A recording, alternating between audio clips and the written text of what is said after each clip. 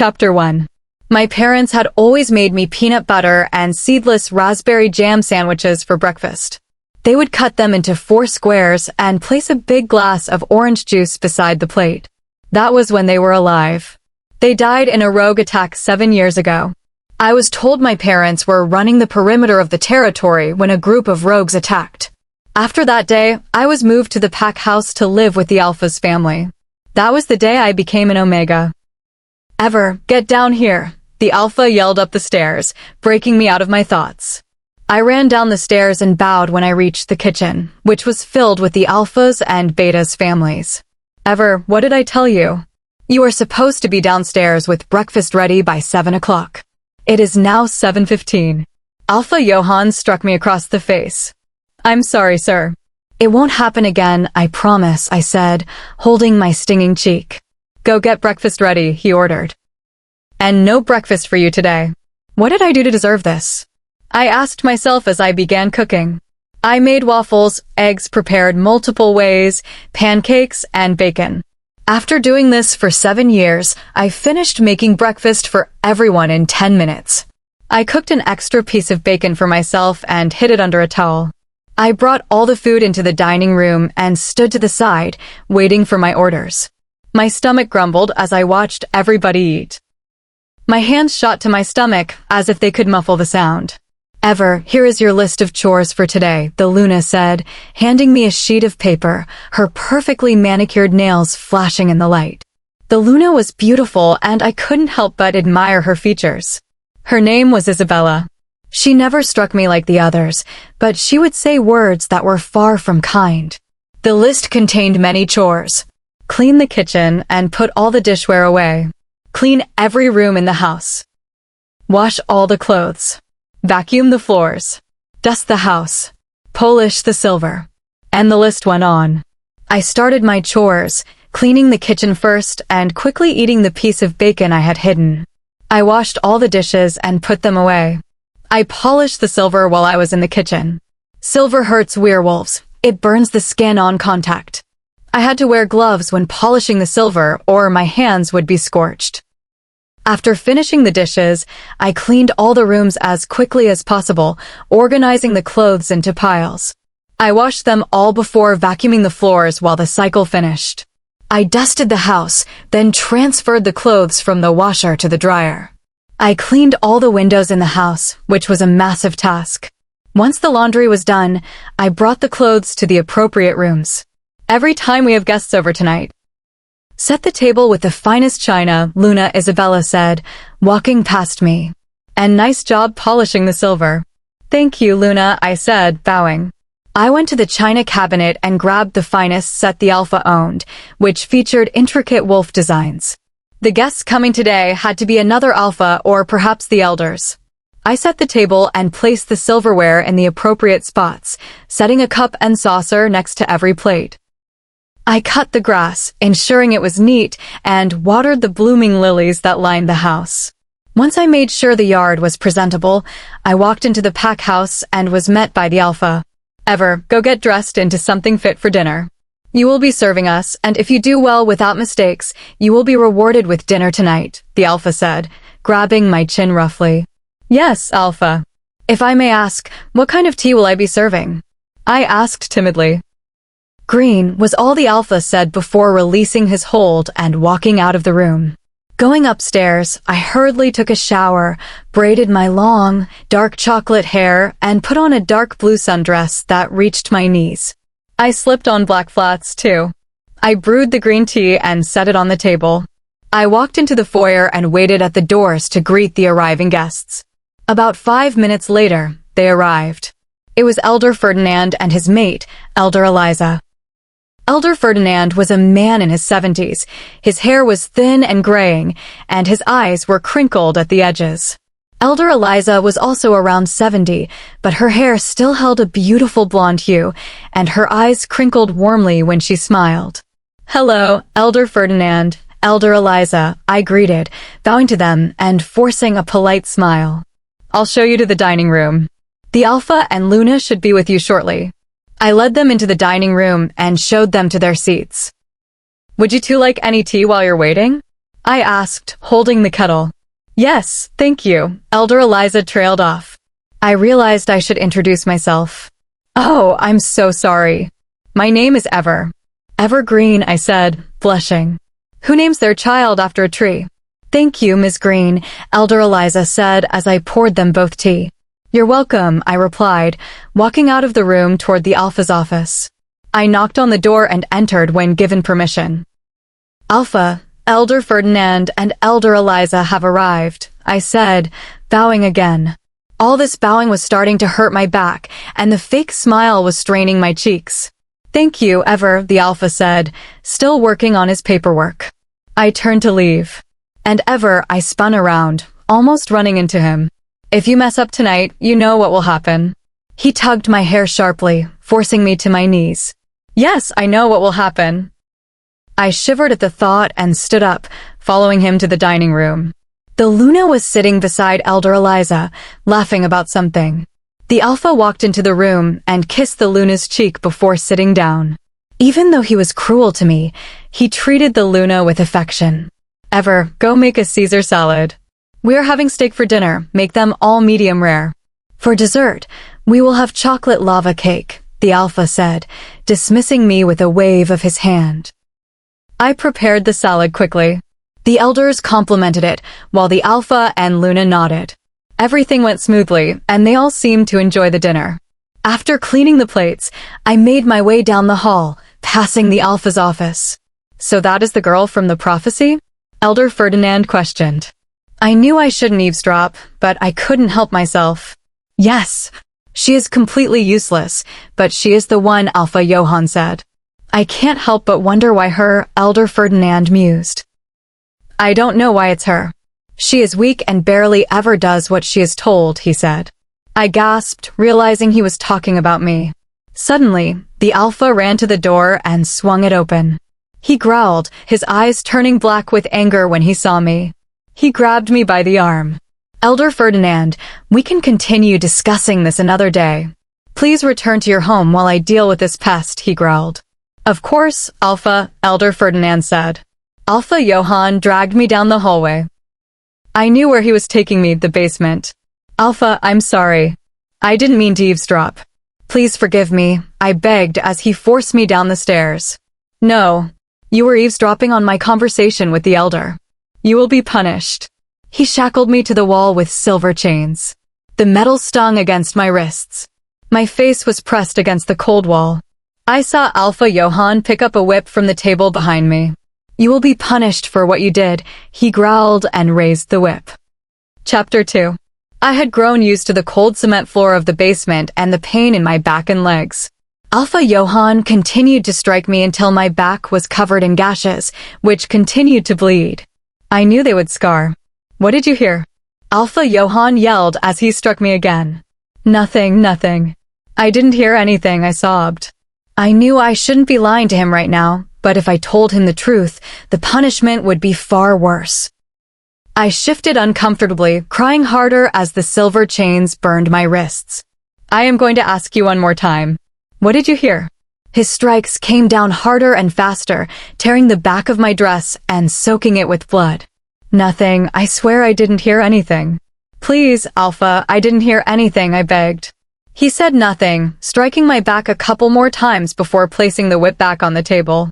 Alpha Johann grabbed a knife and dipped it into a bowl. By the metallic scent, I knew it was wolfsbane. Oh no, I thought as he began to walk toward me. I struggled against the chains pinning me to the wall. Alpha Johann laughed at my struggle. There is no use trying to escape the chains, you pathetic Omega. They are silver and you are weak. He pressed the wolfsbane-coated knife against my legs, tracing a pattern from my ankles to the top of my thighs.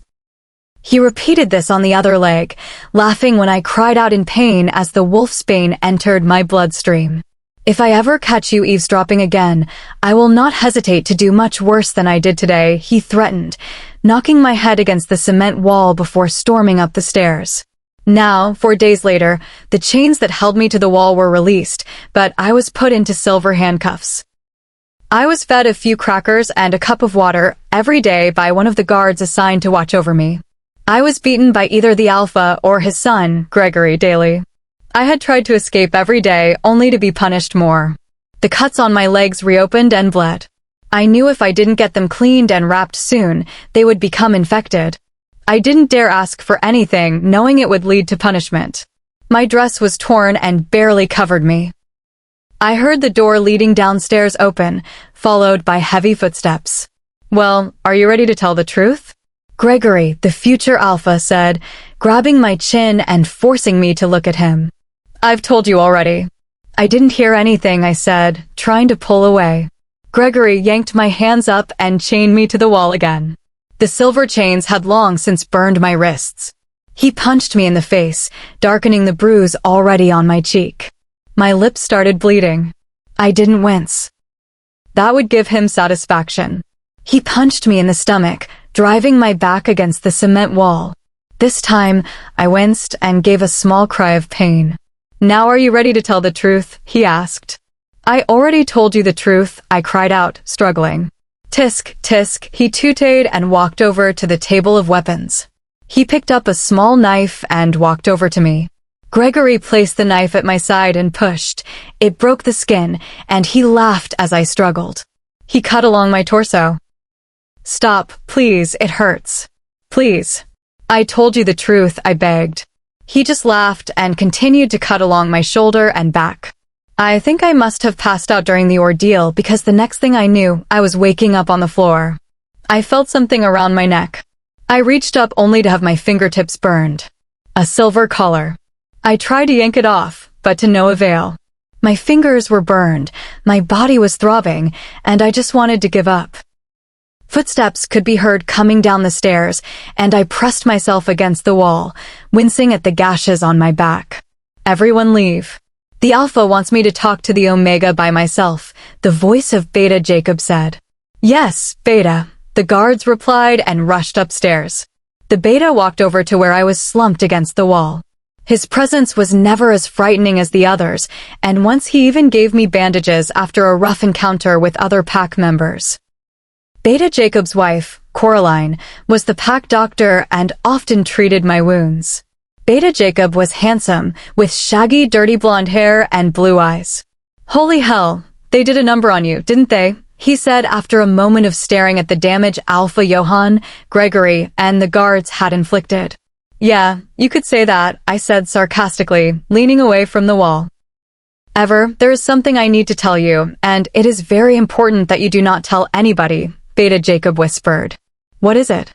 I whispered back, knowing I had to be quiet in case someone was listening. "You are part of a great prophecy. I can't tell you about it right now, but you will find out later. You need to get out of here, get as far away as you can," he whispered. I nodded, too shocked to answer. Why would I be part of a great prophecy? Prophecies only came once in 1,000 years from the moon goddess herself, the creator of all werewolves. Tonight at midnight, I am going to come down here and get you out. The guard on duty tonight is in on it and will transport you to the pack's borders. From there, you need to run for your life. If the Alpha finds out where you are, he will hunt you down, he said. Shivers went down my spine at the thought. Beta Jacob stood up. Coraline is going to come down shortly to treat your wounds. Thank you, Beta Jacob, I whispered, as that was all I could manage. Coraline walked down the stairs a little while later, gasping when she saw me. I guessed I looked pretty bad. She rushed over, placed her bag on the floor, and knelt in front of me. Coraline reached up and touched my cheek. I hissed as the scratch on my face came in contact with her hand. Oh, Ever, what have they done to you? She whispered, more to herself than to me. She looked at the collar around my neck and growled. It symbolized slavery in the werewolf community. Don't touch it. It's made of silver, I warned her when I saw her hand reach for it. Let me clean your wounds. I know the Alpha and Gregory have been extremely rough on you this time. I can smell the wolfsbane in this room, Coraline said, taking bandages, ointment, rubbing alcohol, and a towel out of her bag. Coraline cleaned my wounds, which stung immensely, but I knew she was trying to help. She applied ointment before wrapping them with the bandages she brought. I knew when I shifted into my wolf, the bandages would rip. Thank you, Coraline. I'm really grateful for everything you have done for me, I said, giving her hand a squeeze. Oh, sweetie, you are more than welcome.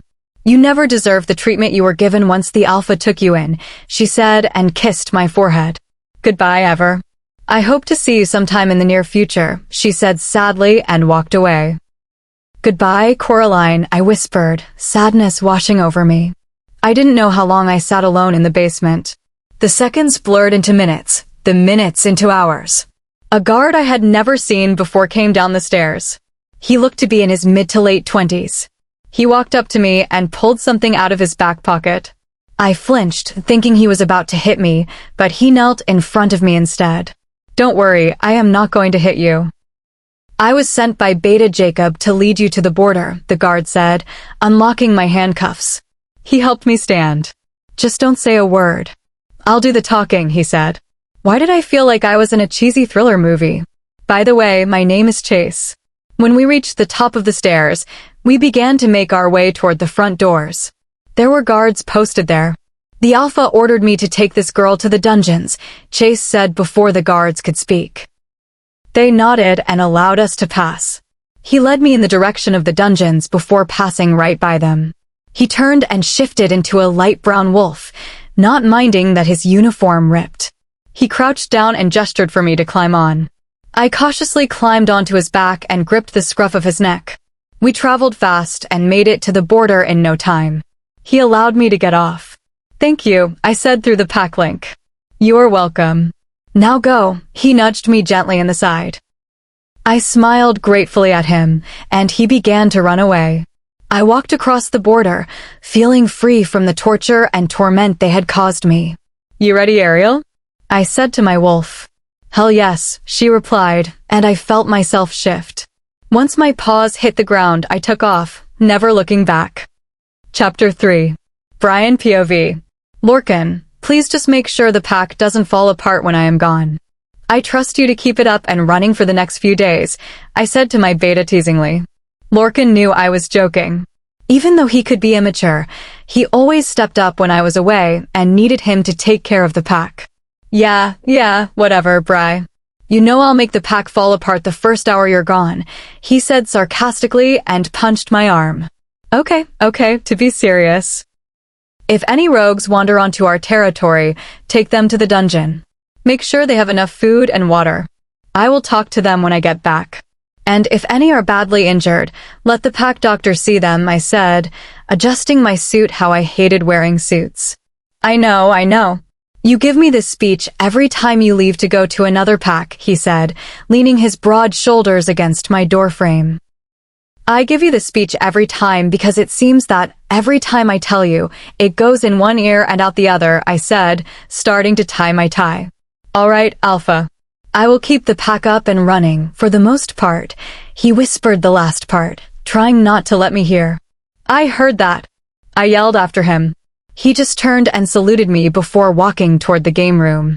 I laughed, grabbing my father's old briefcase and walking out the door. Ever.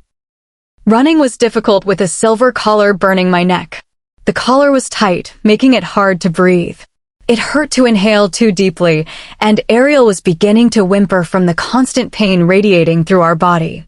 Ariel was a tough wolf, one of the toughest I knew, but after days of immense pain and her efforts to heal my body, she was tiring. After running for hours, she was about to collapse. Ariel, I know you need a break. Let's just stop, I said to her. No, I'm all right. We have to get farther, she protested. I mentally shook my head and gently took control to shift back. She began to protest more, but I shut her out. She needed to rest, or we'd never make it. I felt her pressing against my mental barrier, but she was weak and unable to break through. I walked through the forest. The evergreen trees, how ironic, were beautiful and gave off a calming scent.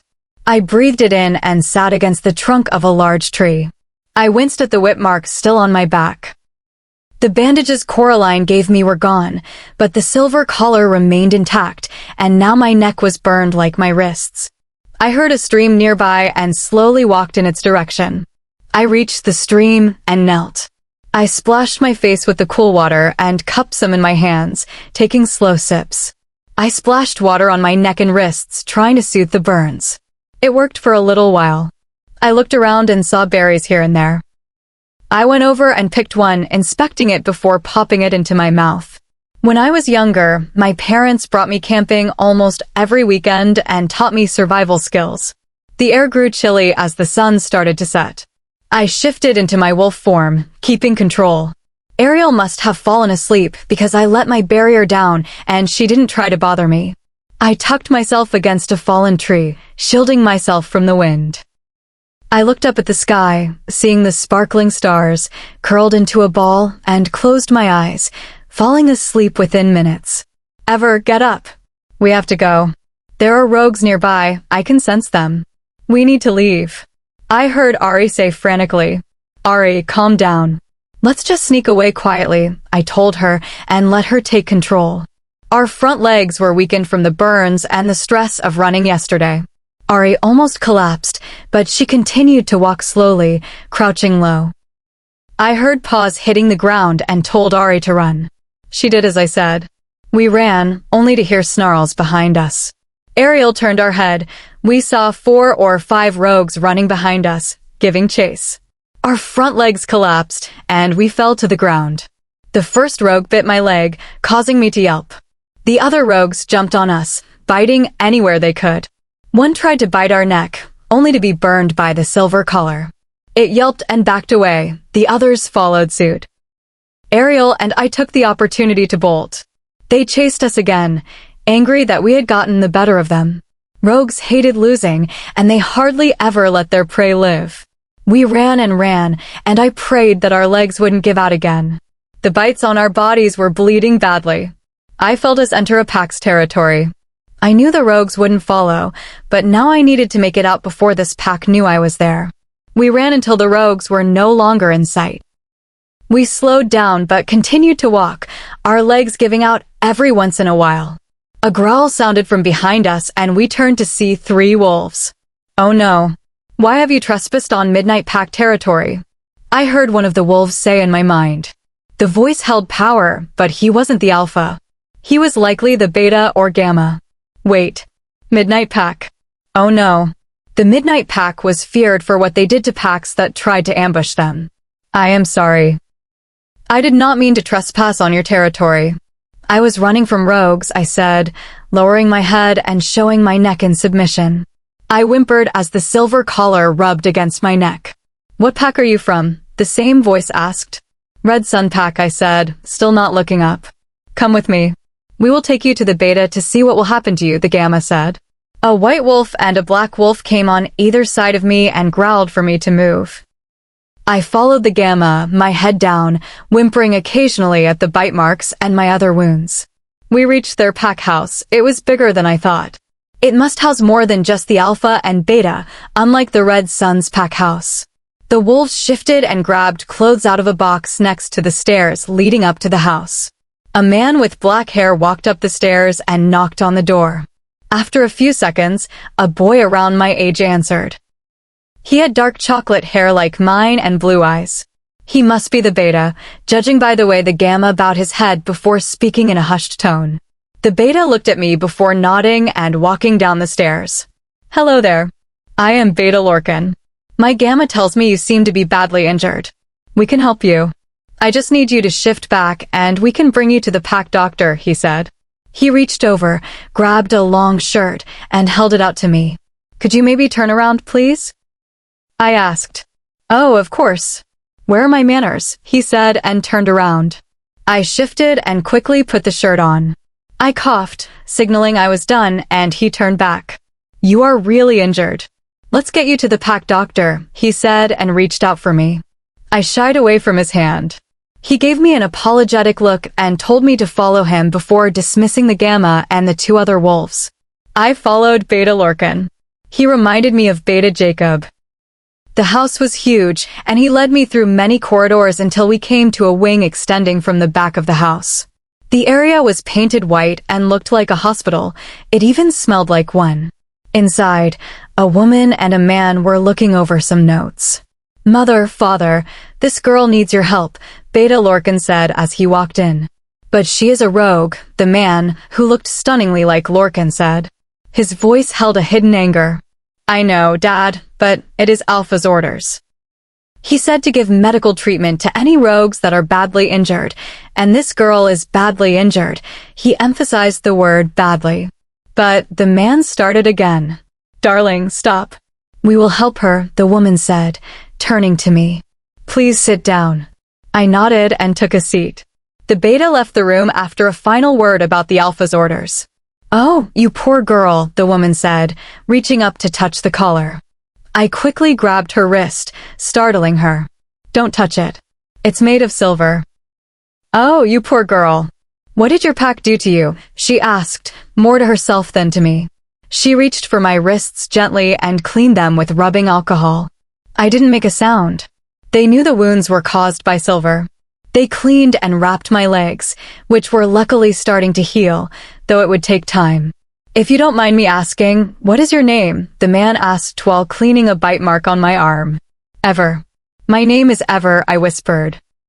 They looked at each other, shock evident on their faces.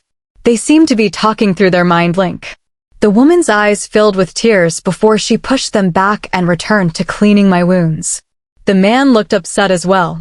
He excused himself before walking out of the room. I'm sorry, did I upset you? I asked before turning and taking my shirt off so she could tend to my back. Oh no, not you, dear. It's just we had a daughter named Evelyn, and she looked like you. She was killed many years ago during a rogue attack, she said as she cleaned my back. It stung the most, and I gasped. The wolfsbane in the wound was preventing it from healing properly. Until it was out of my system, the wound wouldn't close. Sorry, my dear, the woman said. What is your name, if you don't mind me asking? I asked, trying to distract myself from the pain. Amelia, she said. Turn around. I turned, and she cleaned the wounds on my shoulder and torso. She wrapped all my wounds until I looked like a mummy. She gave me shorts and a t-shirt.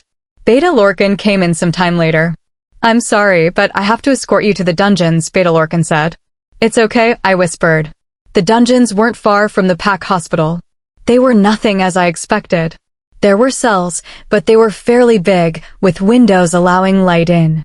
There were actual beds, and it was warm. Someone will bring you food and water 3 times a day. You have to stay in here until the Alpha comes back.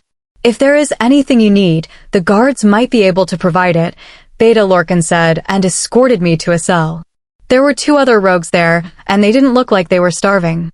They were playing cards through the bars of their cells. I looked at Beta Lorcan in disbelief. We get that look a lot. We pride ourselves on having everyone comfortable, no matter who they are, he said and shut the cell door. Can I have a book, if possible? I asked. Beta Lorcan nodded and walked out of the room. I turned to the 2 other rogues and nodded to them. They nodded back and continued their game. I lay in my bed and closed my eyes, falling asleep almost immediately. Chapter 4. Ever POV. The guard reminded me of Raphael from the Teenage Mutant Ninja Turtles, thanks to the scar on the right side of his upper lip. Jeremy, or the Raphael lookalike, might look scary, but really, he was just a big softie. Every time he was on duty, he played cards with all the rogues. In the last 3 days, 2 more rogues had shown up, a young boy named Justice and a young girl named Alicia. They were both around 10 and the only survivors after their pack was attacked. The pack doctors had tended their wounds and came in once a day to treat all of us. The scars on my back had not healed completely and hurt with too much movement. Your wounds have to be cleaned regularly, or they will become infected before the wolfsbane has left your system, Amelia told me as she cleaned my back. I nodded, staying silent. My back had been burning all day, and it was really bothering me. The Alpha should be returning in a couple of days, she said, beginning to wrap my wounds. He will be asking everyone questions to determine if you are allowed to stay. Trust me, if you tell the truth, you will be allowed to stay. Okay, I whispered. She finished and moved on to the other rogues. Amelia treated everyone as if they were her own children. I guessed it was because she didn't want anyone else to lose a child as she did. My heart went out to her. I personally didn't know how it felt to lose a child, but I knew the pain of losing someone I loved. I lay down on my back and whimpered as my muscles spasmed in pain. Brian POV. I groaned as my back spasmed in pain. It had been hurting all day, and I was beginning to get very irritated. I was arriving in the Red Sun Pack's territory. Every few months, I traveled to various packs to ensure the peace treaty remained in place. I had established a peace treaty with most of the packs in North America. I suspected most of them signed it because they were scared of the consequences if they didn't. Lorcan, how's the pack doing? I mind-linked him. Bry, really chill. The pack is doing fine. We have had 5 rogues enter the territory so far, he replied. 3 rogues are in the age range to make good warriors. The other 2 are just around 10 years old. 10 years old? I asked, shocked. Why were 10-year-olds trespassing on another pack's land? Yeah, they say their pack was attacked, and they were the only survivors, he said. I knew he was feeling bad for them. Lorcan was always a softie. He thought for the rogues, even after some had killed his sister. A wave of sadness washed over me when I thought of Lorcan's sister. She was 3 when she was killed. I was 6. I remembered her chocolate brown hair and piercing green eyes. I remembered giving her piggyback rides and the summer days when she would want to go swimming, but was too scared to get in until I was in the pool. I remembered my mate as if she were still alive. I remembered my Evelyn. Hey man, don't be thinking about that right now. You have to focus on the meeting with the Red Sun Pack, Lorcan said. Yeah, I know, I whispered and blocked him out. I needed some time to myself. I was both unlucky and lucky to find my mate at such a young age. I was fortunate to have time to be with her, unlike many others. But I was unlucky because I lost her. The day the rogues attacked, I was with my father away at another pack. My mother had mind-linked my father in a panic, and we rushed home. But by the time we got there, the rogues were gone, and Lorcan and his parents were devastated. No one could find Evelyn. Her body was never found.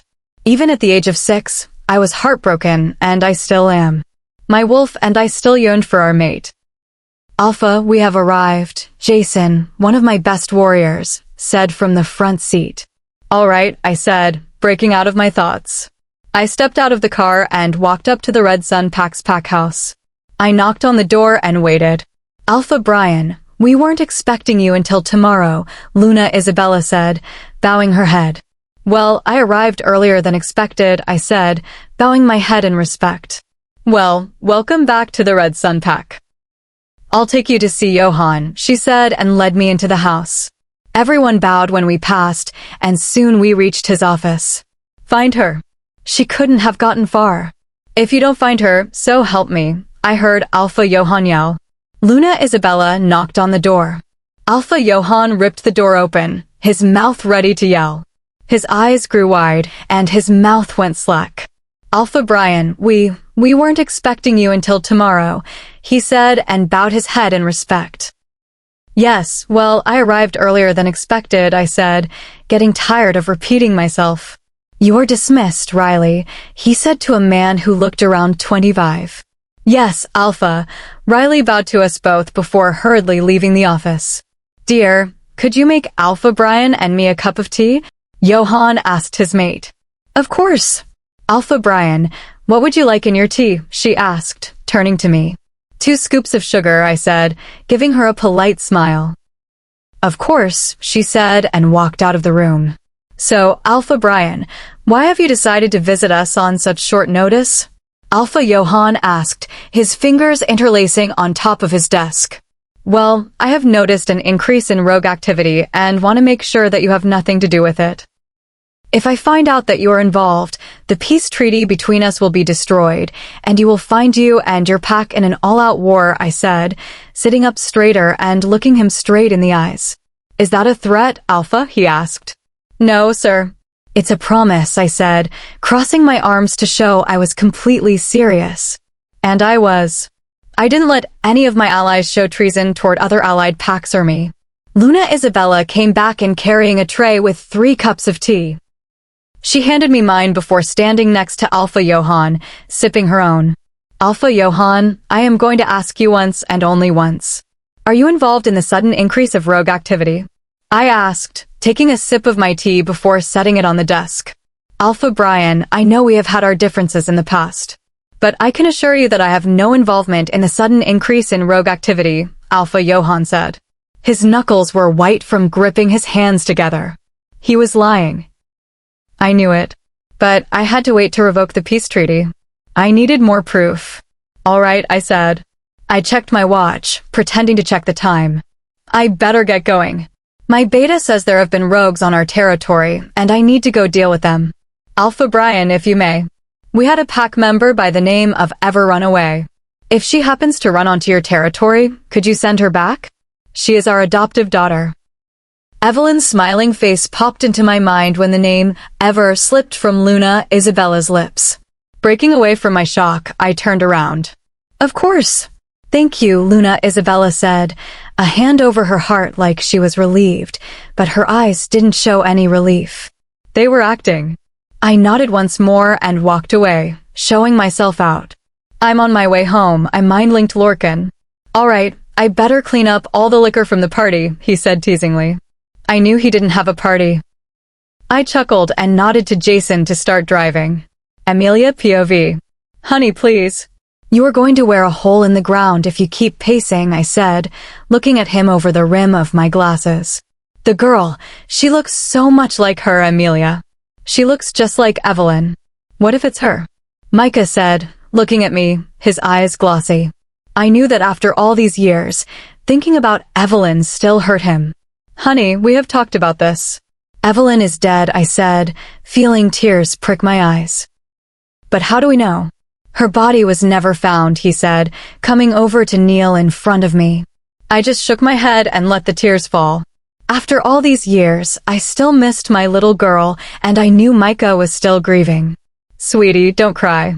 I'm sorry. I didn't mean to make you upset, Micah said, pulling me into a hug and running his hand through my hair. I cried into his chest, letting all the pain out. My poor baby girl. I wish I knew what happened to her. Chapter 5. Ever POV. Bri, I'm scared. I turned around to see a little girl with long dark brown hair and piercing green eyes. She was standing at the steps of an in-ground pool. Her eyes were wide with fear. She wore a life jacket and floaters on her arms. A boy around 6 years old stood at the bottom of the stairs, his blonde hair shining in the sun, his blue eyes the color of the ocean. Come on, Evelyn. We do this every time you want to go swimming. I promise you are not going to get hurt. Wait, Evelyn? Beta Lorcan's sister? You promise? She asked, dipping her tiny toes in the water. Have I ever lied to you? He countered. No, she whispered. That's right. Now come on, if you come in the water, I'll give you a piggyback ride later on. Her eyes brightened, and she slowly began to descend into the water. I watched as the girl and the boy played in the shallow end of the pool. Their parents shortly came out and talked. Amelia was one of them, along with her mate, who I learned was named Micah. They sat and drank iced tea, talking, and they all looked happy. A younger version of the Beta Lorcan I knew joined Bri, and Evelyn. They all played and made Evelyn the judge at a trick competition that Lorcan and Bri had. Time for dinner, Amelia called, and the kids ran out of the pool and onto the deck. They changed into clothes and came back outside. They ate their dinner, and Evelyn yawned, rubbing her fists over her eyes. Someone is going to have an early bedtime today. I'll take her up. I promised her a piggyback ride, Bri said. Evelyn climbed onto his back and held on tightly, her head resting on his shoulder, her eyes closing. He smiled back at her and walked up to what I assumed was her bedroom. He laid her down in her princess bed and tucked her in. He turned to leave, but Evelyn grabbed his hand, stopping him. Will you stay with me until I fall asleep? Her eyes were glazed with tiredness from a day of fun in the sun. Okay, he nodded and climbed under the covers, lying beside her. She closed her eyes, hugging her stuffed teddy bear. My eyes snapped open. Sunlight streamed from the windows of the dungeon. Why did I have that dream? That girl is dead. Why am I seeing a memory of hers? I lay confused, thoughts swirling in my mind. The other rogues were asleep, and so were the guards. My body burned. Fire coursed through my veins. I whimpered and squirmed. The pain kept increasing, and I felt the urge to vomit. I started coughing and gagging, urging the burning to end. I started to cry, my sobs mixing with my coughs. I could hear the guards waking up and walking over to my cell, unlocking it. Hey, what's wrong with you? A guard asked and placed a hand on my shoulder. I flinched. His hands felt icy. I just continued to cough, gag, and sob. Icy hands continued to grab at my skin. I flinched away every time. The burning increased, and I let out a yelp. Ari, what's happening? I asked. I am trying to get the wolfsbane out of your system. I am sorry about the pain, but it is the only way you are going to be able to heal, she replied. I nodded to her mentally and tried to deal with the pain. What's going on? I heard Amelia say. Oh my God, she said. She must have noticed my condition.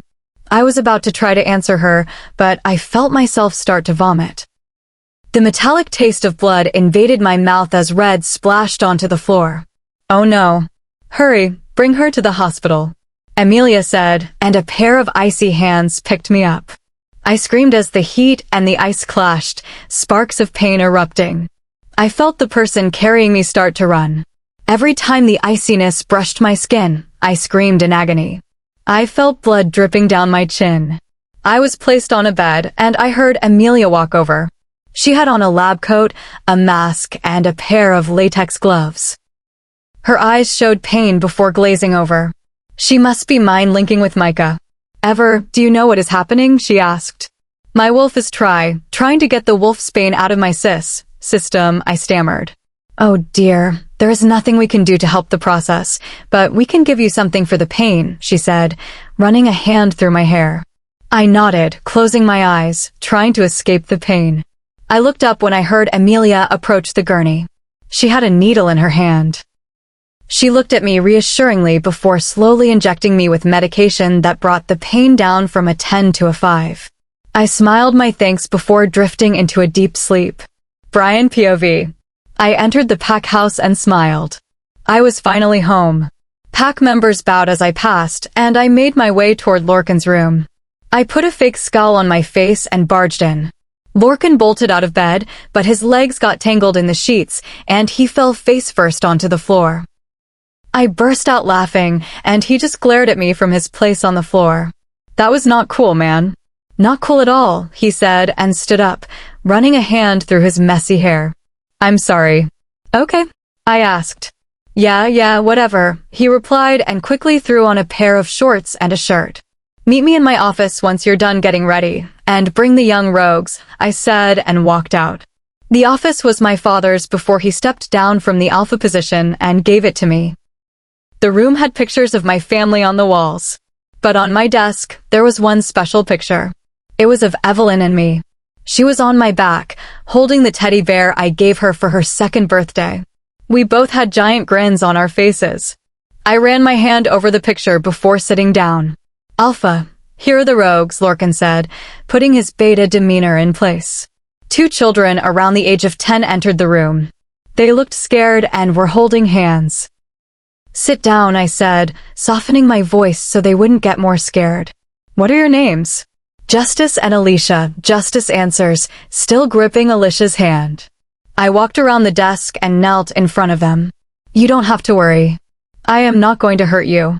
I am going to help you, but first, you have to tell me what caused you to trespass on my territory. Our pack was attacked by a group of hunters and rogues. The hunters had guns.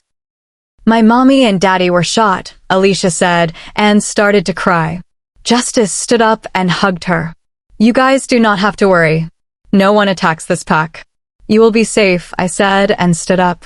They nodded, and Alicia wiped her tears away. I grabbed some candy from one of the drawers and walked back to them. I handed them both a piece, and they smiled. All kids like candy. Thank you, Alicia said to both Justice and herself. You're welcome. I'll get my mother to bring you to the kitchen for some ice cream, I said before mind-linking my mother. She came into the office and smiled down at the kids, offering her hands for them to grab. They took her hands, smiling at me before walking out. They would be great pack members. The rest of the questioning went on, and all the rogues were accepted into the pack. I sat back, stifling a yawn. The life of an alpha was tiring. Lorcan, bring in the last rogue, I said. I regretted this questioning. Whenever I heard this rogue's name, I thought of Evelyn. I'm sorry, Bri. She is in the hospital right now. When she came, she had severe wounds full of wolfsbane, and her wolf is trying to purge it, he said. I am going to go see her, I said, standing up. Brian, I wouldn't do that. She looks like Evelyn, and I know more than anyone how much it hurts you to think about her, he said, placing a hand on my shoulder. I am the Alpha. I have a duty to my pack to protect it. But thank you for thinking about how I am feeling, I said, turning toward the door. My dad thinks it might be Evelyn, but she doesn't know it. It's like her memories were erased. My mother doesn't believe it, he said, looking down at the ground. It isn't Evelyn. She's dead. We all know it, I said, pain blooming in my chest. My eyes started to water. Did you feel her die? Did you feel her soul slip away from yours the day she went missing? Lorcan asked urgently. He had tears in his eyes. I froze in my spot. That day gave me nightmares, and I didn't want to think about it. She's dead, Lorcan. I'm sorry. I walked out, wiping my eyes. I made it to the hospital wing of the pack house and entered. Amelia and Micah were there, sitting beside the bed of a girl I couldn't see yet. Alpha, please, I don't think you should look at her, Micah said, just like his son. I have already discussed this with your son. I am the Alpha. I have a duty to protect my pack. This rogue is endangering it, I growled. But Alpha, she is in terrible condition. She is malnourished, and the wounds she has are not healing. If you can wait just a couple of days, Amelia said. No, Amelia. I mean no disrespect, but I have a job to do, I said. Just be quiet. She is asleep, Amelia whispered. I walked further into the room and toward the bed. I looked at the girl and almost fainted. Evelyn. Chapter 6. Amelia POV. Micah and I sat together at the side of Ever's bed. The poor girl, the pain she has to go through. Ever looking like my deceased daughter makes me feel even worse than I already do. She whimpered in her sleep, and blood trickled out of the side of her mouth. Honey, I know this is hard, but don't hold it all in, Micah said, rubbing his hand on my shoulder. I just nodded and continued to stare at Ever. I grasped her hand and willed her to get through this. I willed her to take my strength and get through the pain. I had seen other wolves go through this process, but none of them had the amount of wolfsbane in their system that Ever had. Micah continued to rub my shoulder, comforting me, and kissed the top of my head every so often. I heard the hospital door open and quickly stood up when I saw the Alpha. Micah stood up and walked toward the Alpha, putting a hand on his shoulder. Alpha, please, I don't think you should look at her, Micah said. I have already discussed this with your son. I am the Alpha. I have a duty to protect my pack. This rogue is endangering it, Brian growled. His mismatched eyes glowed with anger and sadness, the blue and green shining. But Alpha, she is in terrible condition. She is malnourished, and the wounds she has are not healing. If you can wait just a couple of days, I said. I didn't want to anger him. He was already as angry and upset as he was. I knew that Ever looked like Evelyn and that it pained him to think of her. No, Amelia. I mean no disrespect, but I have a job to do, he said, taking a step forward, holding his head high as if challenging me to argue further. Just be quiet. She is asleep, I said, knowing that I could not argue with the Alpha. The Alpha walked over to the curtain and pushed it aside. I saw him stiffen. Evelyn. The name passed through Brian's lips as if he didn't mean to say it. I walked over to Brian and placed a hand on his shoulder. His eyes held tears in them. He stared at Ever and reached a hand out to touch her before pulling it back. He turned to me. Brian, I know that it will be very painful for you to be around her because of her similarity to Evelyn, but please don't let that cloud your judgment of her. She is a very sweet girl, and with some training, she would be a good new pack doctor, I said. His wolf, if he was still there, would say if this was his mate. Has your wolf said anything? You know, of all people, that ever since the day Evelyn died, my wolf has receded into the back of my mind and will never come back, he said, running his hand through his dark brown and blonde hair.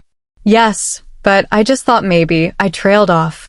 Bri, a whimper came from the bed. My eyes widened. What did she say? Brian POV. Bri, a whimper came from the girl. That name. Only one person called me that. Evelyn. I looked over at her, still in shock at how much she looked like Evelyn. Bri, help, another whimper. I couldn't stand it. This girl wasn't my Evelyn. She couldn't know that name. I backed away and ran out of the room. I ran and ran until I was outside, where I shifted. I ran and ran some more. That girl, her whimpers sounded in my ears more and more. I howled in pain and grief. I howled for my lost love. My heart began to break more and more. Evelyn, if only you were here now. You should have been safe. I should have been with you that day. I should have saved you. I should have looked harder. I kept running until I felt like I was going to collapse. I grabbed some clothes and walked to my bedroom, collapsing on the bed and finally letting the tears fall until the world went black. Hours later, Amelia and Micah came by to see me. I barely talked, and they discussed that Ever was doing better. I nodded occasionally and thought to myself about what Alpha Johann had asked. Should I send the girl back? Would I be able to watch her leave? Her resemblance to Evelyn was uncanny, and I didn't know if I would be able to watch her go. Alpha, most of her wounds are not from rogues. They were inflicted by different types of weapons. I am worried that if her old pack is asking to send her back, it could be fatal for her to return, Amelia said. Her eyes had bags under them from lack of sleep, and I knew it was because she had seen a girl who resembled her daughter. I know. I plan on letting her stay, I said, my voice emotionless. Ever POV. I was in the forest, surrounded by evergreens. I could hear men talking in the distance and a little girl crying. I turned and saw 3 men walking. One of them was dragging Evelyn, the little girl from my other dream. She was crying. All the men were walking very carefully and trying to stay silent. 2 of them had brown hair and 1 had blonde hair. Bri, she whimpered. Shut up, the man with blonde hair said, slapping Evelyn in the face. She whimpered again but stayed quiet. Tears streamed down her childlike face, her eyes rimmed red. Gabriel, we have to hurry. The Alpha is going to be here soon, the man with black hair said. Both of you shut up. I knew that voice. That was Beta Jacob's voice. Beta Jacob, what were you doing here? Why am I seeing this? It didn't seem as though Beta Jacob wanted to be there. He was distant and distracted. Bri, help. Evelyn screamed. Shut up. Gabriel yelled, slapping her hard enough to knock her out. And the world went black. I woke up to feel someone wiping my face. I cracked my eyes open to see Lorcan. He smiled down at me softly, wiping the corner of my mouth. I smiled back and slowly opened and closed my eyes. What was Beta Jacob doing kidnapping Evelyn? Why am I having these dreams? How you feeling? Lorcan asked. A little better, I whispered. My body still burned, but not as much as it did earlier. That's good. My parents had to go talk to the Alpha, so they left me with you, he said and put the cloth down. I sat up with Lorcan's help. He didn't look me in the eye, and I knew it was because I looked like his sister. I put my head down. You know you don't have to stay with me. I know that I remind you of your sister, I said, looking at him.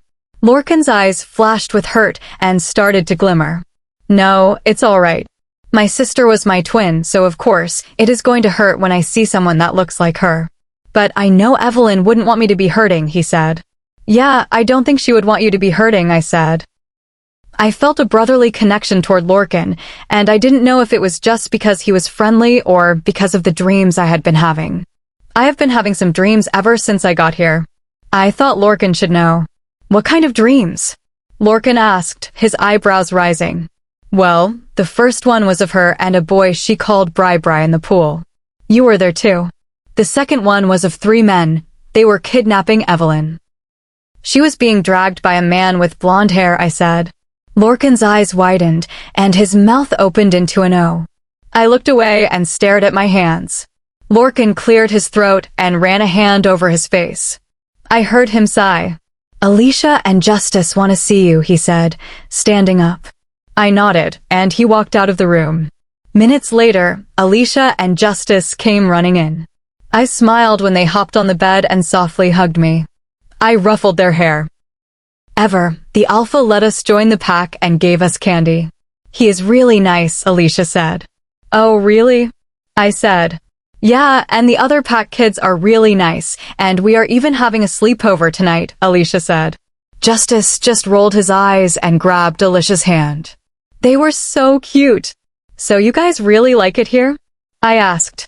They both nodded with giant grins on their faces. Seeing their happiness, I hoped the Alpha would be as nice to me as he was to Alicia and Justice, and I hoped that this pack was better than the Red Sun pack. Chapter 7. Ever POV. The past week that I have been at the Midnight Pack has been the most refreshing week I have had in a long time. Every day would start with me waking up to Alicia and Justice in the hospital wing of the pack house. I would have my wounds cleaned, then have breakfast. Oh, breakfast. The best thing in the whole world, next to cookies and cream ice cream. The pack seems wary of me because I look like a little girl who died many years ago. But they have all been friendly and remain so. I haven't really seen the Alpha once this week. Lorcan has become distant as well. He replies with 1 or 2 word sentences.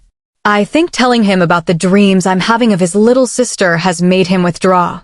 I feel bad because I am the one making him feel this way. Ever, can you do my hair? Alicia asks. Right now, we are outside, getting some much-needed fresh air and watching Justice play soccer with some other pack kids. I want to look pretty for Justice, Alicia says. Her face is the color of a cherry tomato, and she averts her eyes. Alicia, look at me, I begin. You do not have to look pretty for Justice, because you are already so pretty. Justice and you are mates, and no matter what you look like, he will love you. But if you still want, I will do your hair, I explain. She needs to know that she doesn't have to wear a ton of makeup or have a fancy hairdo to be pretty. She nods with a giant smile on her face. She was missing her canine tooth. I heard she lost it the other day.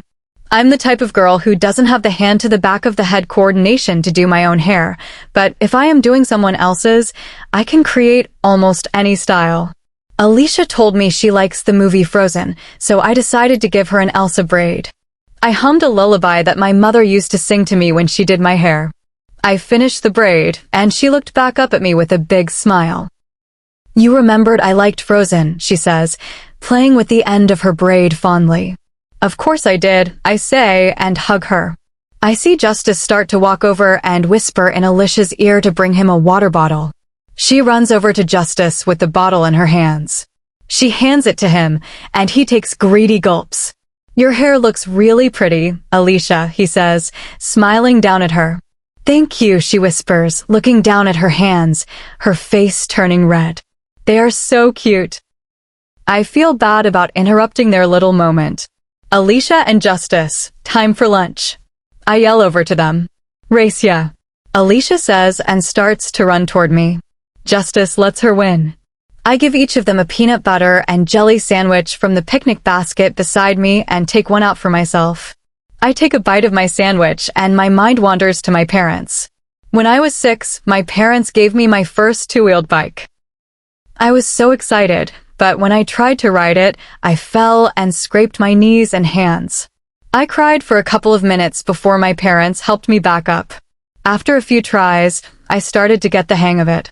We went on a long bike ride and had a picnic in the forest. I feel a small hand on my cheek, Alicia's small hand. I hadn't realized I had started to cry. What's wrong? Alicia asks me, wiping another tear off my cheek. Nothing, darling. I was just thinking about my mommy and daddy, I say, and pull her into my lap. Justice moves to sit beside us. Where are your mommy and daddy? Justice asks. They died a long time ago, a twinge of pain echoes in my chest. I sometimes think about my mommy and daddy and I cry too. I miss them, Alicia says, and tears cascade down her cheeks. I wipe them away and pull her to my chest. Justice has tears in his eyes, and I pull him close too. They both cry. They lost their parents and then had to run away without the chance to say goodbye or give them the proper burial they deserved. They're packed too. I hug them tight and feel a prickle at the back of my neck, the same feeling I've had a lot in the past week. The prickle that makes me feel like I am being watched. Bryan POV. I watched her from the window. Her dark chocolate hair was pulled into a ponytail, just like Evelyn used to wear hers. I watched as she braided Alicia's hair and gave them peanut butter and jelly sandwiches. They were Evelyn's favorite. I watched her comfort Alicia and Justice when they became sad. I turned and walked away from the window as I noticed her start to turn her head. I know I must seem like a stalker, but I feel like I need to know where she is and what she is doing. I made sure the pack knew not to act weird because of her resemblance to Evelyn. I had been checking up on Ever's condition every day. I walked to the hospital wing, my mind blank. My wolf's presence was distant. He hasn't communicated with me since Evelyn died. Alpha, Micah nodded to me as I entered the hospital wing. How is her condition?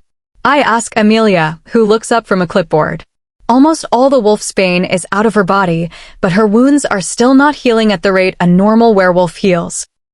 She is still slightly malnourished, but she is becoming healthier, she says, looking at me through her wire-rimmed reading glasses.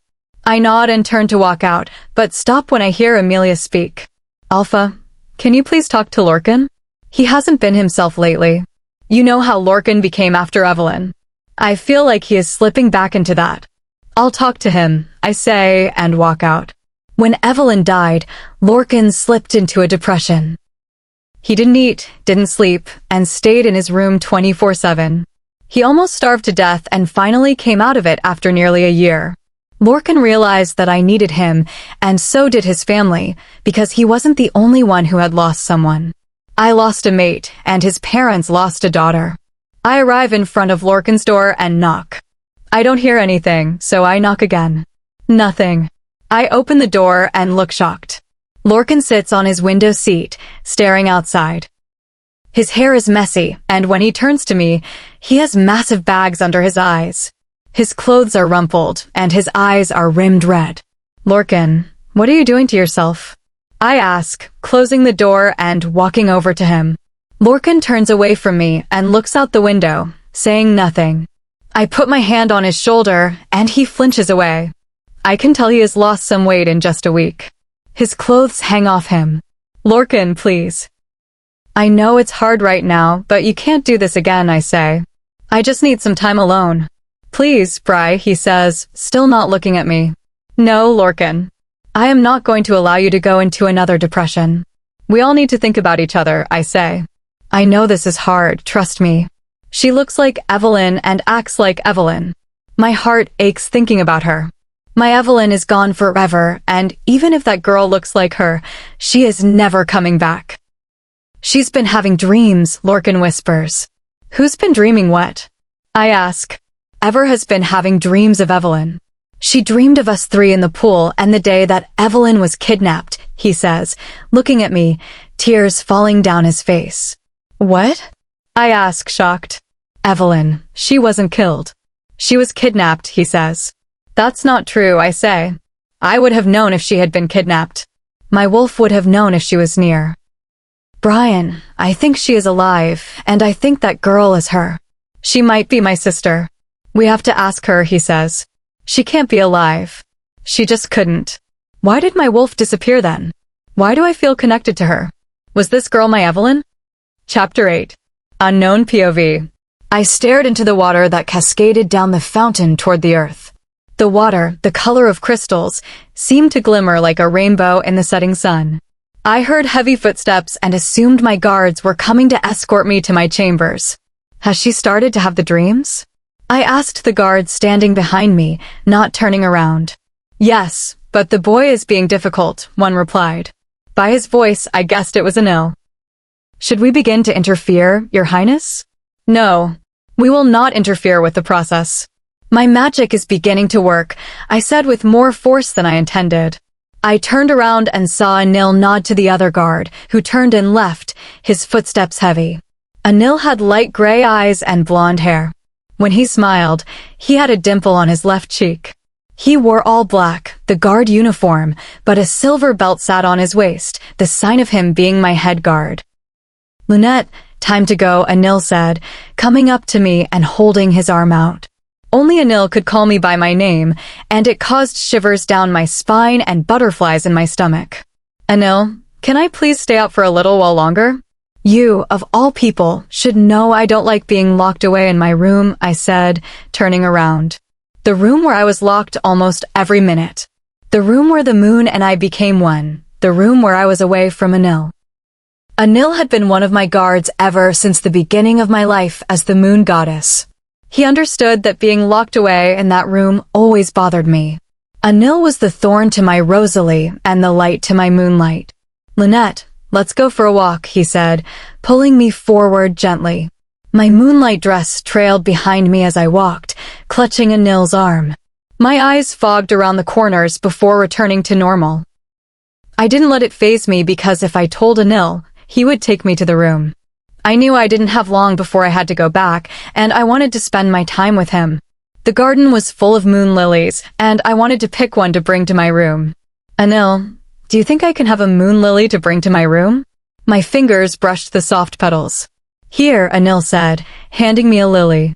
I took it and brought it to my face, inhaling its sweet fragrance. I felt Anil's hand brush the side of my face, and my head shot up so fast I could have gotten whiplash. Anil tucked a moon lily behind my ear before brushing his hand along my cheek. His hands were soft and gentle like the petals of the lily. "Beautiful," he whispered. Heat exploded on my neck and cheeks, and I diverted my gaze to look at my hands and the moon lily tightly in their grasp. My head started to blur, and I stumbled. Anil caught me, his strong arms cocooning me. "Lynette, what's wrong?" he asked, brushing my platinum blonde hair away from my face. I didn't answer because my vision went black before flashing back. I had been out of my room for too long. "I'm sorry, Lynette, but I have to bring you to your room now," he said, picking me up bridal style and starting to run. "No, Anil, I don't want to go to my room." "I don't want to leave you," I said. I felt my body begin to weaken, the call to return to my room and be one with the moon growing stronger. "I'm sorry, Lynette, I have to," he said, and I heard a door open. Anil set me on my bed, and I felt vines begin to wrap around me. No, I didn't want to. I looked over to Anil, tears welling up in my eyes. "Please, Anil, I don't want to leave. Please just let me go back to the garden," I said, reaching out to him. Vines slowly crawled up my arm. "Please don't let me go. Let me stay with you in the garden." "Lynette, I'm sorry, but I have to leave," Anil said. "We can go to the garden later, I promise." I shook my head in a silent plea. "No, don't leave, please," I pleaded in my head, unable to speak. Darkness cornered my vision. I felt Anil sit down on my bed and embrace me. My vision flashed, and I felt Anil's petal-soft lips brush my forehead. The vines crawled over me, Anil's warmth vanished, and the moon and I became one. Ever POV. More and more dreams of Evelyn haunted my nights, and the Alpha was still avoiding me. Every day, I felt like someone was watching me. Alicia and Justice had been having sleepovers with other pack kids and me. I was happy that they were handling the changes so well. I haven't seen Lorcan in a while. It was like he just disappeared. I walked down to the hospital wing. The gashes on my body should be completely healed in the next couple of days. My body was still a little weak, and at times I was too tired to walk. Like right now, I was a little tired. I entered the hospital wing and stumbled. I quickly went over to a bed and sat down. My head was swimming, and I just wanted to lie down. So that was what I did. "Ever, what's wrong?" Amelia asked, coming over with rubbing alcohol and bandages. "I'm just a little tired," I said, rolling onto my stomach so Amelia could clean my wounds. "Ever, Lorcan told us that you have been having dreams of my daughter," Micah said, walking over to us. "Why didn't you tell us?" "I'm sorry. I didn't want you to be upset about it." "I know how hard it is for you with me here," I said, turning my head away. "It's all right, dear," Amelia said, and I felt her run a hand through my hair like a mother would do for her child. That made me feel even worse because I wasn't their child. I wasn't their daughter, and I wasn't Lorcan's sister. "I've been thinking about leaving once I am fully healed," I whispered, still not looking at them. I thought leaving would be the best for a lot of people in this pack. The Alpha wouldn't be so upset that a woman who looked like his mate was in his pack, but wasn't his mate. Amelia, Micah, and Lorcan wouldn't be upset anymore. It would make their lives easier if I left. Everyone could be happy, and the memories of Evelyn that I had brought back from the depths of their minds would fade.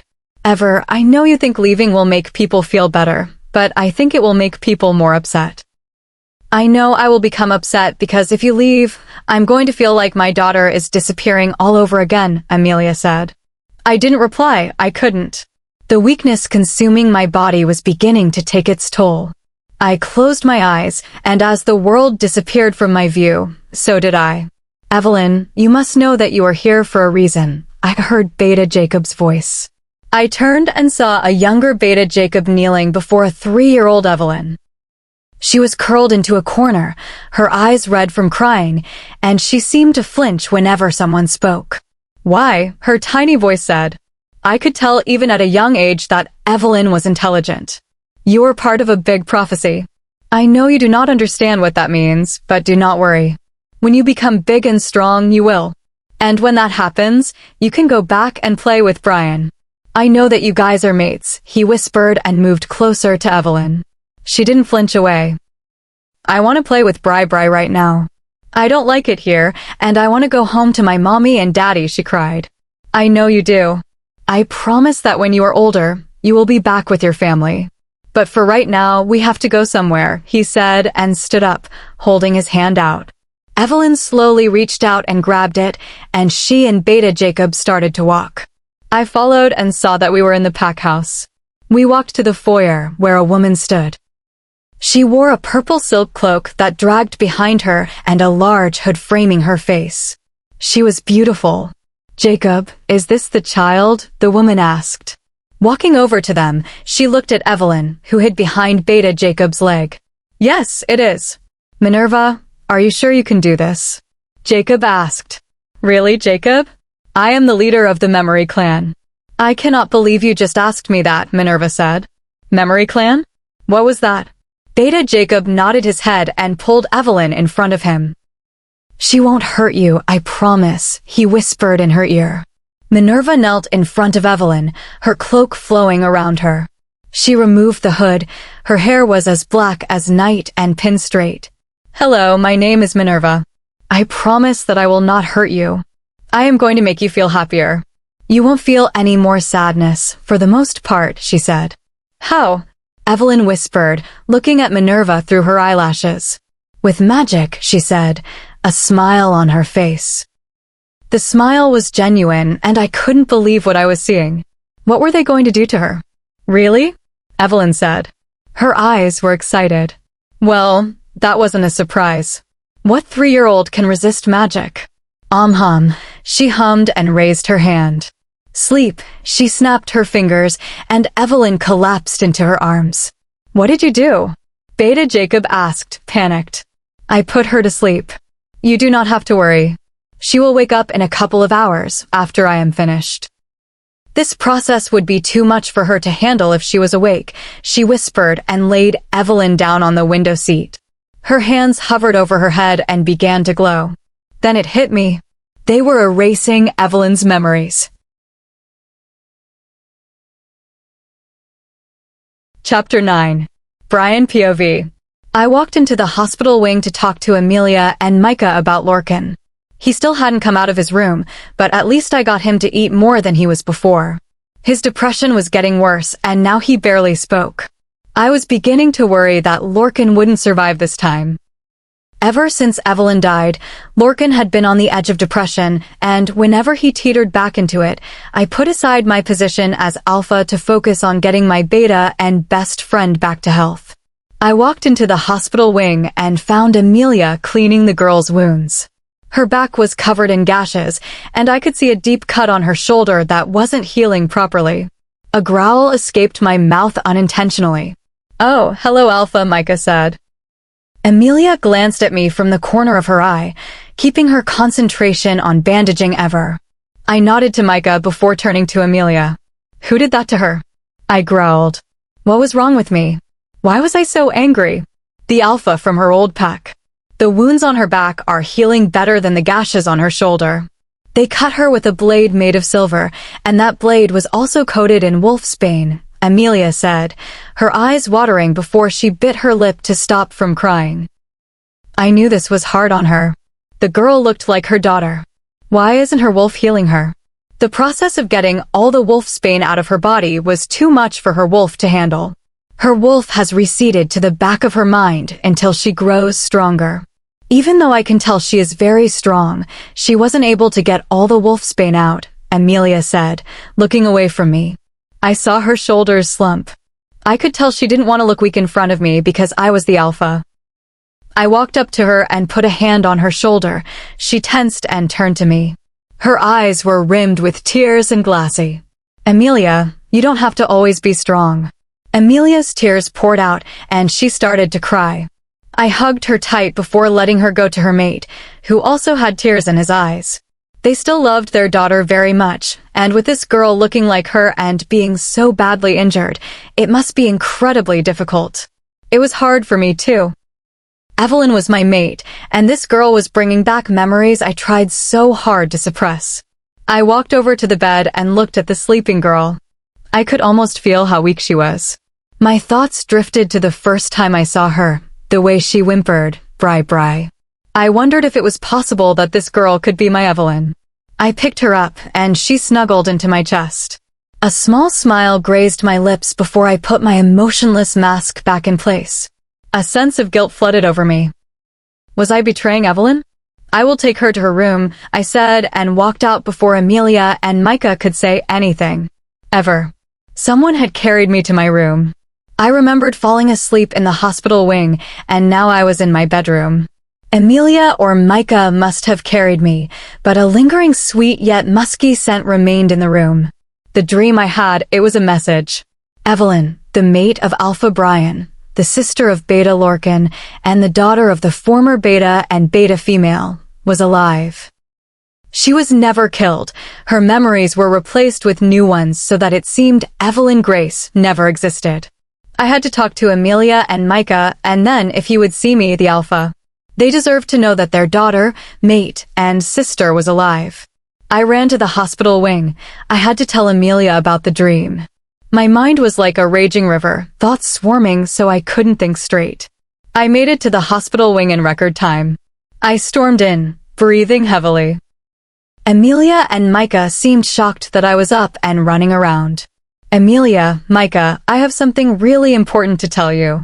I had another dream, and this might come as a shock to you, I said, walking over to them. What is it, Ever? You can tell us, Micah said. You might want to sit down, I said. They saw that I was serious and sat in the chairs at their desks. I took a deep breath, nervous and scared. Evelyn is alive. What? Amelia said, shocked. Hear me out. I know this is a shock. I had a dream. I saw that Evelyn was at the Red Sun Pack house with Beta Jacob. He told Evelyn that she would be able to return home when she was grown up. I saw a woman named Minerva. She had powers, and she made Evelyn sleep and replaced her memories with new ones, I said. I saw their eyes watering. They realized that their daughter was still alive. So you're saying that Evelyn was at the Red Sun Pack all this time? Amelia asked. I nodded and looked at them. I saw Lorcan in both of them. Ever, you came from the Red Sun Pack, right? Micah asked. Yes, Beta Jacob was the one who set me free, I said, and then my eyes widened. In my dream, Beta Jacob told Evelyn she would be able to go back to her family when she was older. Beta Jacob was the one who came up with the plan to set me free. Was it possible? Am I Evelyn? My memories before the age of 3 were foggy and fragmented. My parents, even though they were terrific, looked nothing like me with their caramel skin, brown eyes, and black hair. Is it possible? Amelia whispered. Tears were in her eyes as she stared at me. What is the name of your wolf? Ariel, I said. Amelia looked even more shocked, and so did Micah. Evelyn always wanted to name her wolf Ariel after her favorite Disney character. Ariel, the Little Mermaid. Amelia walked over to me and placed her hand on my cheek. She brushed her thumb across my skin, and I realized she was wiping my tears away. She pulled me into a hug and started crying into my shoulder, and I did the same. Oh, my Evelyn, she cried, holding onto me tightly. I cried and felt Micah's arms wrap around us. I didn't know what to think, so I just whimpered the words Mommy and Daddy. I hugged them tightly. I knew my life was changing. I had a mom and a dad again. I had a brother and a mate. Oh my God. I have a mate. I have a brother. I have parents.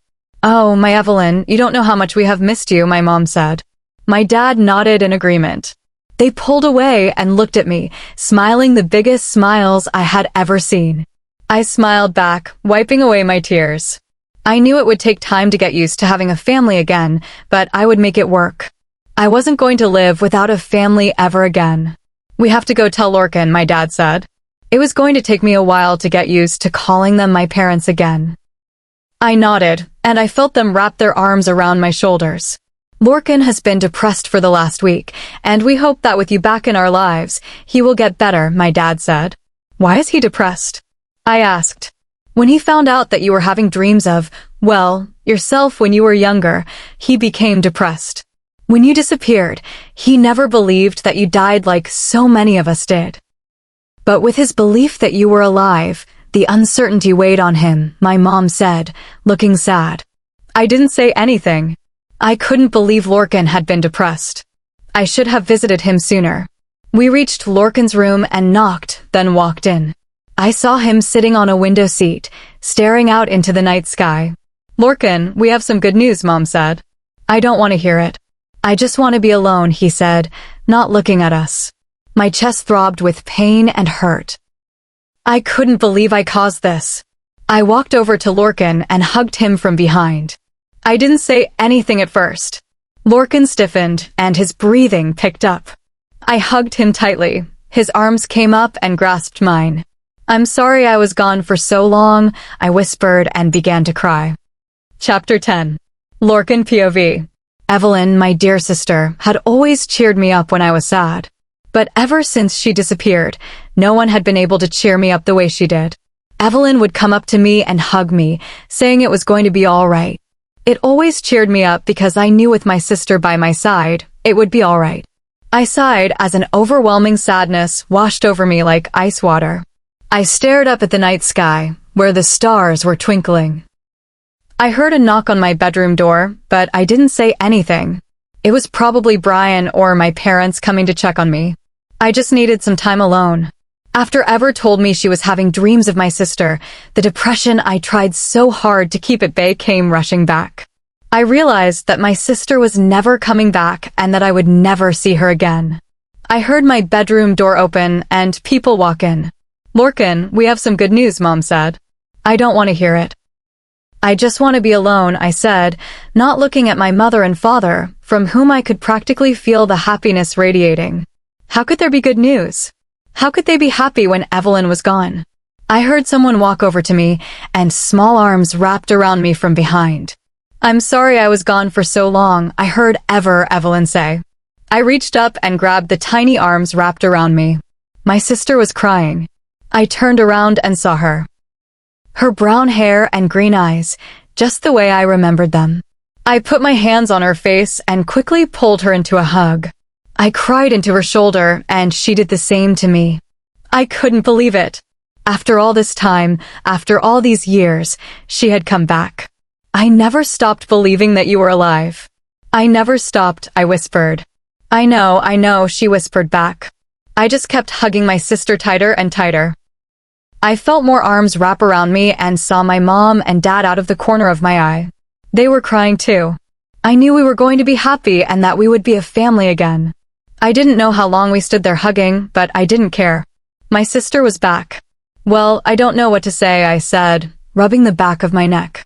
Lorcan, there is nothing to say. I'm just so happy that I am back, Evelyn said. Wow, it was going to be hard to get used to calling her that. Should I call you Evelyn or Ever? I asked. I didn't want to call her something she didn't want to be named. It doesn't matter. Call me whatever you want, she said. I saw in her eyes that she was antsy. I knew she wanted to see her mate. I could practically see her wolf pacing in her head. Evelyn, you want to see Brian, don't you? I can see it in your eyes, I said. She nodded before looking down at the ground. She felt bad, and I understood why. She didn't want to leave her family, but she wanted to see her mate. Let's go. I know Brian will be very happy to see you. I grabbed her hand and started to walk. I knew Brian was in his room. I knew he had been even more depressed than I had been, but he had to hold it in for the good of the pack. We made it to his room, and Evelyn's grip tightened on my hand. I smiled down at her. I knocked on the door and heard Brian grumble, "Come in." I opened the door and saw Bryan sitting at his desk, looking at the necklace he was going to give to Evelyn. Bryan turned and his mouth opened in shock. "Evelyn," he whispered in shock. Bryan POV. I looked at the necklace I was going to give to Evelyn after I got back from my trip with my dad. It was a wolf howling carved from an emerald. I had kept it all this time because the color always reminded me of Evelyn's eyes and how they sparkled with happiness. I heard a knock on the door, but I didn't turn my head. "Come in," I grumbled, even though I didn't want to see anybody. I heard the door open, and the scent of cinnamon and brown sugar wafted into my nostrils. Wait, that was Evelyn's scent. I turned around, and I knew my jaw dropped to the floor. "Evelyn," I whispered. "Mate." A whisper in the wind. My wolf. My wolf said something. This girl. She had to be Evelyn. I saw Ever slowly start to walk toward me. My eyes began to water. Out of the corner of my eye, I saw Lorcan leaving and shutting the door. I stayed where I was when Ever reached me. I lifted a hand and touched her cheek, wiping a tear that cascaded down her soft skin. I felt a zap of electricity travel up my arm and to my chest. "Evelyn?" I asked. I had to know. I had to know if this was my Evelyn. "Yes, Bryan." "I'm so sorry," she said and buried her head in my chest. "Oh, my mate, my Evelyn," I said and hugged her tightly, burying my face in her neck. Bri, she whimpered and cried into my chest. I cried into her shoulder. I had no thoughts, yet I had a million thoughts. My mind was like a blizzard. I could sense my wolf, I could hear his howls. I was overjoyed. My mate was alive and in my arms, and my wolf had returned. I reached up and caressed her cheek, wiping away her tears. I stared into her eyes. After all these years, I couldn't believe it. She was so close to the red sunpack. Rage bubbled in my chest, and a growl escaped my lips. I had been there so many times over the years and had never once seen Evelyn. I felt a soft hand on my cheek and looked down at my mate. "What's wrong?" she asked in a soft voice. Her tone held the concern it always did, even when we were kids. "All these years you were at the red sunpack, and I never knew," I said, wrapping my arms around her waist and burying my nose in her hair. I remember whenever an alpha came to the pack, I would be kept in the basement until they left. "You must have been one of the alphas," she said, and ran a hand through my blonde and brown locks. "I should have known that you were there." "I'm so sorry," I whispered. "It's okay. I'm here now, and that is all that matters," she said. "I will never forgive them," I said, and hugged her more tightly. I pulled us onto my bed and placed her on my lap. She continued to run her fingers through my hair. "What happened to your hair and your eyes?" "I don't remember you having blonde and brown hair. Or green and blue eyes," she said, looking me in the eyes. "When you disappeared, my wolf and I became depressed, and my wolf receded to the back of my mind. When he receded, my hair changed from blonde to blonde with random pieces of brown. My left eye turned green also. I guess the shock of our mate being gone made my appearance change," I said, running a hand through my hair. "Well, I like it," she said and lay her head on my shoulder. "Evelyn, I have something to give you," I said. I set her on the bed and walked over to my desk to pick up the necklace. "I got this during my trip with my dad the day you disappeared. I was going to give it to you when I got back, but that didn't happen." I slipped the necklace around her neck and smiled. She looked down at it and smiled. "It's beautiful," she said and stood up to hug me. "I'm never going to let you go again," I said and wrapped my arms around her. "I'm not going to stop you," she said and looked into my eyes. My gaze traveled down to her lips and I saw hers do the same. I looked into her eyes for reassurance and saw no worry, no sadness, only happiness and love. And that was all I needed to know before I leaned down and did what I had wanted to do for years. Chapter 11. Evelyn POV. Seeing someone after so many years is like meeting them for the first time, yet also like seeing them on any other day. When I first saw Bryan after all this time, my wolf leapt, my heart jumped. I knew he was different from the Bryan I saw in my dreams, but it didn't matter. He was still my Bryan, my mate. "Evelyn?" I heard Bryan ask. I knew he wasn't sure if it was me and needed to know if his mate was alive. "Yes, Bryan." "I'm so sorry," I said, walking over to him. "Oh, my mate, my Evelyn," he said. His arms wrapped around me, and he buried his face in my shoulder. Bri, I whimpered and buried my head into his chest, starting to cry. Bryan cried into my shoulder. I knew our minds were buzzing with millions of thoughts, yet somehow none at all. My wolf was howling in joy and yipping mate over and over again. The only feelings I felt were joy, love, and happiness. I was finally home and able to have a happy life with my family and my mate. I felt a hand reach up and caress my cheek, wiping my tears away. I looked up and stared into Bryan's eyes. His eyes held so many emotions, love, joy, anger, and so many more. Why was he feeling these emotions? A growl escaped his lips, his eyes turning black. I reached up and touched his cheek, trying to calm him. "What's wrong?" I asked. I could practically hear the concern in my voice because I was concerned. I wanted to know what had upset my mate. "All these years you were at the Red Sun Pack, and I never knew," he said, wrapping his hands around mine and burying his nose in my hair. "I remember whenever an alpha came to the pack, I would be kept in the basement until they left." "You must have been one of the alphas," I said, running a hand through his soft blonde and brown locks. "I should have known that you were there." "I'm so sorry," he whispered. "It's okay. I'm here now, and that is all that matters," I said, smiling at him. "I will never forgive them," he said. Bryan pulled me onto his lap as he sat on the side of his bed. "What happened to your hair and your eyes?" "I don't remember you having blonde and brown hair. Or green and blue eyes," I said, looking into his eyes. "When you disappeared, my wolf and I became depressed, and my wolf receded to the back of my mind. When he receded, my hair changed from blonde to blonde with random pieces of brown. My left eye turned green also. I guess the shock of our mate being gone made my appearance change," Bryan said and ran a hand through his hair, a faint blush appearing on his cheeks. "Well, I like it," I said and leaned my head on his shoulder. "Evelyn, I have something to give you," my mate said, setting me down on the edge of his bed and walking over to his desk to pick up a necklace. "I got this during my trip with my dad the day you disappeared. I was going to give it to you when I got back, but that didn't happen." Bryan slid the necklace onto my neck, and I gazed down at it. It was a wolf howling at the moon, carved out of emerald, I guessed. "It's beautiful," I said, standing up to hug him. "I'm never going to let you go again," Bryan said and wrapped his arms around me again.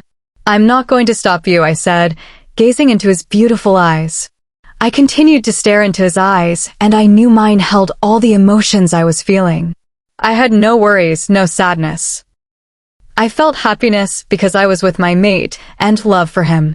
Bryan's gaze traveled to my lips, and I felt my cheeks heat up.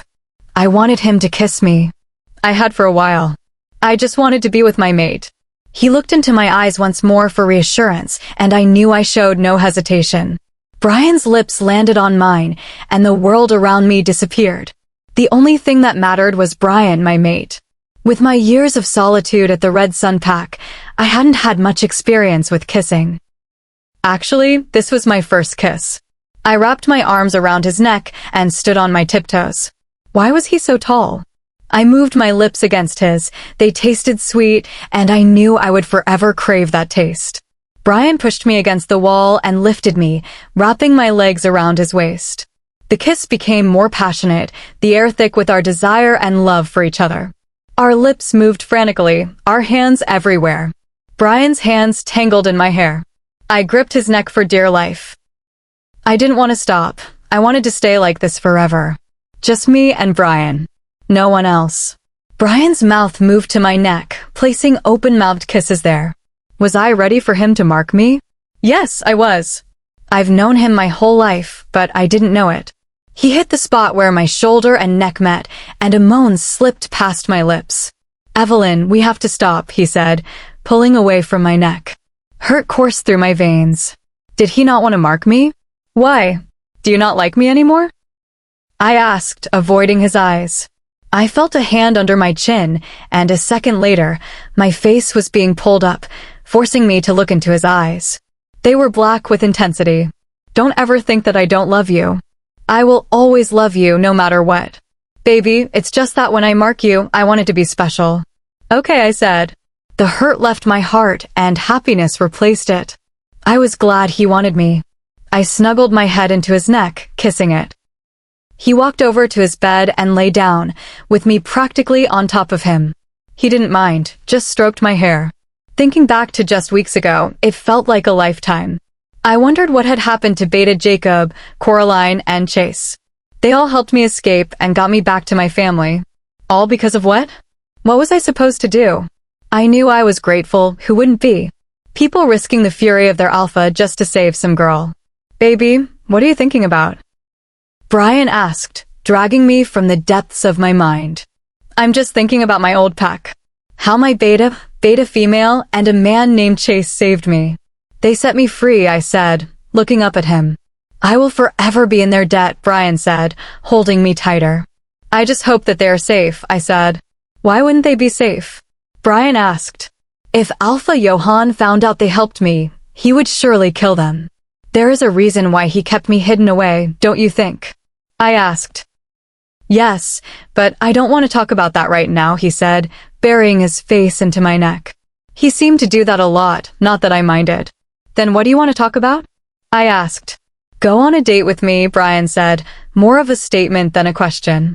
Okay, but it better be a good date, I said teasingly. I knew any date with Bryan would be a good one. Good. Let's go to sleep. It has been an exciting day, he said, pulling the covers up. All right, I tried to say, but got interrupted by a huge yawn. I didn't realize how tired I was. Go to sleep, my mate. I will be here when you wake up, he said, and the darkness of sleep covered me. Bryan POV. I stared down at my mate, unable to believe she was here. I wasn't able to fall asleep. My body thrummed with joy. I held her in my arms as she snuggled into my chest. I stroked her cheek. She whimpered and buried her head into my chest more. My arms tightened on their own accord. Hearing her whimper made me think about what might have happened to her when she was at the Red Sun Pack. I knew she had suffered. I knew she was abused there. The scars that marred her skin proved it. But the wounds didn't matter to me. They made her more beautiful. Bryan, I heard Legend, my wolf, say. Legend, where have you been all these years? I asked him. I needed to know why my wolf disappeared. I was searching for Ariel, he said, and I could tell he was telling the truth. I searched and I couldn't find her, but I could sense her. It was like she was there but not there. All right, I believe you, I said to him. Can we go for a run? Legend asked. I knew he didn't want to leave his mate. I didn't either, but he also wanted to be able to run through the forest. Sure, but we have to be back before Evelyn wakes up, I said, climbing out of bed as quietly as possible. Once I made sure my mate was asleep, I walked out of the room, closing the door quietly. I let Legend take control once we reached the forest. Legend bolted into the woods before my shredded clothing fluttered to the ground. I don't know how long we ran. The trees blurred past as I receded into the back of my own mind. It was a weird feeling, having someone take control and pushing yourself back, but I sat back and allowed Legend to run. He always loved to run. Legend, I think we should get back to our mate now, I said. He agreed and headed home. I could sense something was wrong when I drew closer to my, and now Evelyn's room. The air was stiff and an unfamiliar scent filled the room. I walked in, and Evelyn was staring at the wall. Evelyn, what's the matter? I asked, walking over. She lifted her arm and pointed at something on the wall. I turned and looked. On the wall, written in something red, were the words, "You can run, but you can't hide." Chapter 12. Evelyn POV. My veins flowed with icy blood, like icicles scraping along my insides. It burned. My stomach clenched, and I felt a wave of nausea flood over me. Tears blurred my vision as I lost my supper onto the floor. Bryan held my hair and rubbed my back. The words on the wall were still visible. You can run, but you can't hide. It was Alpha Johann, I knew it. He was coming after me. I knew it. He managed to get someone onto Midnight Pack's property and into mine. Or rather, Bryan's room to write the message. I remember opening my eyes and Bryan not being beside me, and when I turned my head to the right, those words were the only thing I could see. Evelyn, Evelyn, Evelyn, I heard Bryan yell, trying to get my attention. He was grasping my shoulders lightly and shaking them. He's coming after me, I whispered, tears streaming down my cheeks. Evelyn, I promise you nothing is going to harm you in any way, shape, or form, he said, hugging me tightly. I just whimpered. I knew that everyone I loved was in danger. I knew that they would do anything to keep me safe, including putting their lives on the line. I knew there was only one thing I could do to protect everyone I loved. Bryan, I have to leave, I whispered. In order to protect you and Mom and Dad and Lorcan and everyone else. Bryan growled, and I knew his wolf was coming out. You are not leaving me. I just got you back, his wolf growled. Please, Legend, you have to know that everyone in your pack is in danger because of me. In order to protect the pack, I have to leave, I said, trying to reason with him. I had to protect my pack, my family. No, Evelyn. I will not let you leave. If I have to chain you to the bed, I will. I will not lose you again. After over 10 years of my mate being gone, I will not lose you again, he yelled. I kept silent, not responding, not looking at him. I didn't know what to do. Stay and endanger everybody, or leave and save everyone. I wanted to stay with my family, with my mate, but I wanted to save them too. Evelyn, look at me, I heard Bryan say. I did as I was told. I will not let them hurt you. I will not let them take you away from me again. Do you promise? I asked. The words shone on the walls in the corner of my eye, and I had the urge to look at them again, but I resisted. I promise with my life, Bryan said, and lifted my hand to his heart so I could feel it thrum beneath my fingers. I knew he was telling the truth. Okay, I whispered and lay my head on his chest. I knew that it was going to be dangerous. I knew that if anybody died, it would be my fault. I knew I would be weighed down with guilt, but I just got my mate back, and we were going to be together. I saw the words again and cringed away. We're getting out of this room, Bryan said. He stood up, grabbed a suitcase, and walked over to his dresser that sat adjacent to his bed. Bryan, I'm sorry for causing so much trouble, I said, reaching up and grabbing the necklace that sat against my chest like it was my life support. Evelyn, my little one, there is nothing that you need to be sorry about, he said, coming over to me and kissing my forehead. I blushed at the name and nodded. He chuckled softly and finished packing some clothes. We're going to be sleeping in the room you were staying in, Bryan said. I stood up, but my legs gave out from under me. Bryan caught me before I smashed onto the hardwood floor. I guess my legs are just a little weak right now, I giggled. I guess I will have to just carry you, Bryan said. He lifted me up and shifted me onto his back. He began to carry me and his suitcase. My mate is so strong. I could feel his muscles under my fingertips. I snuggled into his neck and took in his scent. I knew that I wasn't going to be able to sleep unless Bryan was there. I remembered when I would have nightmares. I would go into Bryan's room rather than my parents' and sleep beside him. Don't you fall asleep on me now. Just wait until we get to the room, Bryan whispered. But Bri, you're so comfy. Like a big teddy bear, I said, giggling. Bryan is my teddy bear. I'm not a teddy bear, he grumbled. Yes, you are.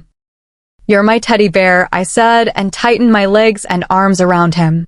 All right, silly girl, he said, and we finally made it to the room where I was originally staying. The room was small, not even half the size of Bryan's. He set me on the bed and placed his suitcase on the ground. He dug inside of it and handed me a shirt. My head tilted to the side in a silent question. Wear it, he said, and removed the shirt he was wearing. Oh, my chocolate chip cookies. My mate had an 8-pack. I licked my lips and couldn't help but think about what it would be like to run my tongue over his abs. A growl sounded, and I was pushed onto the bed as my breathtakingly handsome mate hovered over me. You better control those thoughts, little one, or I might not be able to control myself, he growled and put his mouth on my neck. Maybe I don't want you to, I moaned, gripping his hair. Little one, I know you are not ready yet, and I want our marking and our first time together to be special, he said and gave me a peck on the lips. I blushed and turned my head away. He chuckled and stood up. He removed his pants, leaving him in boxers. I blushed and stood up, walking into the connected bathroom. I changed, pulling Bryan's shirt over my body. It fell to mid-thigh on me. Bryan didn't give me any shorts, so I guess I am wearing just my panties and his shirt. I walked out and saw Bryan lying on the bed, a cell phone to his ear. The blanket barely reached his waist, emphasizing the V that led into his boxers. I know, Dad. I know this is bad. There was a slight pause. Dad, I promise I can handle this, and I have a surprise for you guys when you get home. Bryan turned his head to look at me, and a look of lust appeared on his face. Yeah, Dad, I gotta go too. Tell Mom I love her too. Okay, bye, he said and ended the call. I walked over and knelt on the bed beside him. You were always a mama's boy. Oh, shut up, you, he said and began tickling me. Please stop, I said in between my giggles. Not until you say I am the sexiest man on the face of the earth, he said and continued tickling me. Never. I laughed. Okay then, he chuckled and tickled me more. I couldn't take it anymore. My sides hurt from how much I was laughing and squirming. Okay. You are the sexiest man on the face of the earth, I said, and Bryan stopped tickling me. And you are the sexiest woman on the face of the earth, Bryan said and lunged himself on top of me. Did I tell you how good you look in my clothing? No, I giggled.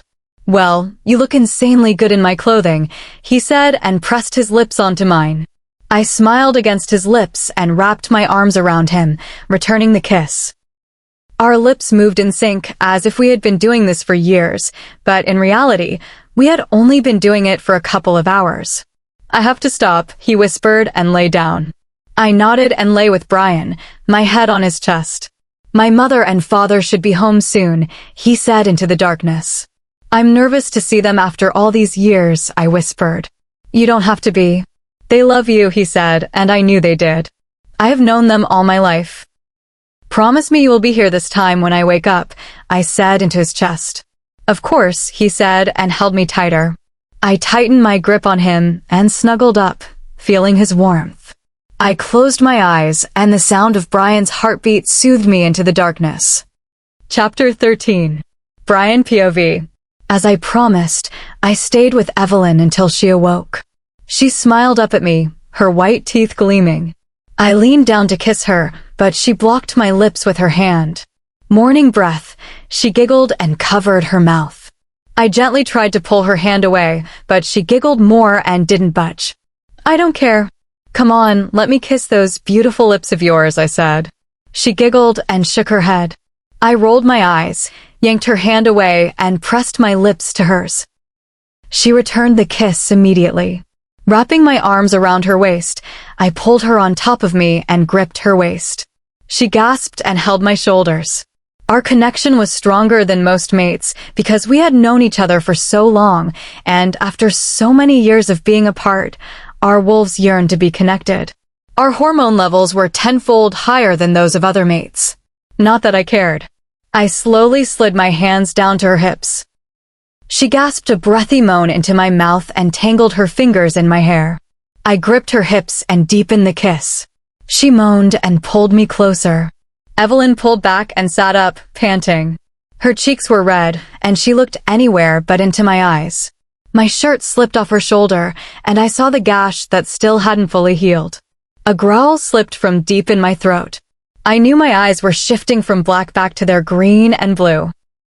She saw my reaction, her eyes widening, and she pulled the shirt back up onto her shoulder. It's nothing. It doesn't hurt that much, she whispered.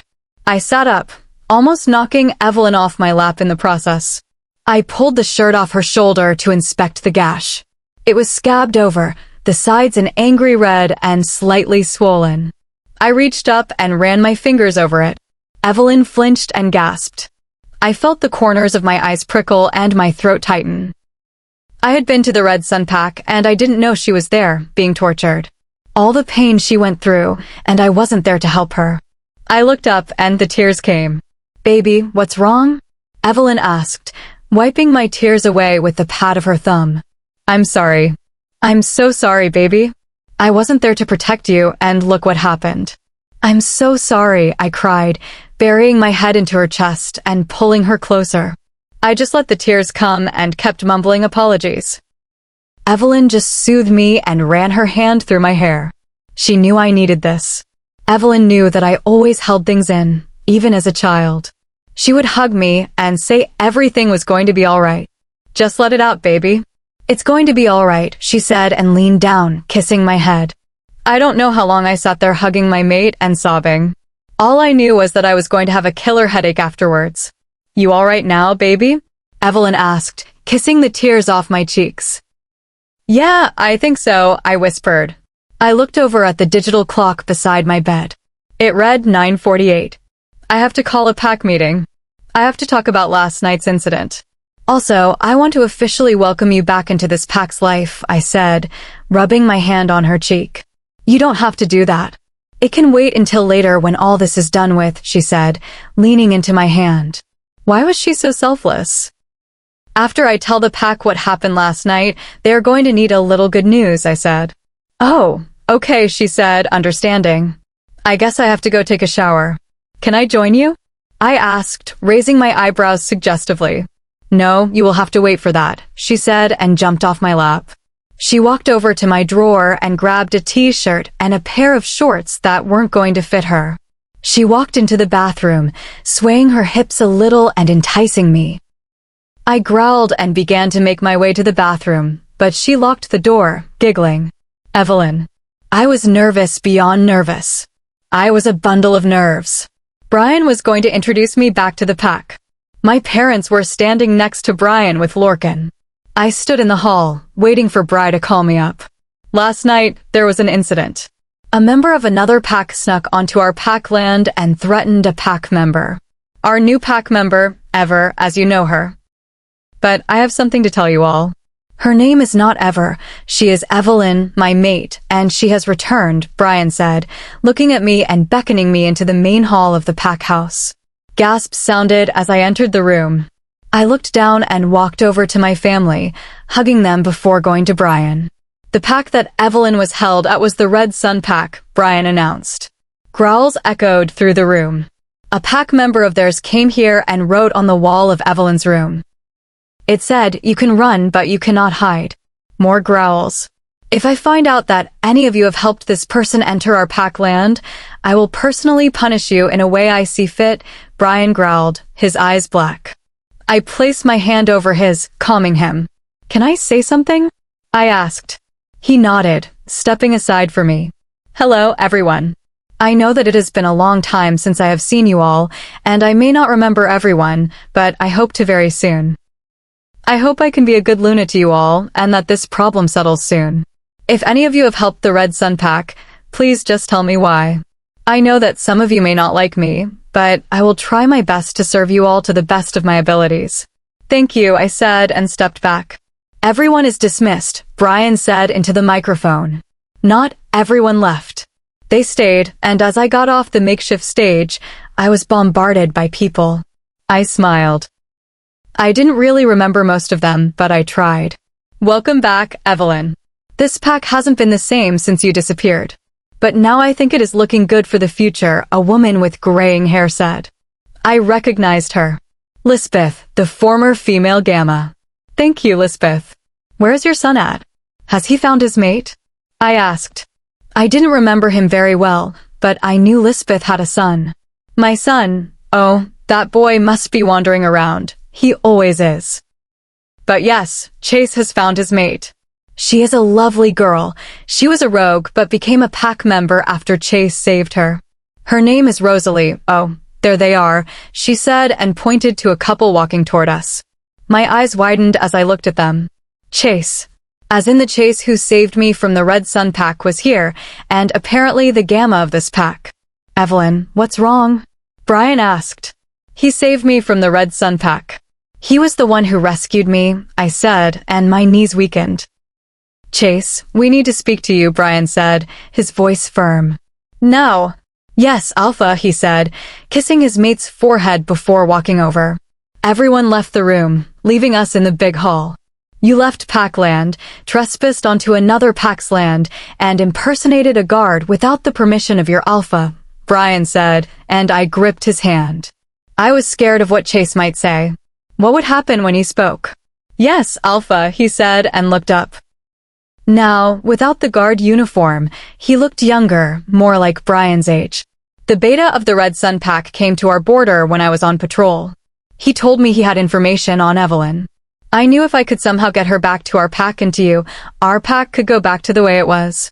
I'm sorry, Alpha. I didn't mean any disrespect, Chase rambled. Bryan walked over to him.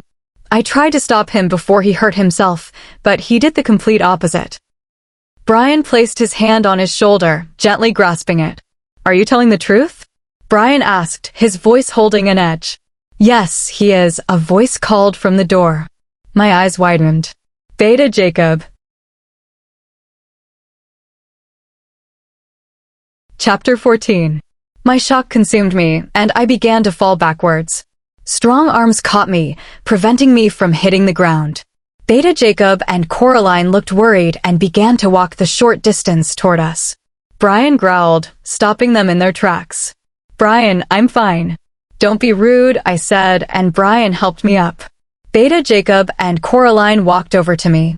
His shaggy blonde hair and blue eyes contrasted with her black hair and brown eyes. Once they reached me, I pulled them into a hug. I started to cry, and Bryan pulled me close, soothing me. Little one, it is all right. Please calm down, he said, whispering in my ear. I nodded and kept taking deep breaths. The key to calming down is to breathe deeply. Chase, you are dismissed. We will talk later. Beta Jacob, we can talk in my office, Bryan said. He picked me up, and I wrapped my legs around his waist as he carried me. Beta Jacob had a bruise on his cheek like he had been punched, and his hair was messy as if he had been in a fight. He looked beaten, but somehow still held some power in his step. Coraline hung onto his arm. She seemed a little weak, having had little sleep. Coraline's arms were covered in scratches and bruises. What had happened to them? Why were they here? Bryan sat in his office chair and placed me on his lap. I grabbed his hand and pulled it into my lap, interlocking our fingers. Alpha, I know I have a lot to explain, not just to you but to Evelyn too, Beta Jacob said, sitting up straighter. It's Evelyn. I will never be ever again, I said. I didn't know where my surge of anger came from. Maybe it was because Beta Jacob was the one who kidnapped me from my home and my mate, or perhaps it was just the name I had grown so accustomed to not hearing. Evelyn, I'm sorry. I know I have a lot to explain, but... I cut him off. Yes, you have a lot to explain. You kidnapped me away from my family and my mate for over 10 years. I was beaten and kept away from my family even though they were so close. Why would you do that? Why would you make me suffer? I thought you were both different from the other pack members of the Red Sun Pack. I slid off Bryan's lap and slammed my hands on his desk. Tears trailed down my cheeks. Evelyn, you need to calm down. Do not let Ariel take control right now, Bryan ordered, grabbing me from behind and kissing my neck to soothe me. Okay, I whispered, my shoulders shaking in defeat. Evelyn, the day the group of rogues attacked this pack was the day my plan came into action. I had been contacted by the council. They said that you were part of a prophecy that would save werewolves forever. That group of rogues were not rogues, they were wolves from the Red Sun Pack. They were going to kill you, Beta Jacob said, sitting on the edge of his seat. Why did you kidnap me and bring me to the very pack that was going to kill me? I asked, my confusion growing with every word. I came up with a plan. If I kidnapped you, Alpha Johann would be happy enough that you couldn't fulfill the prophecy. That is what he wanted. He wanted to be the ruler of the werewolves, and with you in his possession, he could be. I knew that I had to get you back to your mate in order for you to fulfill the prophecy, he said. What is this prophecy? I don't understand why I am so important, I said. I clutched the side of Bryan's desk so hard my knuckles turned white. Bryan seemed to notice because he grabbed my hands and massaged them. You are supposed to be the new bringer of peace and become a member of the council along with Bryan, he said, turning his attention from me to Bryan. Bryan stood up and walked over to Beta Jacob. He grabbed him by the throat and pinned him against the wall. Coraline and I both gasped in shock and rushed over to them, trying to pry Bryan's hand away from Beta Jacob's neck. That doesn't excuse the fact that you kidnapped my mate from me. You made everyone in this pack suffer. We thought she was dead. Her brother almost died from depression. My wolf disappeared. And what for? A prophecy, he yelled. Bryan, please calm down. I'm here now.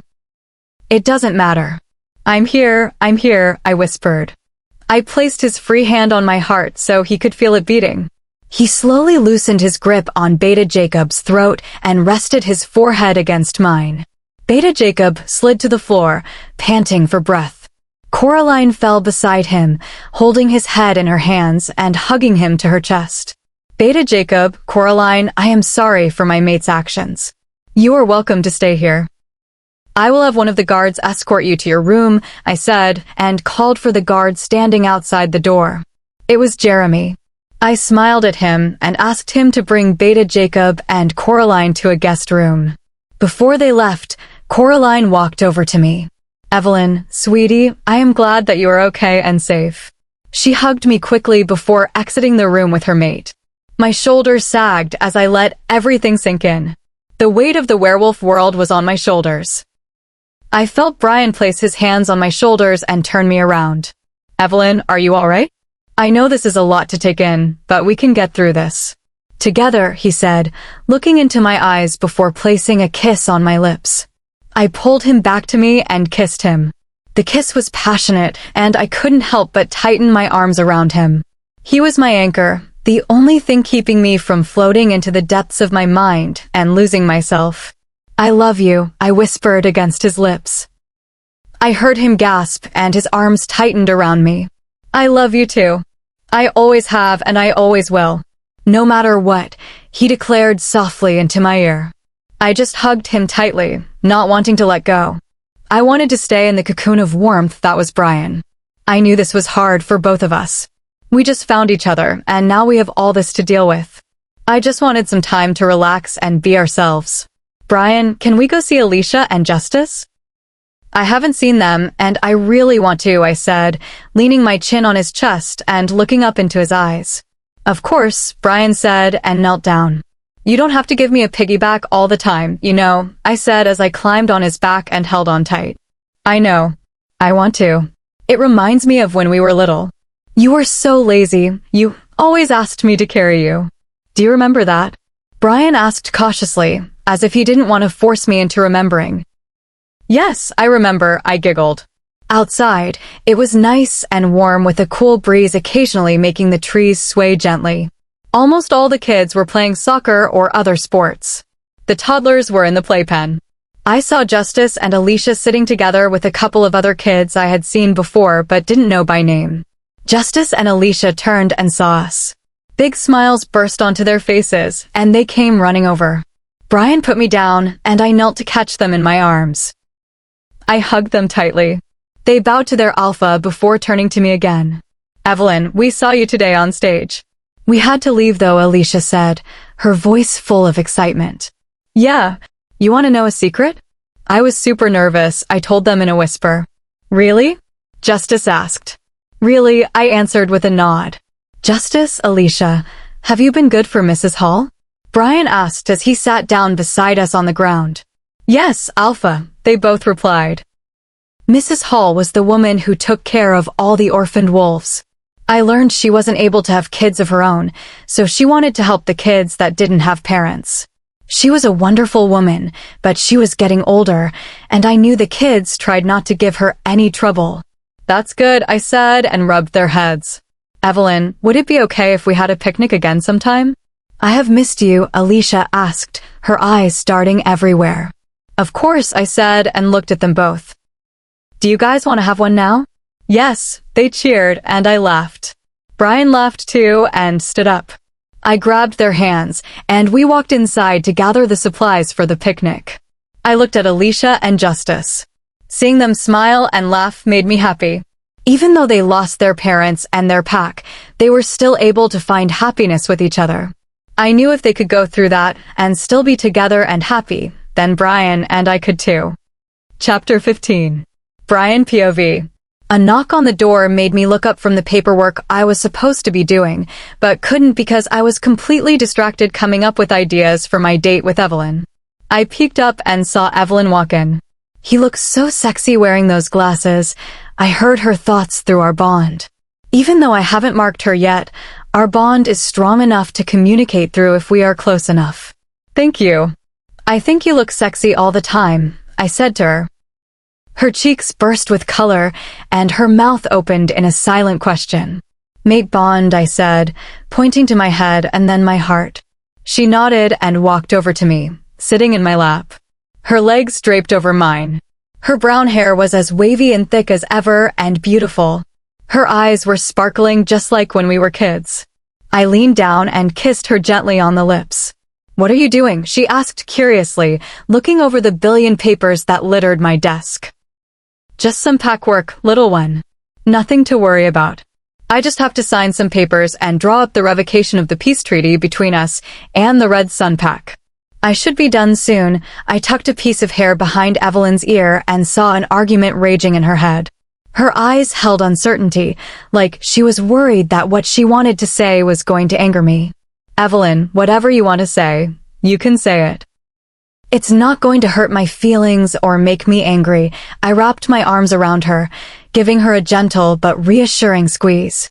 "It's just, I don't want you to end the peace treaty between us and the Red Sun Pack," she whispered. Anger bubbled in my chest.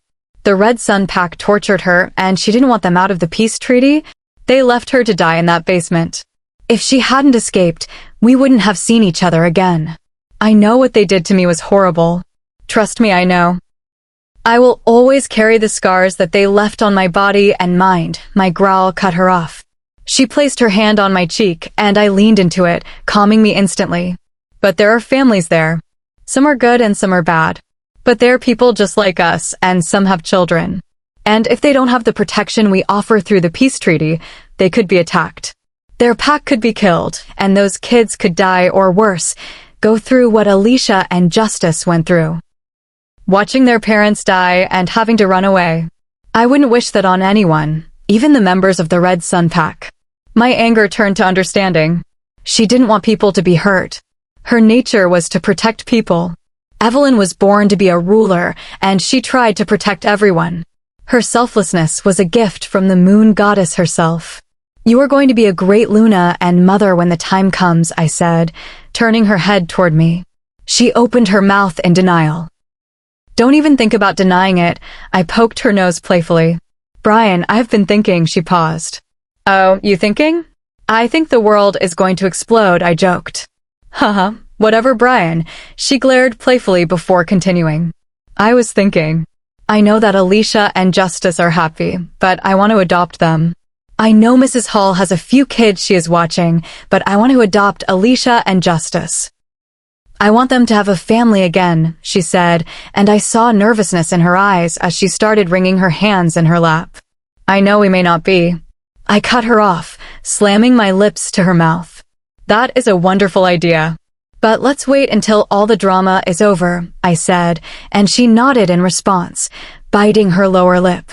I knew my eyes were shifting back and forth from black to their original colors. Lust filled both our eyes.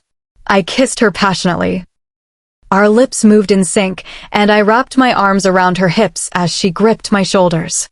I pushed Evelyn, so she was straddling my lap and gripping her thighs. I heard her moan against my lips, and I slipped my tongue into her mouth. Her sweet taste filled me, and I craved more.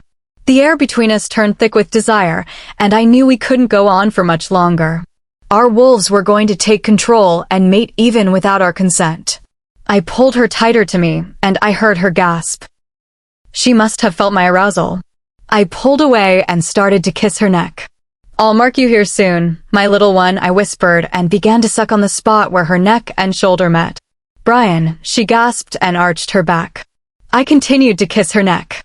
I knew I had to stop, but I couldn't seem to. The door burst open, and I heard someone gasp. I pulled away from Evelyn as quickly as lightning, and she stood up. There stood Lorcan, a hand over his eyes. I am never going to be able to unsee that. "My poor innocent mind," he said, and continued to cover his eyes. "Your mind is anything but innocent," I said, and stood up. "What do you want?" "Your parents are on packed territory," he said, uncovering his eyes. I looked over and saw Evelyn looking nervous. She hadn't seen them in so long. If I were her, I would be nervous too. I wrapped my arm around her shoulder and pulled her against me. I smiled reassuringly at her before taking her hand and leading her to the door. "Sis, you need to calm down. Everything is going to be all right. It's not like you are meeting them for the first time or anything. Lorcan wrapped an arm around her shoulders. A growl slipped through my lips. Sorry, I don't know what caused that, I said, feeling my cheeks heat up a little. It's okay, Bri. Your wolf is just even more possessive because Evelyn has been gone for such a long time, Lorcan said and removed his arm from Evelyn's shoulders. Evelyn interlaced her fingers through mine and gripped tightly. I smiled down at her and started walking again. We headed to the door and went outside. I saw that almost the whole pack was waiting outside for the former Alpha and Luna to arrive. Even though my parents stepped down a couple of years ago, they still commanded the same amount of respect from the pack and me as they did then. Brian, what if they don't like the way I am now? Evelyn asked. You don't have to worry. You are the same as you were years ago. Sweet, caring, selfless, and childish, I said affectionately. Humph. Evelyn grunted at my remark and crossed her arms. She didn't look at me and turned away, pouting. Evelyn, don't be angry, I said, wrapping my arm around her waist and resting my chin on her shoulder. I love you, you know that. I know. I love you too, she whispered and turned her head to the side to kiss the top of my nose. I heard a car roll up the gravel driveway and turned. Evelyn hid behind me. I knew she was nervous and scared, so I let her stay behind me, peeking over my shoulder. My mother and father stepped out of the black Lincoln Navigator. The other pack members greeted them before making their way toward us. Mother, father, welcome back, I said. Brian, who is that behind you? My mother asked, trying to see over my shoulder. Well, Mom, this is the surprise I told Dad about. I moved to the side and pulled Evelyn in front of me. Both my mother and father gasped as they saw Evelyn. My mother brought her hand to her mouth in shock, tears in her eyes. Evelyn looked at them and smiled a soft, small smile. Hi. Welcome back, Evelyn whispered and walked over to them. Evelyn, is it really you? My mother asked. Yes. It is a long story, but I am back and well, she said. My mother and father embraced Evelyn. My mother cried, and my father's eyes were glassy. He always blamed himself for what happened to Evelyn. Since he and I were gone, the pack didn't have their alpha, and he blamed himself for Evelyn's kidnapping. It wasn't true, though. We have had a few new members join while you were gone. One being Evelyn, the beta and female beta of the Red Sun pack, and also 2 9-year-olds who are mates. I informed them as they broke from the hug. Why the beta and beta female of the Red Sun pack? My father asked. It's a long story, but the Red Sun pack was where Evelyn was held. They kept her a secret from us and tortured her. The beta and beta female helped Evelyn escape, I said. My parents' growls ripped through the air and Evelyn flinched. A witch by the name of Minerva hid my memories and replaced them. But since I got here, they have been returning, Evelyn said. I can almost remember everyone. My memories have been returning through dreams. We can discuss this after. Amelia and some of the other women have been preparing a dinner for your return, I said, and Evelyn walked inside to help. Brian, my mother said. Has your wolf returned? Yes, and so has my heart. Chapter 16. Evelyn POV. My mother was preparing dinner for the return of Henrik and Julia, the former Alpha and Luna. After speaking to them outside, which was nerve-wracking beyond belief, I decided I should help my mother. I am going to be the future Luna, after all. Hi, darling. What do you need? My mom asked as she saw me walk in. She was chopping some lettuce for salad, I guessed. I just came to help make dinner, I said. What are we making? We are going to make chicken legs and some ribs. Did you greet Henrik and Julia? She said and put the lettuce in a bowl. Yes. Tears were shed, but I am glad I got to see them again, I said, and at that moment, Julia walked in. Oh, Julia, it is so good to see you again, my mother said, hugging Julia. It's so good to see you again too, Amelia, she said and hugged my mom. Evelyn, dear, I will help your mom make dinner. You go relax for a bit. All right, I will see you later. But please mind link me if you need any help, I said. They nodded in agreement. I bowed my head in respect to the former Luna and walked out. I ended up in the backyard. The barbecue was on, and I saw an unknown pack member grilling some steaks. I saw Brian playing football with some of the other, shirtless, if I may add, pack members. I saw a bunch of girls wearing jerseys. I guess they were their mates. Bryan stood shirtless, his 8-pack glistening with sweat. His brown-streaked blonde hair shone in the fading sunlight. I licked my lips. My mind filled with lust, with no help from my wolf, who was purring. Bryan turned to me, and his eyes shifted back and forth from black. He said something to one of the guys and ran over to me. Bryan grabbed a jersey that hung on the back of a lawn chair. "Evelyn, will you wear this?" he asked, holding up a plain navy blue jersey with the name Bryan on the back and the number 13. "Of course, but can I ask why?" I said, tugging the shirt over my head.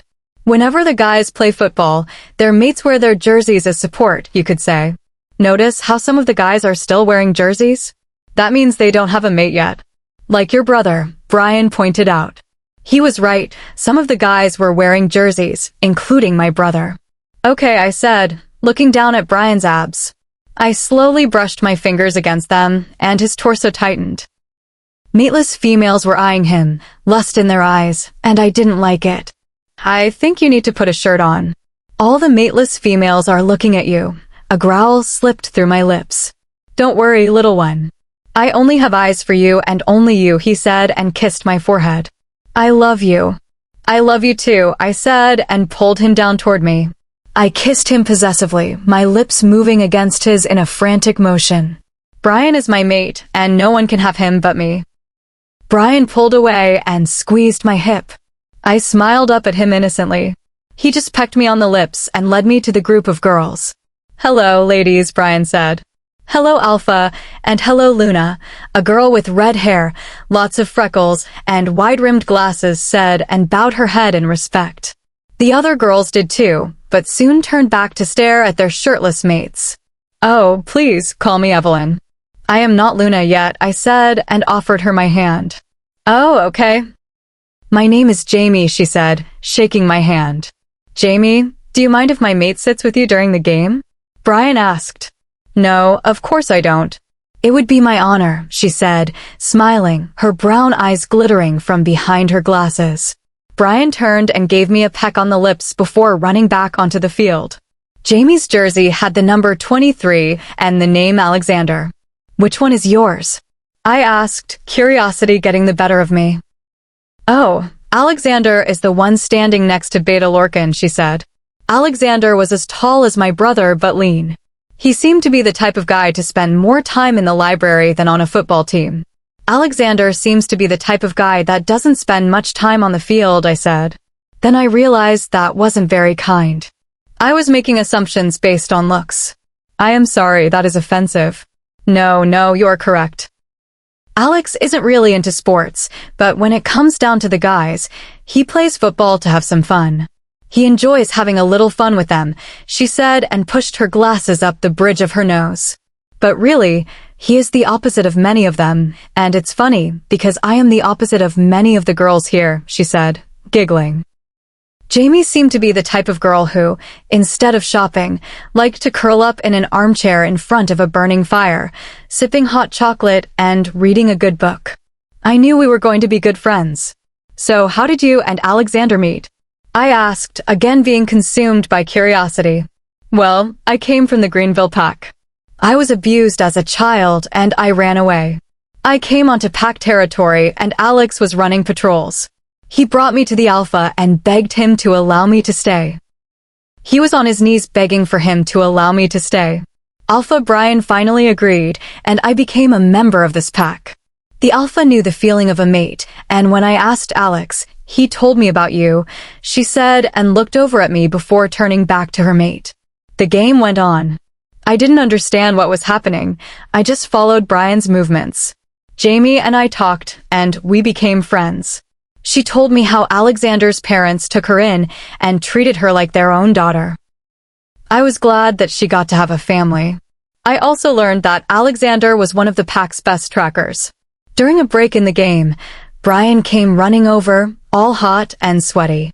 He raised his arms to hug me, but I put both my hands on his chest, stopping his actions. No, mister. You will not hug me until you are clean and not so sweaty." "Oh, really?" he said, and I saw the mischievous look in his eyes. "Don't you dare," I said, trying to step back. But it was too late.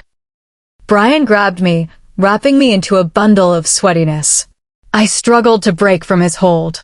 I felt his muscles pressed against my fingertips as I tried to push against them. But my resistance to Bryan's hold was futile, and I just stopped struggling.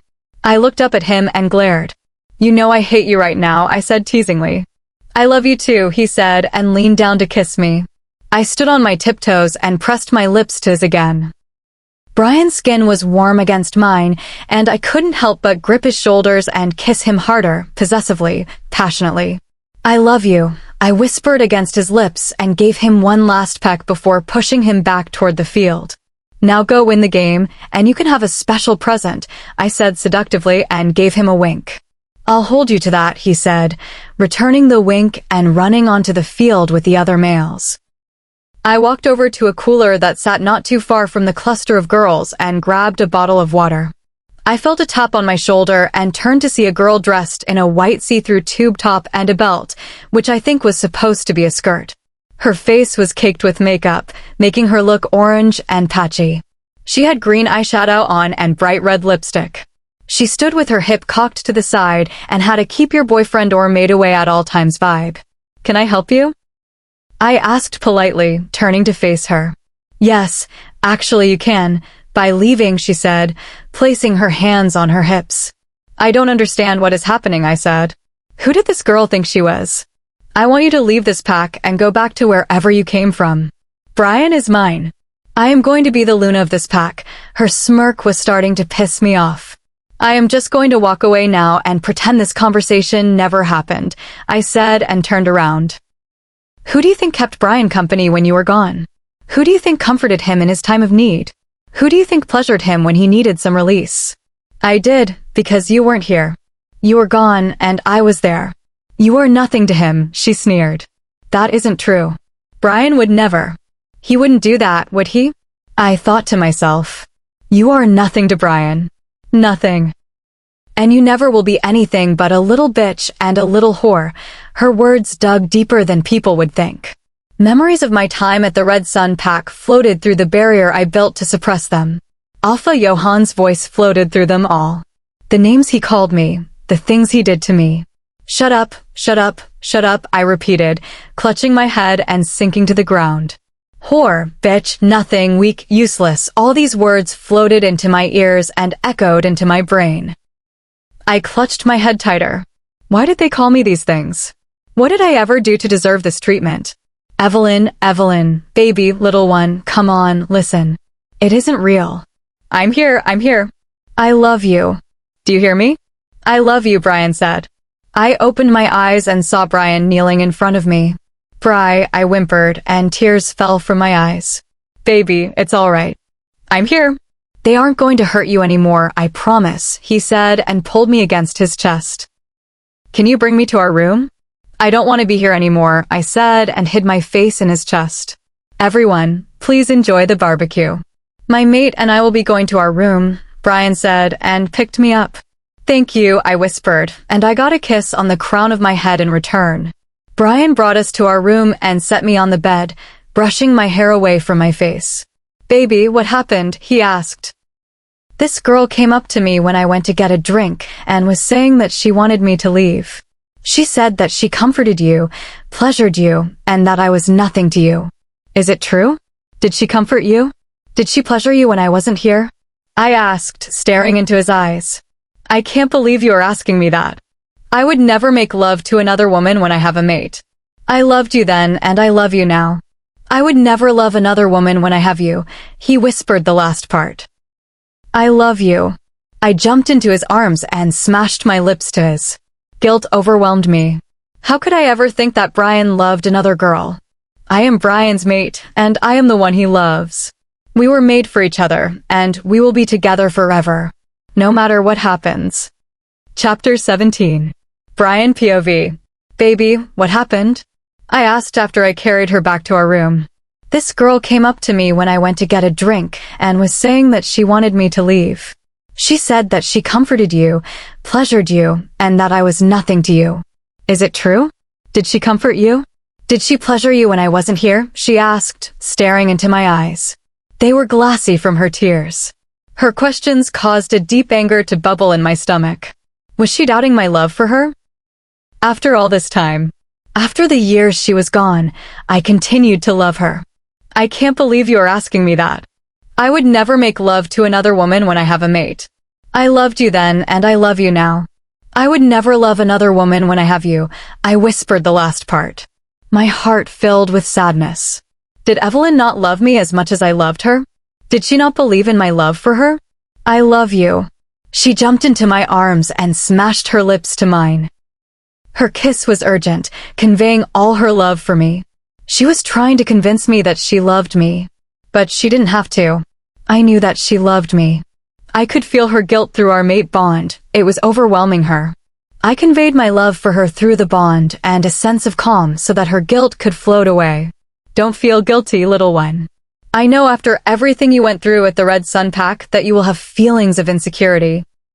Anyone would after all those years of being abused, I said and brushed a strand of hair away from her eyes. I'm sorry, Bryan. I know that I am being troublesome with all this, but I really do love you with everything I am. You're my heart, my life, my soulmate, she declared and placed my hand over her heart. I felt it thump steadily beneath my fingers. I knew that she loved me. Her heart beating under my fingertips proved this. It proved that she was alive, here with me, and that she loved me. That was all I needed to know. Her eyes held nothing but love, nothing but the truth. I love you, you know that. I know that you are delicate like a flower right now. I know that you love me. You just have to believe me, I said and placed a hand on her soft cheek, rubbing my thumb over it. She leaned into it, eyes closed. I am not delicate, she grumbled, eyes still closed and leaning against my hand. I just chuckled and stroked her cheek. She was delicate, delicate beyond belief. The episode she had proved that. Her control over her mind could snap at any moment. I needed to keep her stable. I needed to hide the memories of her time at Red Sun and replace them with new, better ones. A knock on the door snapped us out of our moment, and I looked at her apologetically. She just kissed the palm of my hand and nodded toward the door. I kissed her forehead before standing up. I opened the door and saw Lorcan standing there, 2 plates full of food in his hands. Hey, you brought us food. What a good beta you are, I said teasingly and took the plates from him. Yeah, I know, he said, but turned serious. Can I see her? Just for a minute. I need to know that she is all right. Yes, of course, I said, moving to the side so Lorcan could enter. I closed the door behind him. Lorcan sat on the bed next to Evelyn. He hugged her before sitting back, a look of concern on his face. Handing Evelyn a plate of steak and salad, I grabbed the desk chair, sat down, and dug in. Evelyn, are you all right? Lorcan asked. Lorcan, I'm all right. There is nothing to worry about. I was just shocked by some memories that came back when that girl was talking to me, she said and squeezed his hand before taking a bite of salad. I already dealt with Tiffany. She will be spending the rest of the week on laundry duty and will be on house arrest for that week, he said. Good. I didn't want to go near that skank. I was glad Lorcan's beta mode took over. No, Lorcan, you can't. She's in love with Bryan. She just wanted to be with the one she loves. I know how she feels. I love Bryan with all my heart. She just wants to have the attention of the one she loves. All girls are like that, she said before taking a bite of her steak, chewing slowly. That's a load of crap, I said, setting my plate on the end table and standing up. She was calling you things you do not deserve to be called. She brought the memories you are trying to keep away back to the surface, and it hurt you. It made you question the feelings I have for you. Evelyn just sat there silently, staring at her plate. She knew I was right. She knew that Tiffany did all those things, even if it was out of love. I know that you're right. It's just I don't want other people to suffer like I did. Being stuck doing other people's laundry and being stuck in a house all the time. I don't want people to feel the way I felt all those years. She yelled the last sentence and looked at me with tears in her eyes. Her plate was set aside, half empty. Lorcan, can you please leave me and my mate to talk? I asked, turning to look him in the eyes. Lorcan nodded, understanding that I needed to talk to Evelyn alone. He turned to Evelyn, kissed her on the forehead, and swiftly walked out of the room. Now you listen to me. What Tiffany did to you is inexcusable. She disrespected her Luna and, by extension, her Alpha.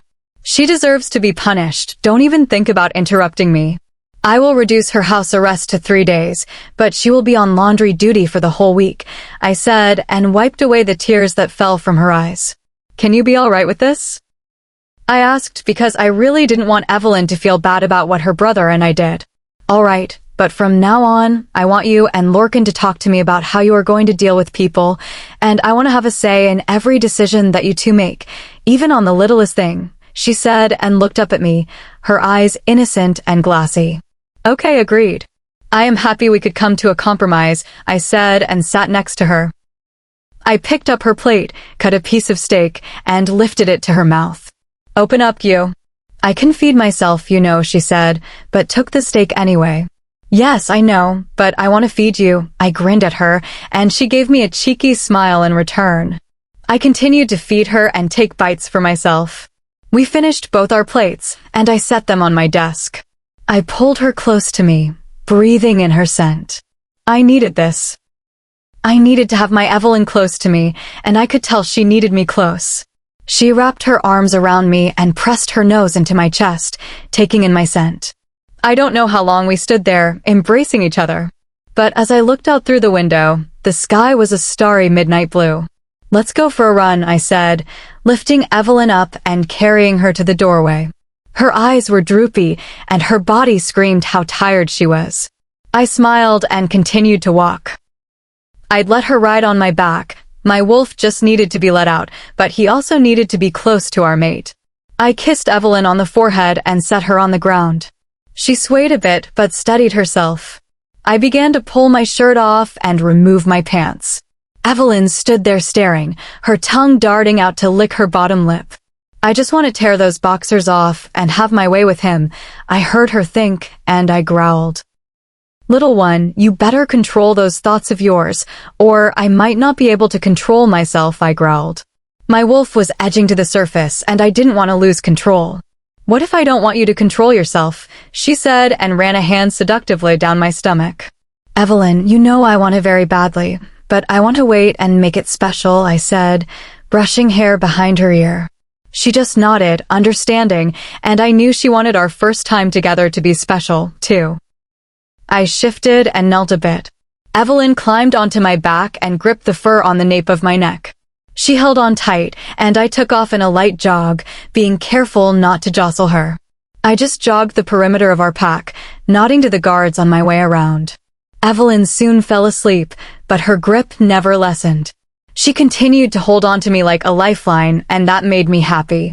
She trusted me enough to protect her life and be her lifeline. I will do precisely that. I will defend Evelyn with my life, be her lifeline, and be her heart and soul.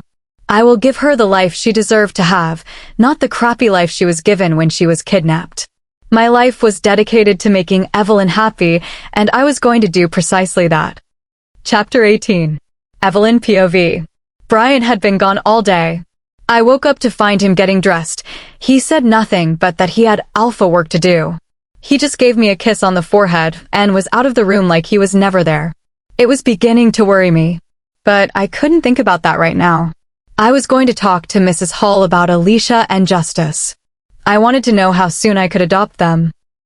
With Alicia and Justice with us, I thought that Bryan and I might be able to start getting a handle on things and move past all that had been going on. I knew that Bryan and I might not be ready to have a family, but Alicia and Justice deserved this. They deserved a family after what had happened to them, the tragedy that devastated their lives, taking the lives of their parents and their entire pack, forcing them to run. No one deserved that. No one. Shaking my head to rid it of the horrible thoughts, I knocked on the door to Mrs. Hall's house. She lived in a small cottage-like house beside the pack house. It served as a home for young pack members who had lost their families or rogues who were so young they needed an adult to guide them. Mrs. Hall was this person. She and her mate cared for all the young werewolves who had no parents. I was grateful that our pack had someone like her. Oh, Luna, what a surprise, Mrs. Hall said as she opened the door and bowed her head in respect. Please, just call me Evelyn, Mrs. Hall, I said as I entered the house. Okay, as long as you call me Gloriana, she said with a chuckle. Okay, Gloriana, I chuckled with her. Can we go somewhere to talk? Oh, of course. I'll have Samuel get us some tea. Her eyes glazed over slightly, and she stared into space for a moment before returning. She must have been mind-linking her mate. I'll be able to do that with Bryan soon, I thought, and a smile came to my lips. Please follow me, Lewin. Evelyn, Gloriana quickly corrected herself. Lead the way, I said gently. She brought us to a cute little office. It had lovely light blue paintings of wolves running across them. I walked over and saw 2 wolves sitting high on a hill. They must be the Alpha and the Luna. One was dark brown, and the other was a light blonde with bits of brown hidden beneath. I reached up and ran my fingers over the blonde one. It looked just like legend. It's you and Alpha Bryan. Gloriana's voice broke me from my thoughts. What? I said, shocked, and I turned to look at the painting again. I painted this after you disappeared. It was after Bryan's wolf disappeared and he changed. I wanted to remember how he was before, but also wanted to look at the good that could come from the changes. Like you returning. I wanted to paint the future that our pack wanted and needed. And that is what we got, she explained. She sat in the chair tucked behind the desk, staring fondly at the painting. Thank you. It is very beautiful, I said, and took a seat. Samuel, Gloriana's mate, walked in. His hair was dark and graying on the sides. He carried a tray with 2 teacups, packets of tea, sugar, cream, and cute little spoons.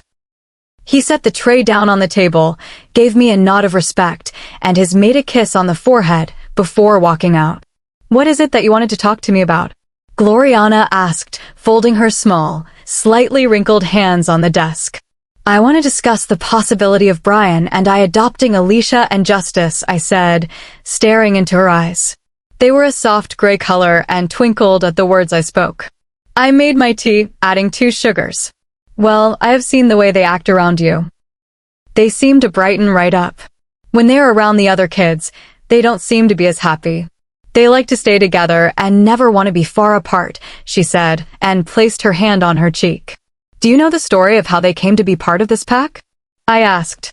If I were going to discuss Alicia and Justice with Gloriana, I thought she needed to know what had happened to them. I sipped my tea. It was peppermint. Delicious. No, I have asked them before. They said they did not want to talk about it. I didn't pry. They seemed so sad when I brought it up, and I didn't want to upset them more, she said. I nodded in understanding. Their pack was attacked by rogues. They watched their parents be killed along with others in the pack. They ran. At the age of 7, they had to run and become rogues, I said and looked down at my lap. Oh my, I had no idea. I wouldn't have asked if I had known it was that bad, she said and raised her hand to wipe a stray tear that trailed down her cheek. So why is it that you want to adopt Alicia and Justice? I want to make them happy. I want them to have a family. They need it, and I think they ran to the Midnight Pack because they were meant to be Bryan's and my children. They were meant to be our family, I said from the deepest, darkest part of my heart. Yes, I think so too, she said and reached across the desk to squeeze my hands. Her hands were soft and warm. Do you think you and Bryan are ready for this? You just returned. You guys haven't even made it yet. I blushed at this. Did everyone know we haven't made it? No, I absolutely do not think we are ready. But who would be ready? Finding out that you were kidnapped at 3, living a fake life, returning to your old pack without knowing, and finding your long-lost mate. Who would be ready for all that? No one would be ready. But Alicia and Justice weren't ready either. So why don't we just not be ready together and be happy? I said. Yes, you are correct, she said. The process of adopting them will take a couple of days. If it is okay, I will contact you then, and the adoption will be complete. Alicia and Justice will be able to live with you and Bryan, she said and smiled softly. Thank you. Thank you so much, I said, and I felt tears of relief flood my eyes. You're very welcome, Evelyn, she said, walking around the desk and hugging me. My joy continued to course through my veins on my walk home. The ache that had been in my shoulder and back throbbed. I decided to make my way to the pack hospital wing and see if my mother could check it out. I reached up and rubbed it. It was hot to the touch. That couldn't be good. I made it to the hospital and opened the door. Sitting there were Justice and Alicia. Justice had a splint on his arm and a bruise on his cheek. Alicia had tear streaks on her cheeks. Her eyes were puffy and red. "Oh my goodness, what happened to you?" I said as I rushed over to them. I placed my hand on Justice's cheek, and he winced.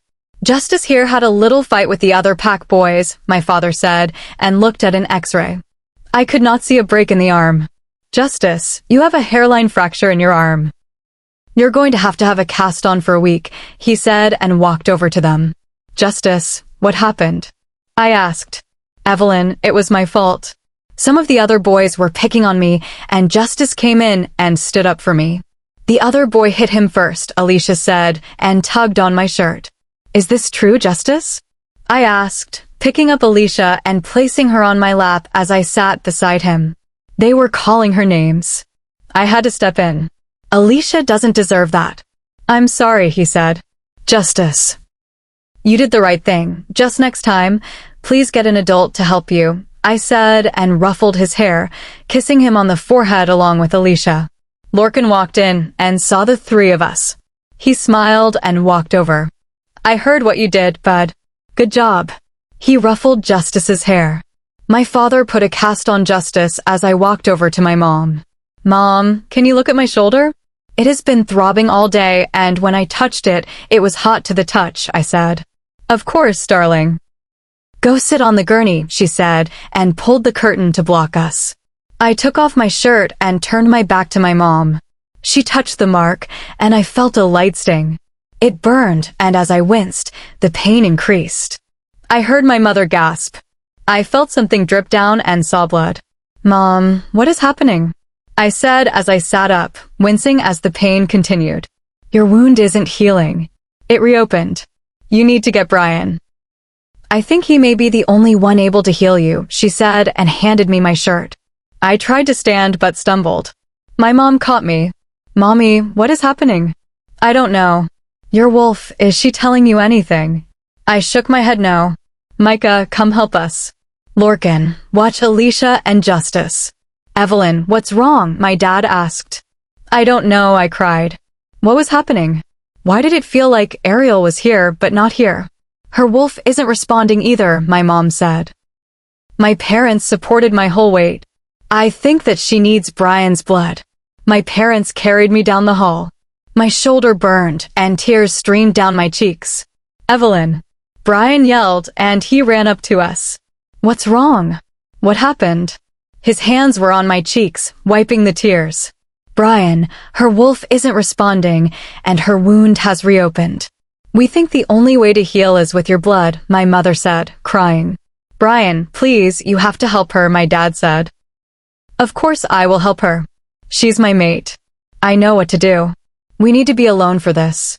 I will mind link you as soon as I know if it has worked," he said and took me from my parents, holding me close. Bryan started to walk quickly to our room. I held on tightly, crying into his chest. I didn't want to let go. As I was in Bryan's arms, the stinging lessened, as did the burning. But it was still there. "Bryan, what are you going to do?" I asked as he sat me on our bed. He ripped my shirt off near my shoulder. He ripped his shirt off, too. "You're going to bite into my neck and take my blood." "No, I can't. That would hurt you." "I can't hurt you," I said and tried to back away. "No, Evelyn, you will take my blood in order to heal yourself." "Don't you want to live with me? Have children? Don't you want us to mate?" Bryan said and pulled me close, pushing my head into the place where his shoulder and neck met. "Of course I do," I said. "Then take my blood and live. We can have that life. You just have to take my blood. Now bite and let me help you heal," he said. And that is precisely what I did. I sank my now elongated fangs into the soft flesh of Bryan's neck.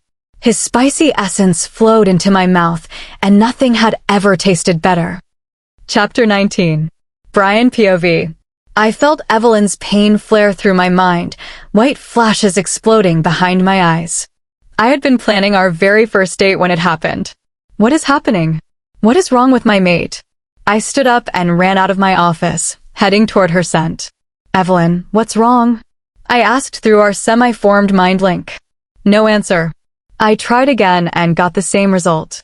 The pain she was feeling must be frightening her so much that she couldn't hear me. I heard Legend reaching out for Ariel, but he came up short. Why aren't they answering? I asked him. Ariel isn't responding to any of my calls. It's like she isn't there, his voice frantic. We'll find them and make sure they're safe, I said, trying to sound reassuring. Evelyn, I yelled as I saw her. Her parents were holding her up, and she seemed to have no energy to walk. What's wrong? What happened? My hands flew to her face, wiping the river of tears. Bryan, her wolf isn't responding, and her wound has reopened. We think the only way to heal is with your blood, Amelia said, crying, her shoulders shaking lightly. Bryan, please, you have to help her, Micah said, his eyes begging for me to help. Of course I will help her. She's my mate. I know what to do. We need to be alone for this. I will mind link you as soon as I know if it has worked, I said. I started walking quickly, not wanting to jar Evelyn or cause her any pain. Evelyn gripped my shirt, lightly crying into my chest. I just whispered into her hair, saying it was going to be all right.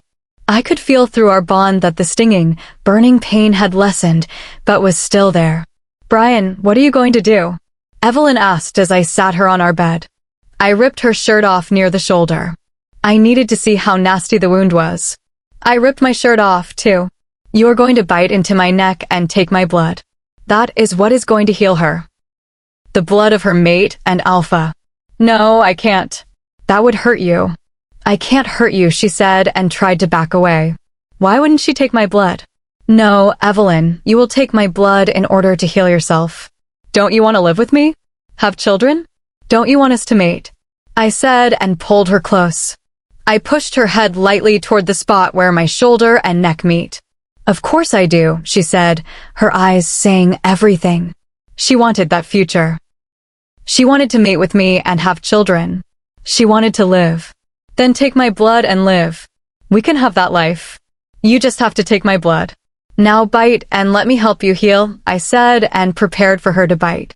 I felt her teeth push against my skin before her canines elongated and pierced me. I stiffened at the quick flash of pain before relaxing. I felt Evelyn suck on my neck and a moan slipped through her mouth. I ran a hand through her silky hair, comforting her to continue to take my blood, my life, and heal. A groan slipped through my teeth as she sucked harder. Okay, little one, that's good for now. If you need more, we can do this again, I said and eased her away from my neck. A groan slipped through my mouth once again as her elongated fangs left my neck. I saw them retract, and she licked her lips. Blood was smeared in the corner of her mouth, and she missed it. I wiped it away with my thumb and was about to wipe it on my jeans when she grabbed my hand and brought it to her mouth. Evelyn licked the blood off my thumb in slow motion, never taking her eyes off mine. Do you feel better, little one? I asked, running a hand over the gash on her shoulder. It was hot to the touch, and a growl escaped my lips. The stinging and burning has gone down. Ariel is back. Thank goodness, she said, and a heavy sigh left her mouth as her shoulders sagged.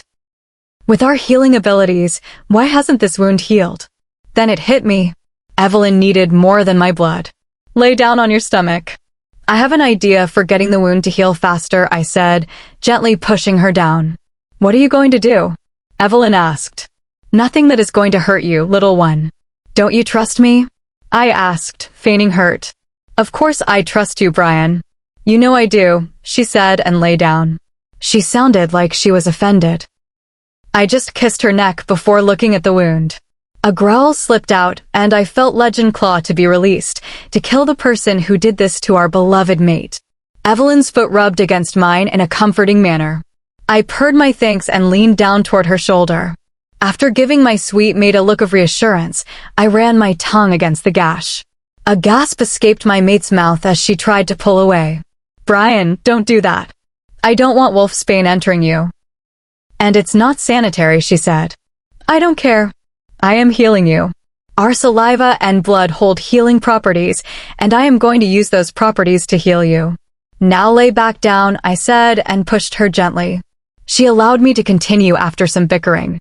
I made sure her wound got covered in my saliva before turning her around and licking the part of the gash that cut over her shoulder and toward her breasts. Evelyn had her eyes covered with her arm. Her neck was red, and I could see her cheeks were red too. I smiled to myself, knowing the effect I had on her. You don't have to be embarrassed, my sweet mate. I will see you even more when we mate, I said into her ear, licking the shell of it before biting her earlobe. Don't talk like that. I can barely control myself and Ariel. And it's embarrassing, she said, peeking at me before covering her eyes again. I just chuckled and licked the wound. My wolf urged me to continue. Continue healing our mate and making her happy. She deserved all of this and more. She earned the happy family I was going to give her. After I finished, I gave Evelyn one of my shirts, then turned around to give her some privacy. I heard her move before I felt her arms wrap around me. She pressed her face between my shoulder blades and kissed my shoulder. Thank you, she whispered. I turned gently and wrapped my arms around her. I looked into her eyes. They were a glimmering green full of love. Evelyn, you should know that I will do anything, and I mean anything, if it means you are happy and healthy. I love you, she said and reached up to kiss me. I love you too, I said against her lips before pulling her closer and devouring her mouth. My lips were frantic against hers.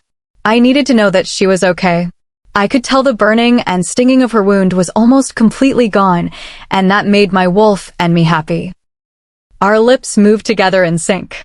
Our hands were everywhere, grasping any piece of clothing, any limb, trying to get closer.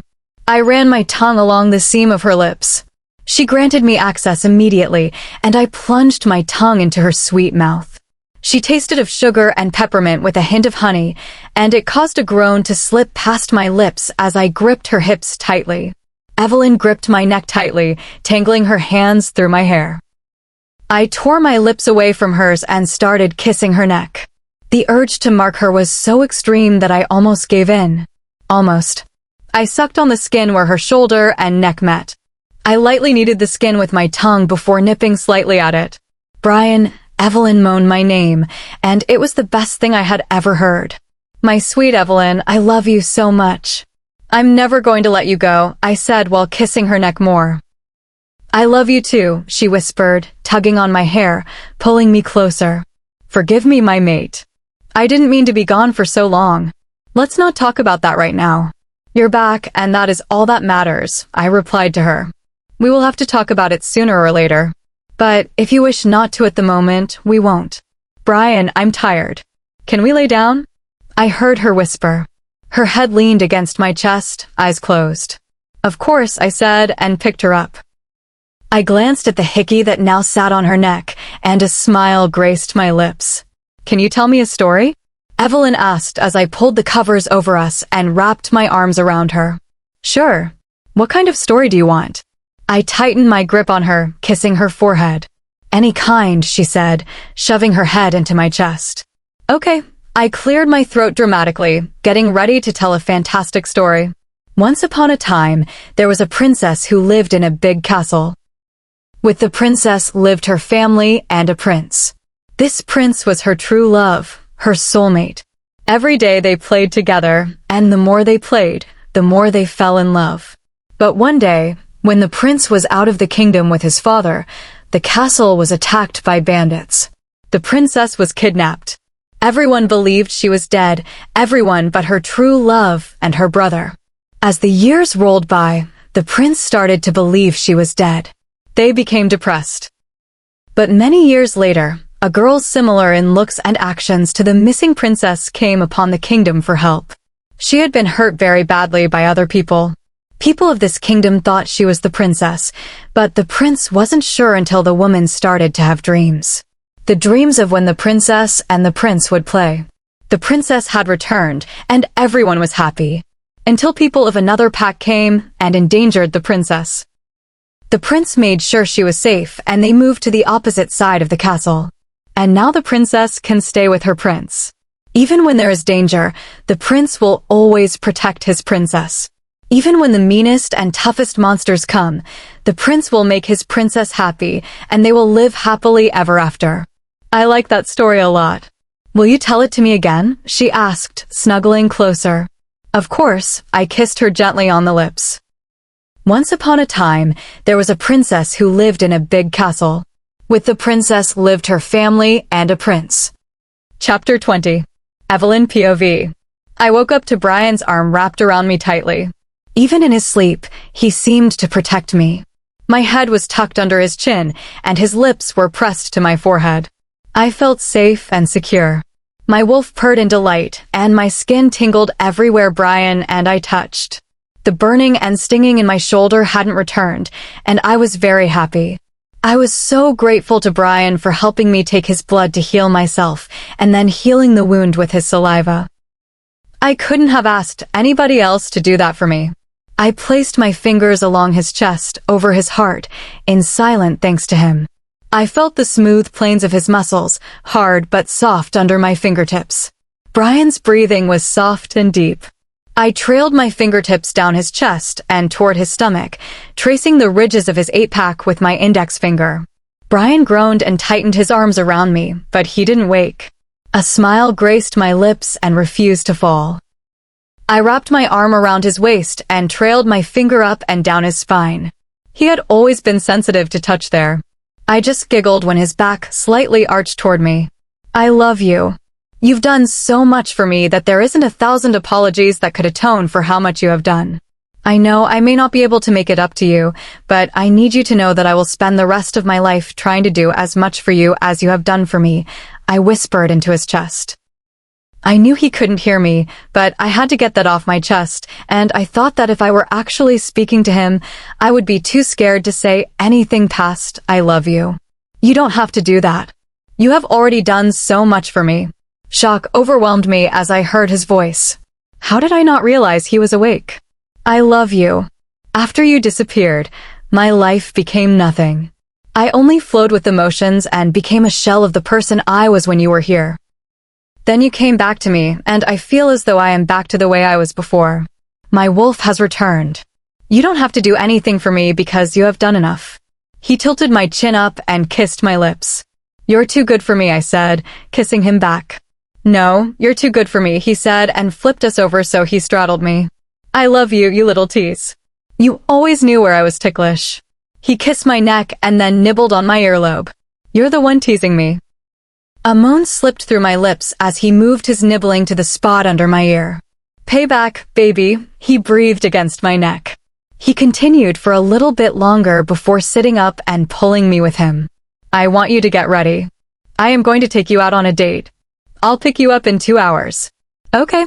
I love you, I said. What is going to happen on this date? Are we going to mate afterwards? I love you too. See you in 2 hours. He kissed me one more time, long and passionately, before leaving. I just sat there staring at where Brian had walked out. The longing for him to come back was so intense. With us just finding each other again, our instinct to be together and never be away from each other was stronger than most. My mind wandered to what might happen during and after our date. What was Brian planning to do? Is it just going to be a date to the movies, or is it going to be special? Are we going to mate? Excitement bubbled in my stomach as I thought about what it would be like to mate. Nervousness soon covered my excitement. What if I'm not good enough? What if I'm all awkward while we are mating? Oh my God, what if I fart in the middle of us mating? A knock on the door broke me from my thoughts. Jamie stood at the door, a makeup bag in one hand and a curling iron in the other. Hey, what are you doing here? I asked, letting her in.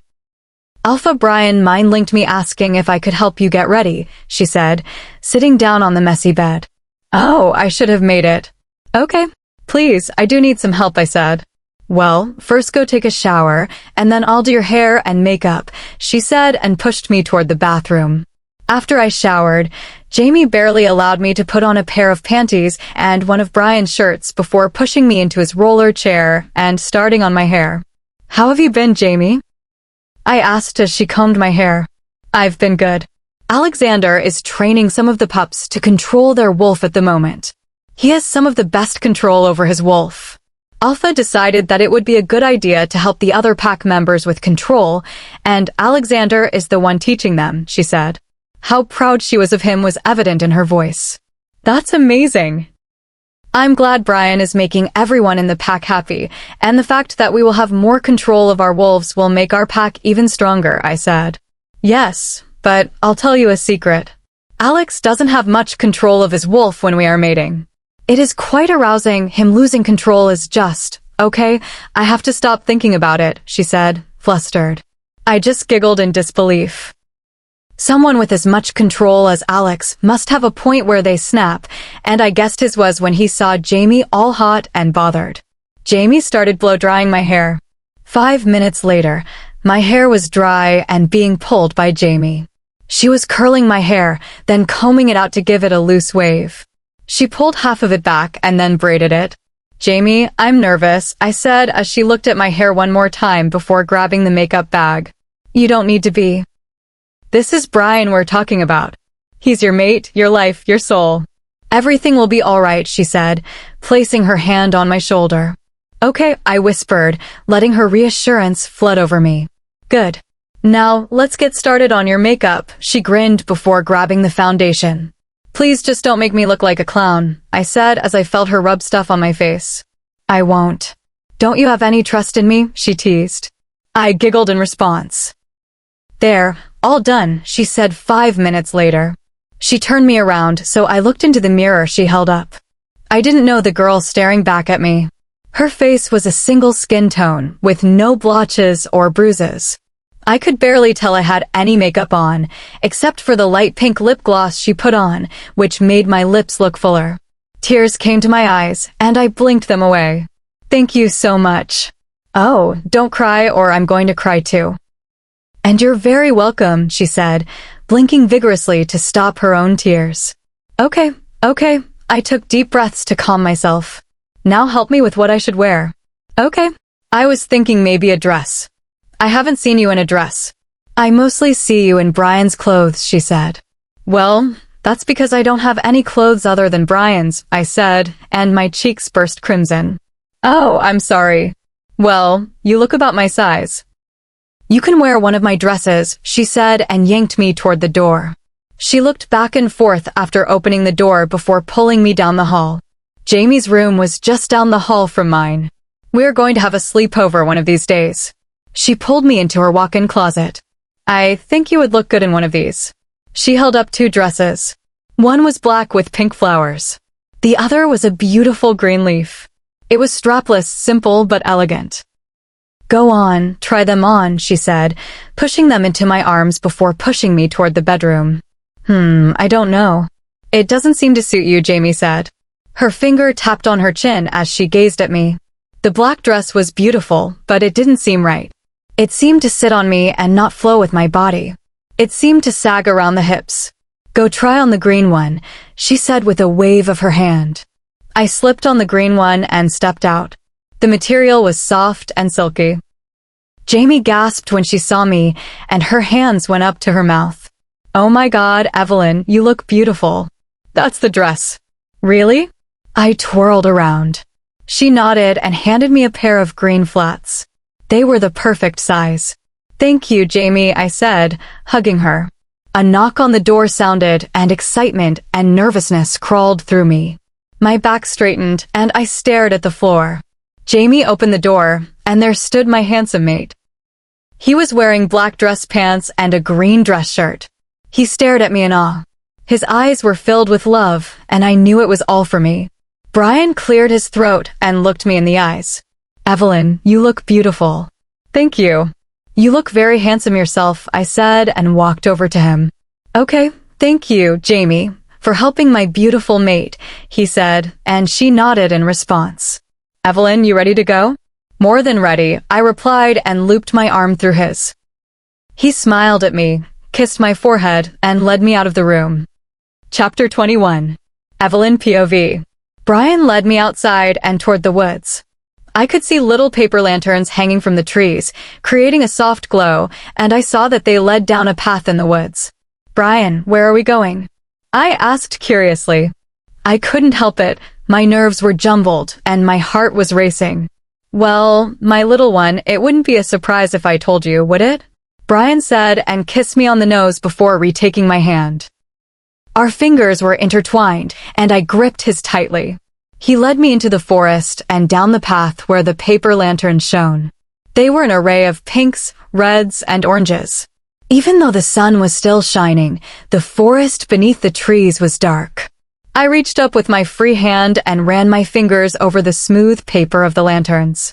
My fingertips barely grazed them. As we continued to walk, I saw a clearing up ahead. I let go of Bryan's hand and ran toward it. I remember this clearing. It was mine and Bryan's clearing. In the center was a small pond. A waterfall flowed into it. The trees were a beautiful green color and seemed to shine in the light. A blanket sat with a picnic basket under the shade of a big oak tree. This clearing, I said. I couldn't get my thoughts together, and tears blurred my vision. Yes, I know you may not remember this place, but we came here before you disappeared. We used to have picnics, and I thought as a first date we should come here, he said and walked over to me. I remember. This is our clearing. Our clearing, I trailed off. Tears streamed down my cheeks, and I didn't know why. Hey, little one. Don't cry, he said and wiped my tears away. You're just too good for me. You are so sweet. You did all this for me, I said and buried my head in his chest. Of course I did all this for you. You are my mate, and you deserve this, he said and ran his fingers through my hair. Have I ever told you how much I love you?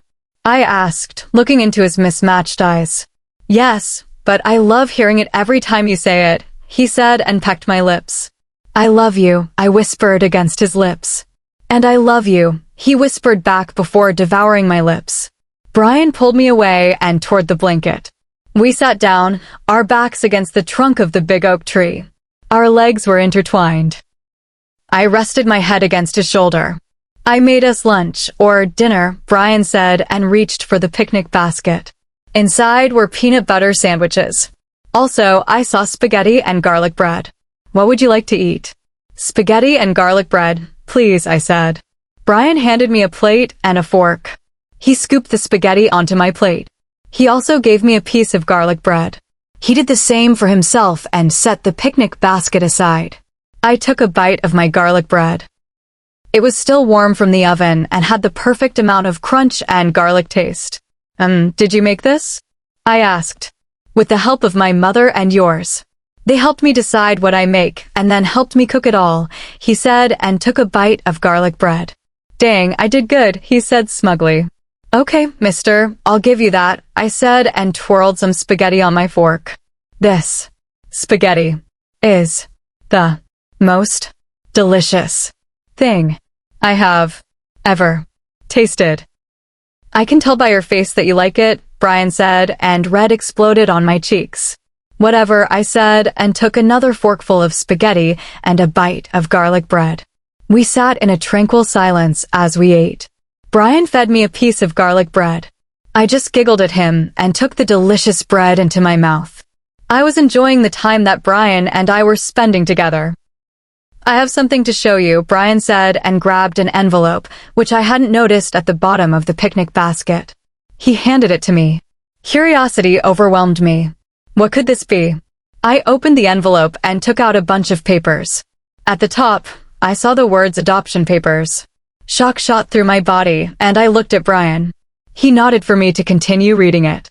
The front paper read, "These adoption papers are associated with the adoption of Alicia Woodley and Justice Cooper." I looked at the rest of the papers and saw there were sticky tabs on certain lines.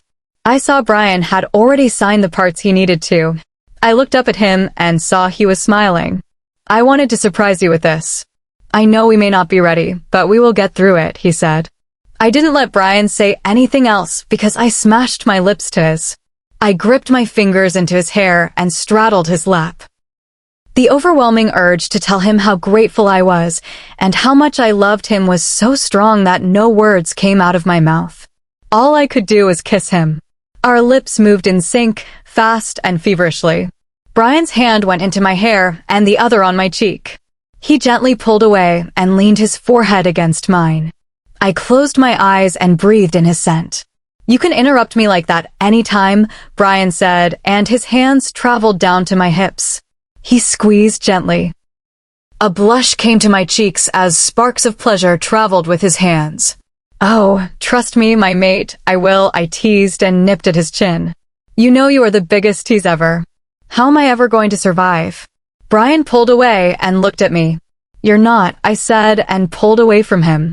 I stood up and started to walk away.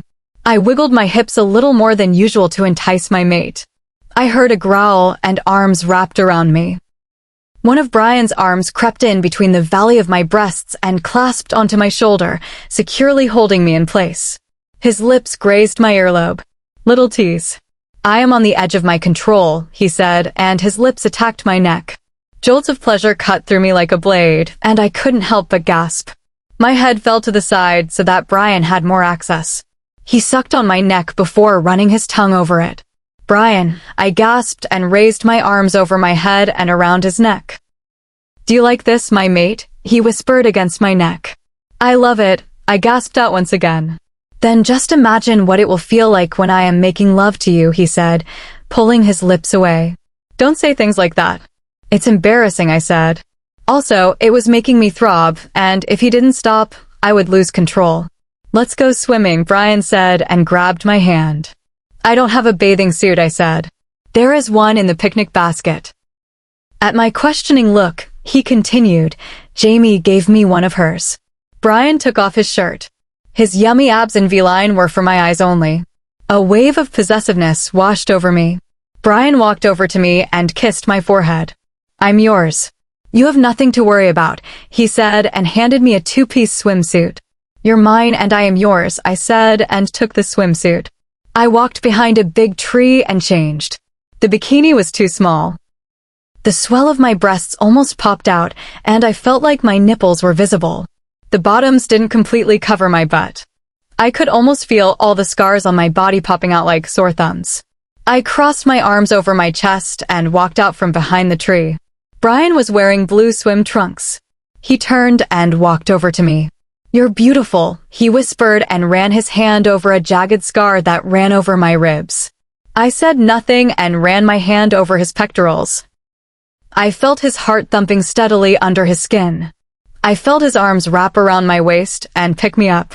He started running, and a scream erupted from my mouth as he jumped. Water erupted around us, and I was clinging to Bryan's neck. He pulled us to the surface and laughed. Water dripped in his eyes, but it didn't seem to faze him. You big jerk. A little warning next time would have been nice, I said and punched him in the shoulder lightly. I'm sorry, my love.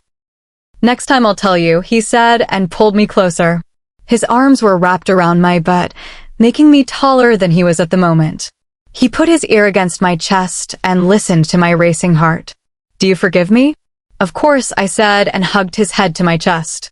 I looked up and saw that the sun was setting and the sky was an array of colors from red to a deep blue. It was beautiful.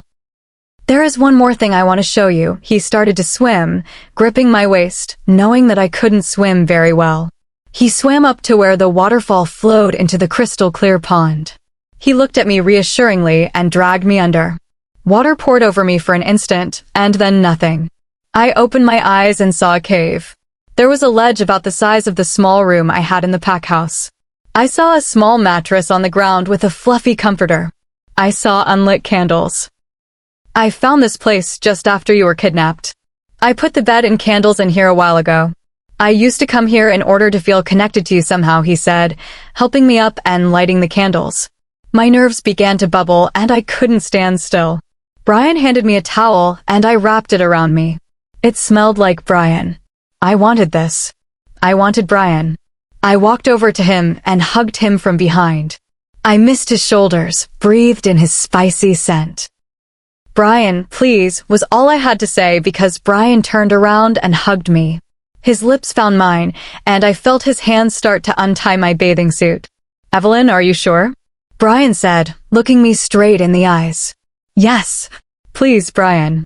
Make love to me, I said, and Bryan lay me on the mattress. Throughout the night, my body throbbed with pleasure. Bryan was with me the whole time, and at the point of no return, we marked each other. dedicating ourselves to each other for eternity. Chapter 22. Bryan POV. I awoke to a small, soft hand wrapped around me. A content sigh slipped past my lips as I felt the warmth of her touch. I cracked my eyes open to see her resting beside me. Sparks from the mate bond Evelyn and I shared shot through me, doubling my happiness. Good morning, my mate, I projected through our bond. Our minds were linked, the connection strengthening every day. She smiled at me, a loving and innocent expression on her face. I love you, I said, kissing her mark. I love you too, she whispered, kissing my cheek. We better get back to the pack house. Pack members are probably getting worried.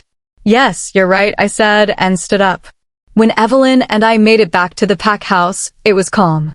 No one seemed to know we had disappeared. I carried the picnic basket in one hand while my other rested protectively on Evelyn's hip. Now that we were mated, I knew my wolf, and I would be even more protective than we were last week. Let's go get changed and then have breakfast, I said, leading Evelyn upstairs. She was dressed in my shirt, which fell to her mid-thigh. I wanted to get her upstairs and out of sight. You don't have to worry, my mate. I won't let any other male look at me the way you do, she said, turning to look me in the eye to show she meant it. Good, I said, tapping her hip playfully before entering the room.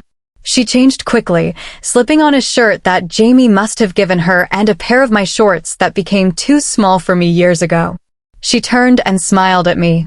I could see the happiness and love radiating off her, almost like a glow.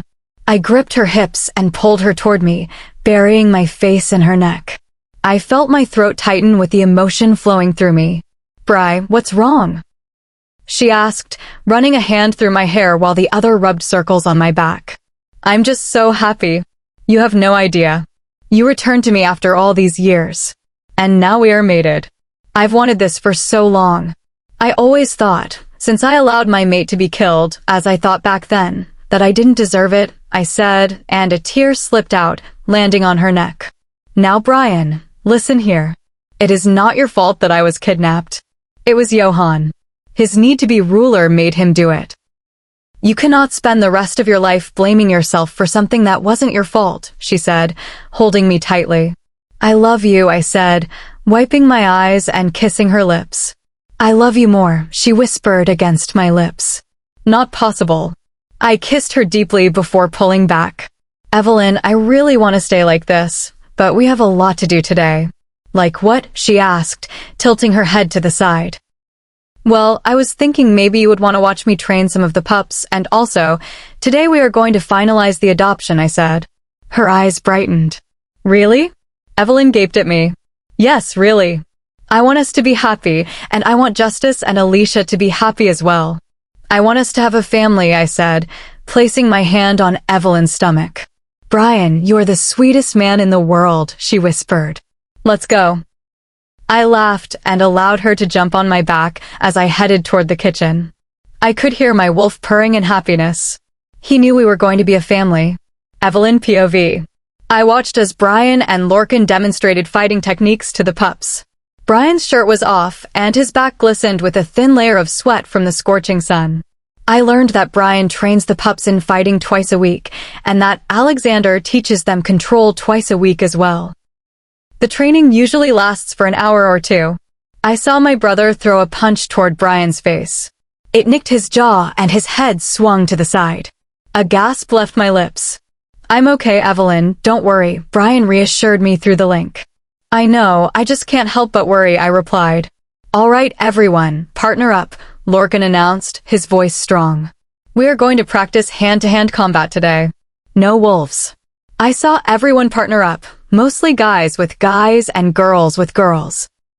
I noticed one girl without a partner and walked over. Hi, sweetie, do you mind if I join you? I asked, kneeling before her. She looked around 7 or 8 years old. Evelyn, what are you doing? I heard Bryan ask. She doesn't have a partner, so I thought maybe I could join, I said, standing up. Bryan looked down at the girl, recognition in his eyes. Kylie, you aren't supposed to be here. What are you doing here? The young girl, Kylie, looked down at her bright purple running shoes. She was trembling slightly. I'm sorry, Alpha. I just wanted to train and become a big girl. Bryan sighed and shook his head. Kylie, you know you can't. Not until you get better. Where are your mommy and daddy? I don't know. I think they went to town, she said. Well, let's get you back to the hospital wing. I know you have an appointment, he said, holding his hand out for Kylie to take. When she did, he shouted over his shoulder, Lorcan, can you handle the rest of the training for today? I have to take Kylie to your mom and dad. Yeah, I can handle it, Lorcan yelled back.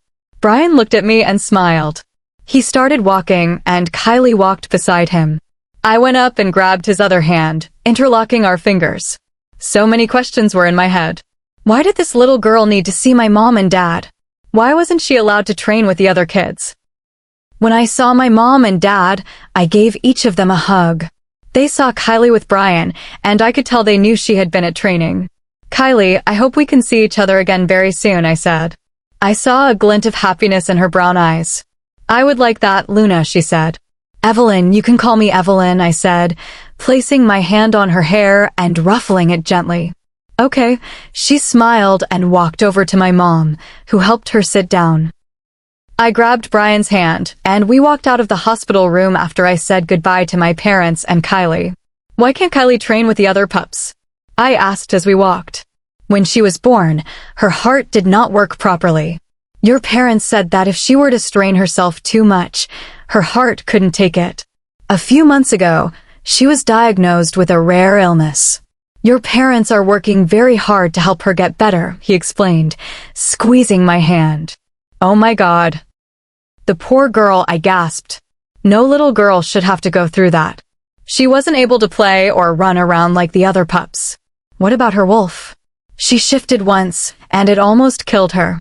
Kylie's parents are scared to see what will happen if she shifts again, so they try to keep her calm, he said. I know the feeling. At the Red Sun Pack, as punishment, I wasn't allowed to shift. I was lucky to shift once or twice a month, I said, stepping closer to Bryan. I needed to be close to him. Bryan stopped us. You are never going to feel like that again, he said, caressing my cheek. I know, I said and reached up to kiss him. Once I pulled back, I saw that we had arrived at Mrs. Hall's house. Are you ready? Bryan asked. As ready as I could be, I said, and knocked on the door. I heard little feet running toward the door, and when it opened, I saw Alicia and Justice. A smile immediately came to my face. Alicia's hair was down, and she was smiling.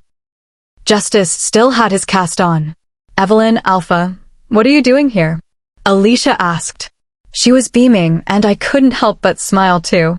I saw out of the corner of my eye that Bryan was smiling as well. We came to talk to Mrs. Hall, Bryan said, ruffling their hair. Do you know where she is? She's in her office, Justice said. Do you need us to show you the way?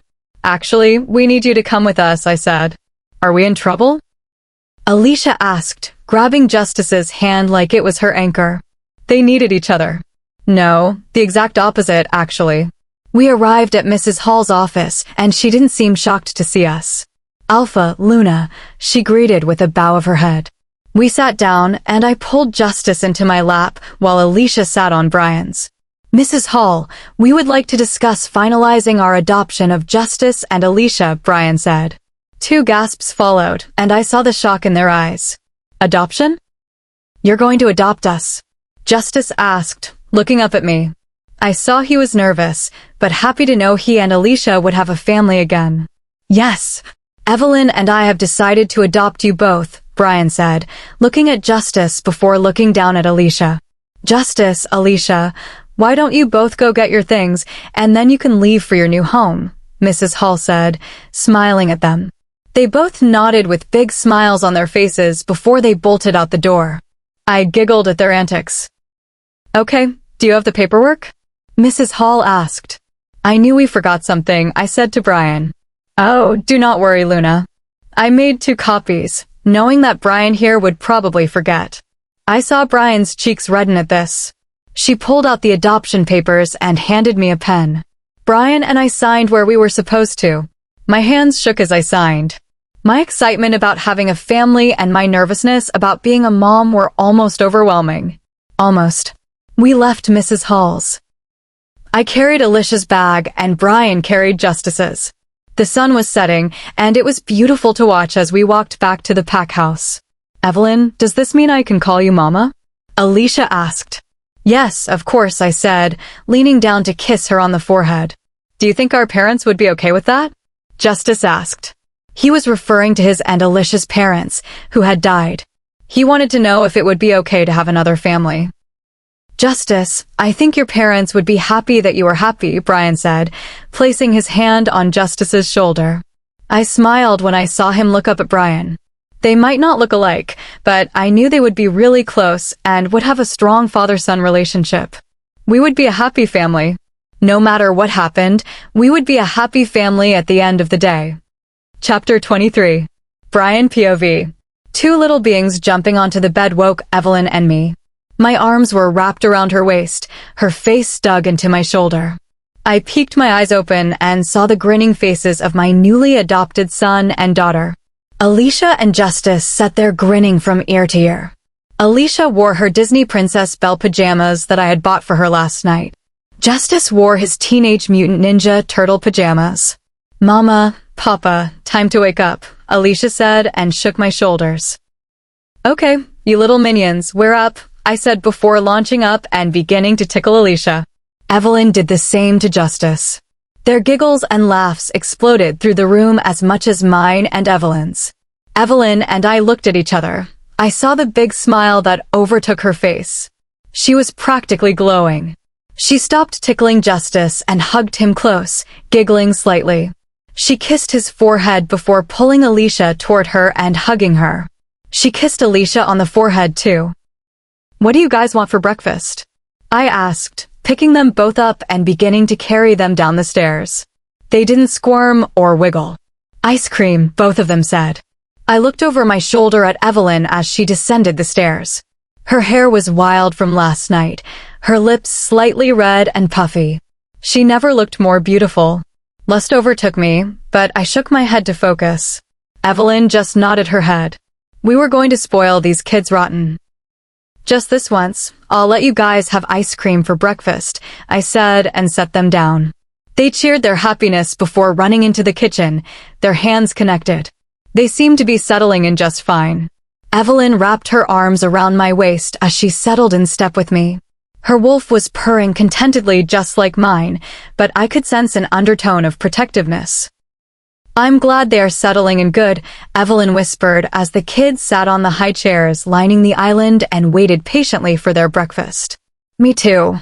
I am glad they are happy and that we are starting our family, I said. Justice, Alicia, what flavor of ice cream would you like? I asked, turning my head to look at them over my shoulder. Being in a house full of werewolves, we had almost every kind of ice cream imaginable. Strawberry, Alicia squealed at the same time Justice said vanilla. Okay, little one, what flavor would you like to have? I asked my maid as she sat down next to Alicia. Vanilla and strawberry, please, she said and bit her lip. Don't do that, my mate. I can barely control myself, I whispered into her mind. I saw her shiver. She bit her lower lip teasingly and peered at me under her long, thick eyelashes. I took a deep breath as I tried to calm myself and my wolf. Evelyn and I, just being mated, made it very difficult for me to control myself, especially my wolf. My wolf was pacing back and forth, occasionally lunging to take control. Control I was not going to give him at the moment. Darling, stop thinking like that, her teasing voice sounded through my head. I just shook my head and took the 2 tubs of ice cream out. I gave Justice his vanilla, Alicia her strawberry, and my mate her combination of both. I was having chocolate. Papa, what are we going to do today? Alicia asked. The corners of her mouth had strawberry ice cream on them. I leaned over the island and wiped it off with my thumb. Alicia giggled and dug back into her delicious ice cream. Well, I was thinking we would go for a picnic after I finish some alpha duties. Justice, if you would like, I would like you to join me, I said. I would love to, Justice said. I could see the excitement in his eyes. Even though he wasn't my biological son, he could ascend to the position of alpha when he was old enough if he wanted to. Alicia, I am going to go see Jamie, my mom, and dad today. Do you want to see them? Evelyn asked. Yes, Mama. I saw a question lingering in her eyes, and I knew she was nervous to ask. Alicia, what is it that you want to ask? I said before taking a spoonful of ice cream into my mouth. Alicia's eyes widened in shock because she knew I was right. Alicia hadn't been my daughter for very long, but I already knew most of her expressions. I just wanted to know if I could call Mama's Mama and Papa Grandpa and Grandma, Alicia said, almost timidly. Of course you can, baby, Evelyn said, and kissed her forehead. After breakfast and getting the kids cleaned up, I took Justice to my office. I moved one of the chairs that sat on the other side of the desk and placed it beside mine.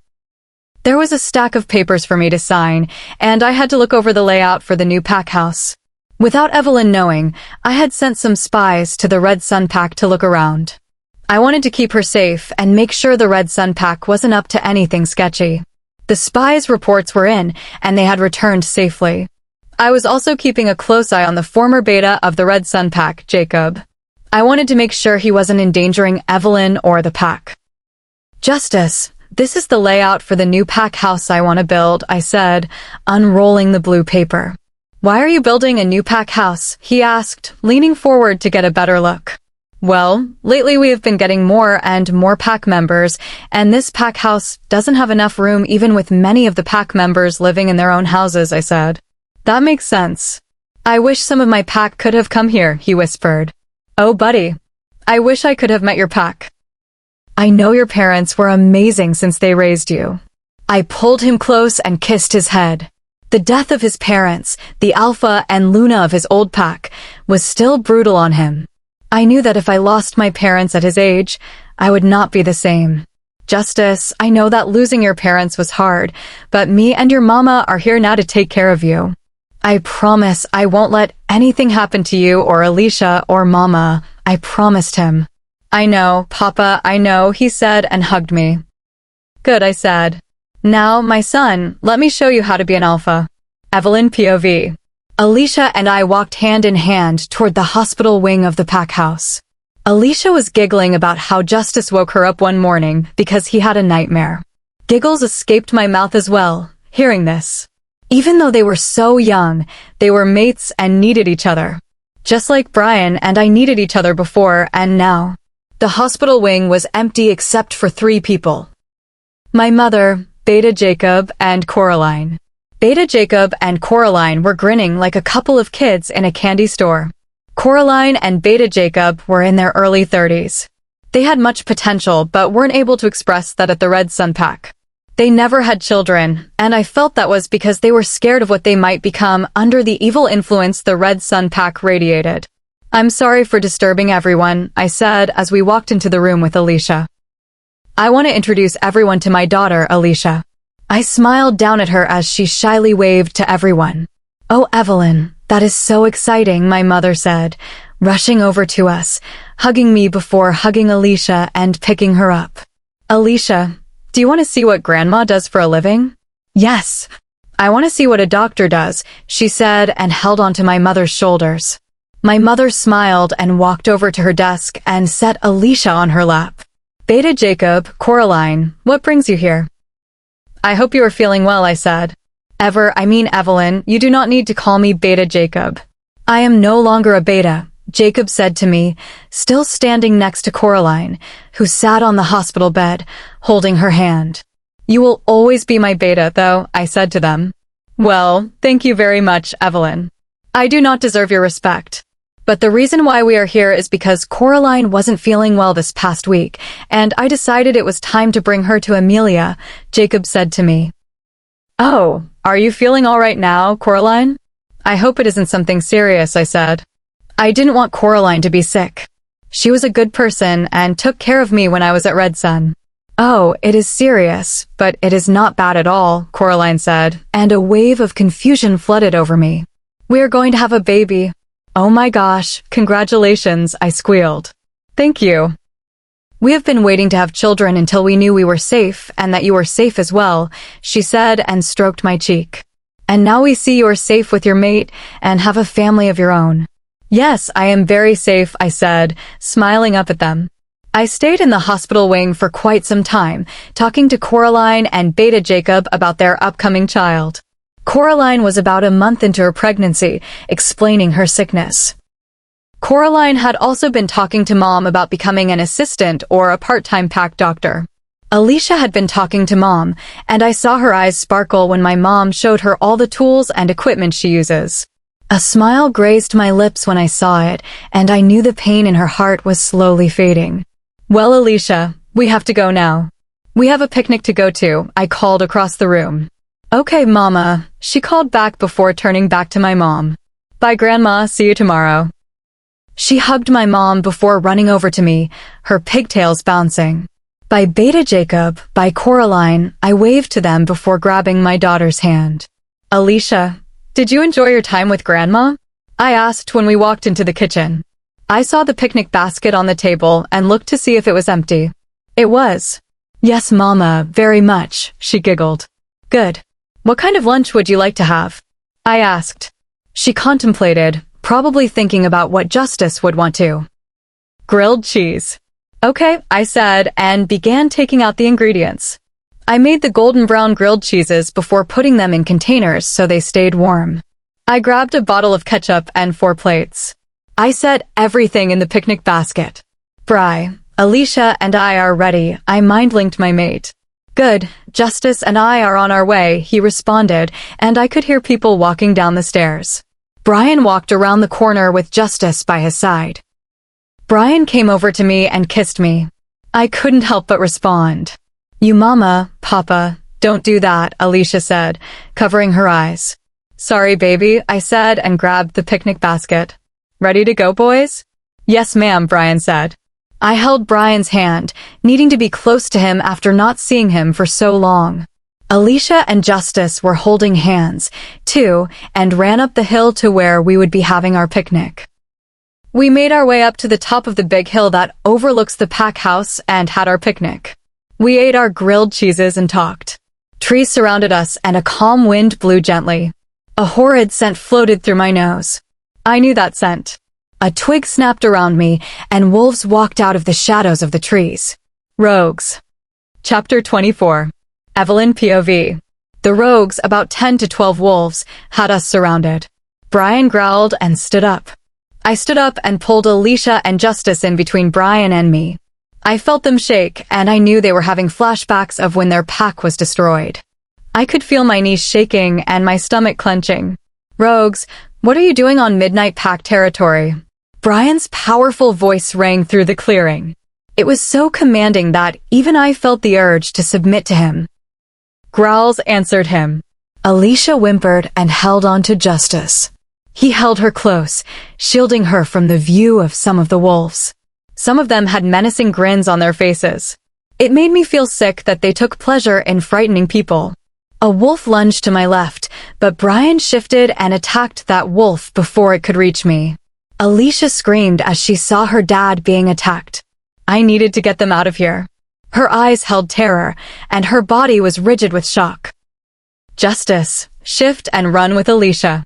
I yelled over the growls. "No!" In seconds, Justice shifted, and I placed Alicia on his back. In a flash, he was heading toward the pack house, where I already saw other pack members coming out to help. I shifted and attacked a wolf when it lunged at me. I saw Brian fighting 3 wolves and ran to help him, but 2 wolves blocked my path. I saw Brian had many bite wounds and a jagged gash on his side. "Evelyn, run. I don't want you getting hurt." Brian yelled through our bond, his voice thick with worry and determination. "I am not leaving you. Not now. Not ever." I yelled back and swiped my claws across a rogue's face. More wolves joined us, and the rogues were quickly being defeated. 2 rogues were left, and I heard Brian growl. They were badly wounded, and when they shifted, the extent of their injuries was visible. The female was thin, ribs visible against her skin. She had a nasty gash on her forehead, her left leg was injured, and a large bite wound marked her side.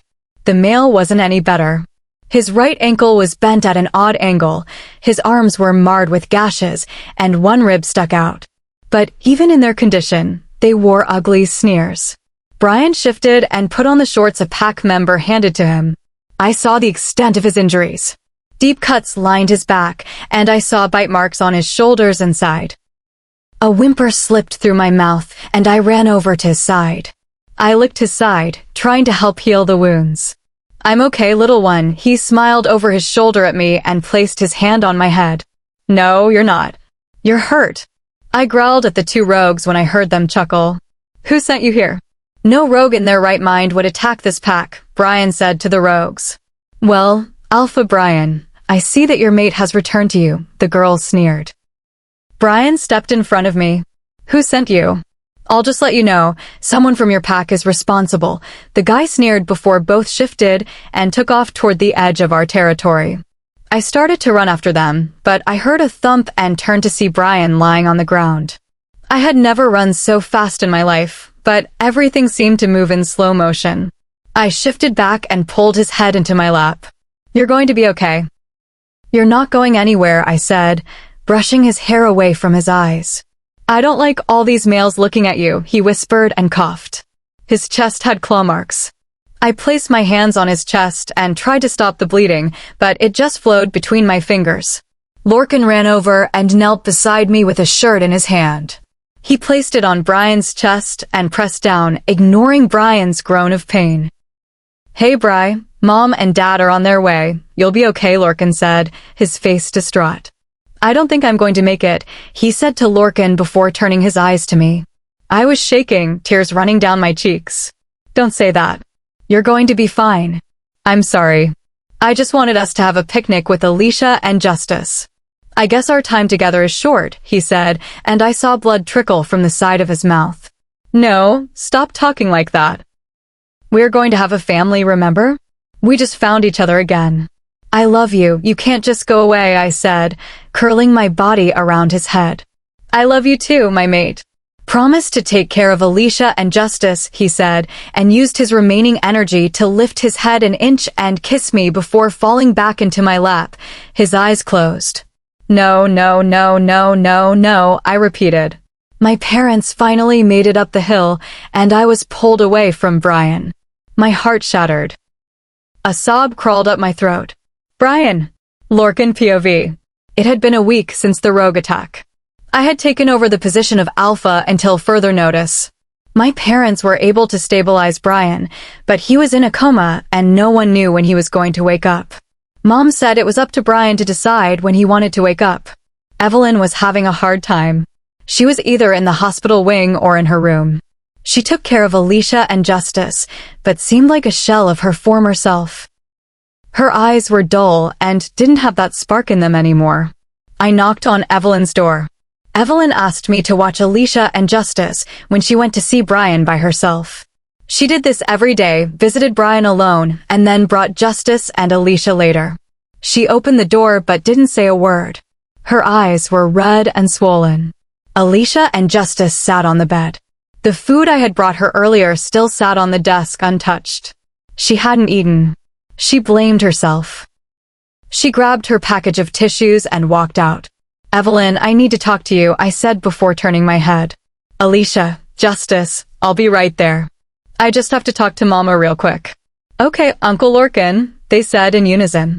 I closed the door and turned to Evelyn. She was wearing one of Bryan's shirts. Dark bags sat underneath her eyes. She was having trouble sleeping. I remembered the first night after Bryan slipped into a coma. Nightmares plagued her sleep, and only after she was allowed to lie in the bed with Bryan was she able to sleep. "Evelyn, why haven't you eaten?" I asked, placing my hands on her shoulders. "It makes me sick. Even thinking about food makes me sick," she whispered. "You need to talk to Mom and Dad. You need to sleep more. And at least try to eat, sis. Think about what Bryan will do to me if he knows I'm not taking care of you," I joked, and it got a slight smile out of her. It wasn't much, but it was progress. "Just promise you'll try to eat something and talk to Mom and Dad," I said to her and pulled her into a hug. "I promise," she whispered and hugged me back. "Good. Now go, so I can spend time with my niece and nephew," I said and released her. She nodded and continued down the hall. I opened the door and saw Alicia and Justice drawing. "What are you guys drawing?" I asked once I closed the door. "Get well cards for Papa," Alicia said, not looking up. Her eyes were red. "That is very kind." How about once we finish up our get well cards, I'll bring you to see your papa and you can give them to him," I said, grabbing a piece of blank paper and a crayon. Justice asked, not looking up from his card. "Well, of course, I'm making a card too," I said, smiling, and began to make my best friend a get well soon card. Evelyn POV. The scent of flowers surrounding Brian's bed clogged my nose. Brian's hand was gripped tightly in mine. I rested my forehead on it, trying to ease my nauseous stomach. "I've been trying to take care of the kids. But without you here, it's so hard," I said to Brian. Even though he couldn't hear me, I hoped that maybe if his wolf heard me, he would wake up. My stomach churned, and I knew what was going to happen. I ran to the bathroom connected to Brian's room and emptied my stomach. My mother walked in and rubbed my back. A sob escaped my throat. "Oh, baby," my mother said, hugging me and stroking my hair. "Mom, why did this have to happen?" I sobbed into her shoulder. "I don't know, honey, I don't know." She helped me up and walked with me back to Brian. He lay there with tubes in his arms. His chest moved slowly up and down. His eyes didn't flutter open to see mine. I wanted to see his eyes open and see the smile that graced his lips when he saw me. I wanted to feel his lips on mine and his arms wrapped around me. I heard the door open and saw my daughter and son walk in. They saw me and ran over. I knelt down and hugged them close, breathing in their comforting scents. I heard them sniffling, and it made me sad to know that they were hurting. "I know this is hard on you, losing your parents to rogues and now your daddy getting hurt. But daddy is going to be okay. I promise," I said to them both and kissed their foreheads. I heard Alicia yawn, and soon Justice followed. I picked them up and laid them on either side of Brian. They held hands over Brian's heart, and it brought tears to my eyes. I looked at the cards in their hands and slowly took them. Alicia said, "Get well soon, Papa. We all miss and love you." It had a picture of all four of us as stick people. Justice said, "Papa, we all miss you and want you to get better. Mama loves you. Alicia loves you. I love you. Get well soon, please." I placed them on the bedside table. Lorcan set his on the table and left the room silently. I shut the door to Brian's hospital room, leaned the back of my head on it, and closed my eyes. A sigh escaped my lips and a tear rolled down my cheek. "Did you talk to Mom?" Lorcan asked. "I got sick and she came into the room," I said. I wasn't in the best condition to ask what may be wrong with me. "As you saw." "Well, we're going to find out right now." He grabbed my hand and pulled me. "Honey, what's wrong?" My father asked me as I walked in. "Mom, and you need to give Evelyn a checkup. She isn't feeling well," Lorcan said for me. "Evelyn, come with me," my mom said, and brought me to another private room. "I'm going to give you an ultrasound to see if anything is wrong with your kidneys or stomach." "Okay," I said and lay down on the bed. "Mom, do you think Brian will ever wake up?" I asked as she prepared the machine. "Yes. Who would willingly leave their mate?" "I know if it was me, I would fight and fight in order to get back to you and Lorcan and your father," she said and pulled my shirt up to expose my midriff. "His wolf hasn't responded to any of Ari's calls, and it is starting to worry her," I said. My mom smiled apologetically at me. "That's cold," I added as she applied the gel. "Sorry, honey, meant to warn you." I think the reason why Legend isn't answering Ariel is because he is using all his energy to heal Brian, she said and started to perform the ultrasound. "That does make sense. I just hope they both get healed and wake up soon," I said and closed my eyes. My mom continued to perform the ultrasound. "Oh my gosh," my mother said, and I saw her eyes go wide and rimmed with tears. "What is it, Mom? Is it bad? Am I sick?" I asked in one breath. "You're pregnant," she said. Chapter 25. Brian POV. I remembered hearing Evelyn cry and scream my name before everything went black. I felt bad, no, worse than bad. There is no word to describe the way I felt about leaving her. And just when we were beginning our family, I had promised Alicia and Justice that I wouldn't leave them. I promised Evelyn we would be together forever, and I broke those promises. I didn't know where I was or how I was. Was I dead? Was I alive and just dreaming? My head felt empty, and I knew my wolf wasn't in my head anymore. I must be dead. I shook away the thought of being dead, tried to accept it, and took in my surroundings. The forest surrounded me. I was in my spot and Evelyn's. The pond glittered in what I thought was sunset, and the waterfall fell steadily. I could almost see Evelyn and me sitting underneath the tree, eating spaghetti and garlic bread. It made my heart hurt. I walked around and saw movement among the trees. A dark blonde wolf came into the clearing, its eyes an astonishing light gray. It shook its head at me and then motioned in the direction behind it. "You want me to follow you?" I asked more than I said. It nodded its head and began walking. I jogged to catch up and followed it into the dense forest. My head swarmed with confusion, but I continued to follow the wolf. What did I have to lose, right? I was already dead, I thought. The wolf led me to a clearing. A woman around Evelyn's age stood in the center. She was wearing a silver dress, the color of moonlight. The wolf went behind a tree and shifted. A young man came out in a blackguard uniform. The woman turned and looked at me. She smiled sadly and walked over to me. "Brian, I know you must be confused with everything that is happening, but first let me introduce myself. My name is Lynette, and this is my personal guard, Anil," she said, waving her hand at the male in the guard uniform. "You're the moon goddess," I said, shock overwhelming me. "Yes, I am," she said with a giggle. "It's a pleasure to meet you, Your Grace," I said and bowed. I was standing before the person everyone in the werewolf community worshipped. I must be dead. Legends say that when you die, the moon goddess comes to see you off. No, I don't like people bowing," she said and chuckled. "Why am I here?" I asked.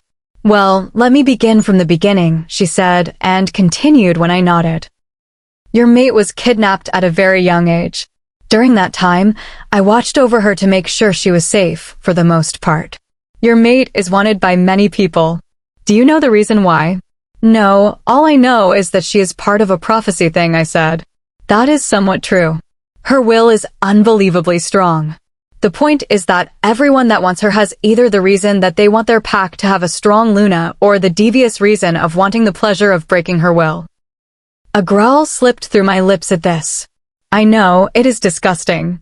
But when Evelyn ran away from the Red Sun pack and back to the Midnight pack, I knew her will was stronger than even I thought.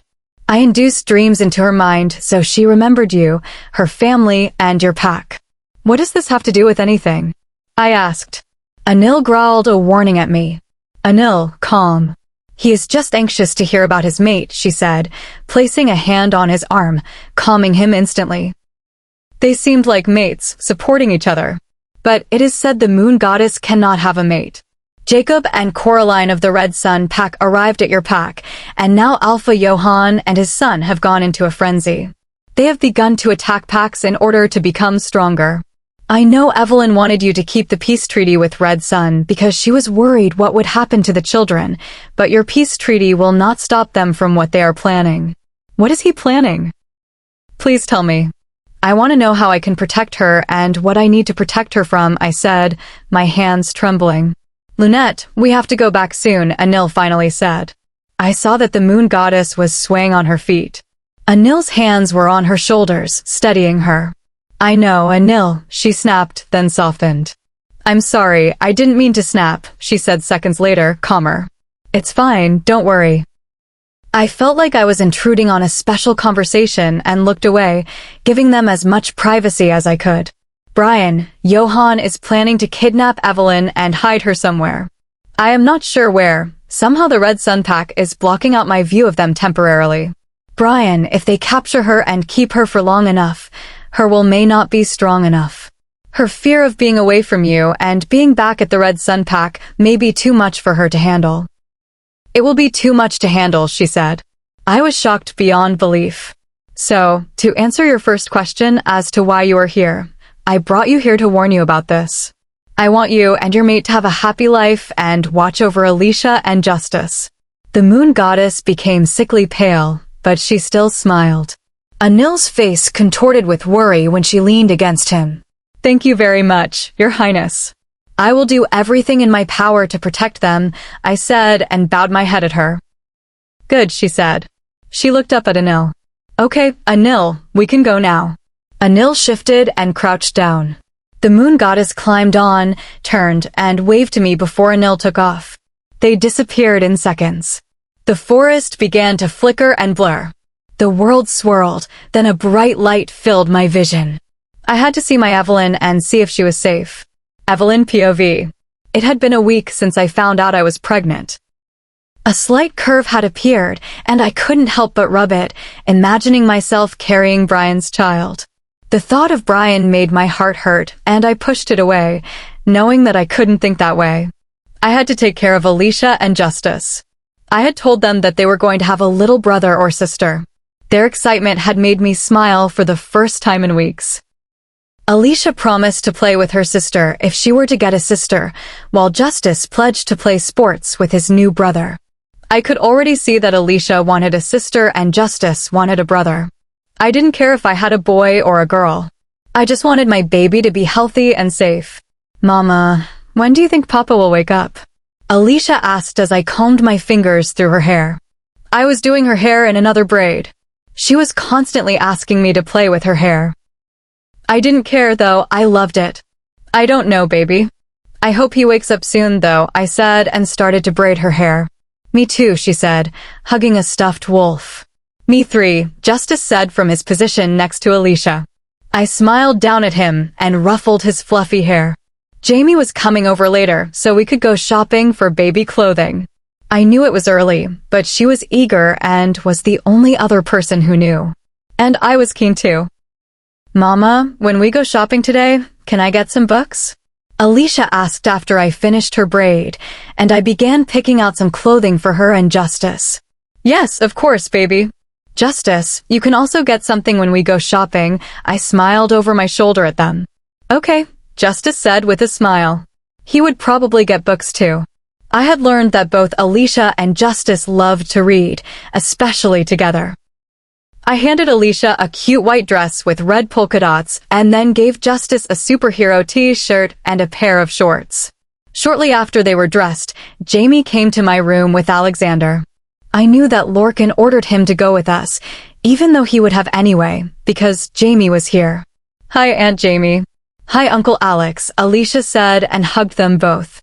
Justice did the same. So, you kids ready to go? Jamie asked. Yes, they said at the same time, and we all giggled. Even Mr. Calm and Silent, also known as Alex, smiled. His calm demeanor circled us all and seemed to calm us. It was peaceful. Okay, let's go. I want to be home in time to visit Brian before dinner, I said and grabbed my purse. We had been at the mall for hours, and Jamie didn't look tired at all. She was still full of energy as she and Alex walked in front of us. Jamie made Alex hold the bags, much to my disagreement. I had bought Alicia and Justice 3 books each. Alicia got books on fairies, while Justice got the first 3 books of a fantasy series. He might be 7, but his reading skills were way ahead of any other 7-year-old I had met. Mama, can we get some ice cream? Justice asked and pointed to the shop that sat across the cafeteria. Sure. I ruffled his hair. Do you want ice cream, Alicia?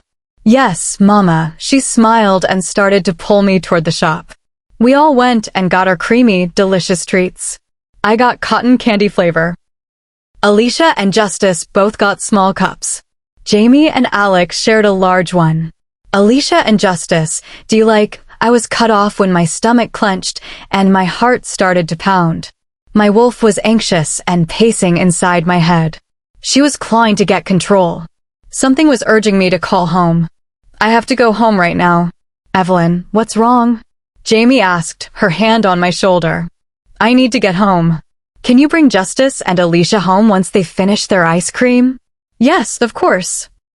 But why? Jamie said. I just need to get home right now, I said. I kissed Justice and Alicia on the foreheads. I'm sorry, but Mama really needs to go home. Please behave for Aunt Jamie and Uncle Alex.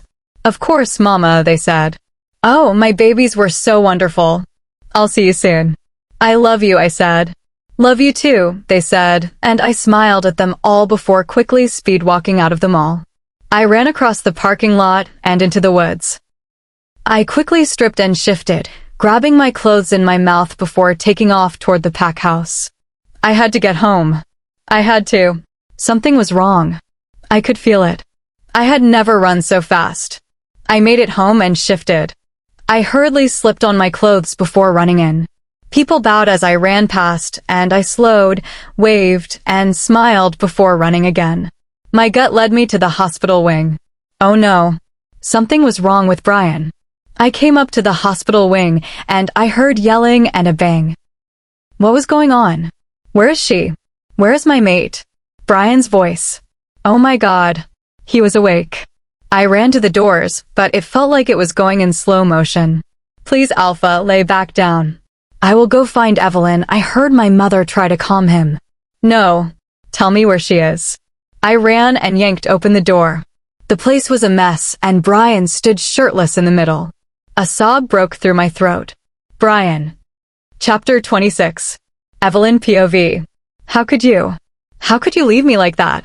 Bryan, how could you? I sobbed, pounding on his chest.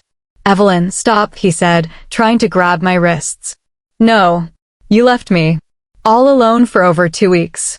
How could you? Bryan didn't say anything, but picked me up. As much as I struggled, I didn't truly want to leave the arms I hadn't been in for so long. Anger, sadness, and happiness confused my brain, and I didn't know how to feel. Happy that Bryan was awake and well. Sad that Bryan had left me. Or angry about him leaving me. My hits on Bryan's chest became weaker, and I just sat in his arms crying as he carried me. He brought us to our room and lay me on the bed before crawling over me, gently pinning me down. I just looked up at Bryan, tears running from my eyes, my lips trembling.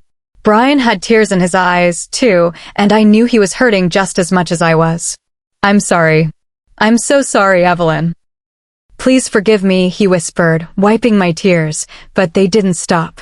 You left me after you promised not to. After all the time I was gone, we just got back together and I couldn't finish my sentence. A tidal wave of emotions washed over me, bringing fresh tears. Oh, baby. I'm so sorry, he said, hugging me close and burying his face in my neck. I wrapped my arms around his neck and cried harder than I had ever cried. I cried out of happiness that my mate was back in my arms. I dug my hands into his hair and brought his lips to mine, kissing him eagerly. I poured every ounce of my love for Bryan into the kiss, and I could tell he was doing the same. I could hear the faint whisper of him saying he loved me through the mind link. The kiss was raw and passionate, full of our love for each other. Never leave me again. Please, I begged once we broke apart. Never. Never again, he promised, placing his forehead on mine and closing his eyes, panting. We sat there, our foreheads together, eyes closed, just breathing each other in. Occasional kisses passed between us, short and brief, but full of passion. I didn't want to move. I wanted to stay frozen in this spot forever. Bryan sat up and pulled me with him, so I was straddling his lap. I hoped he didn't notice the slight curve of my stomach with our bodies this close. I wanted to tell him, not for him to find out by accident. Bryan's eyes held uncertainty. I could tell he wanted to say something to me. Bryan, what is it? You know you can tell me anything, I said, running a hand over his cheek. Bryan sighed and dipped his head, a smile gracing his lips. You just know me too well. His eyes turned serious and his jaw tensed. When I was asleep, I met the moon goddess. She told me of plans that the Red Sun Pack is making. She told me you are in danger.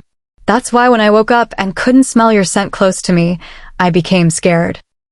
I became scared beyond belief and thought that something happened to you. My body tensed. Bryan, there is something that I need to tell you.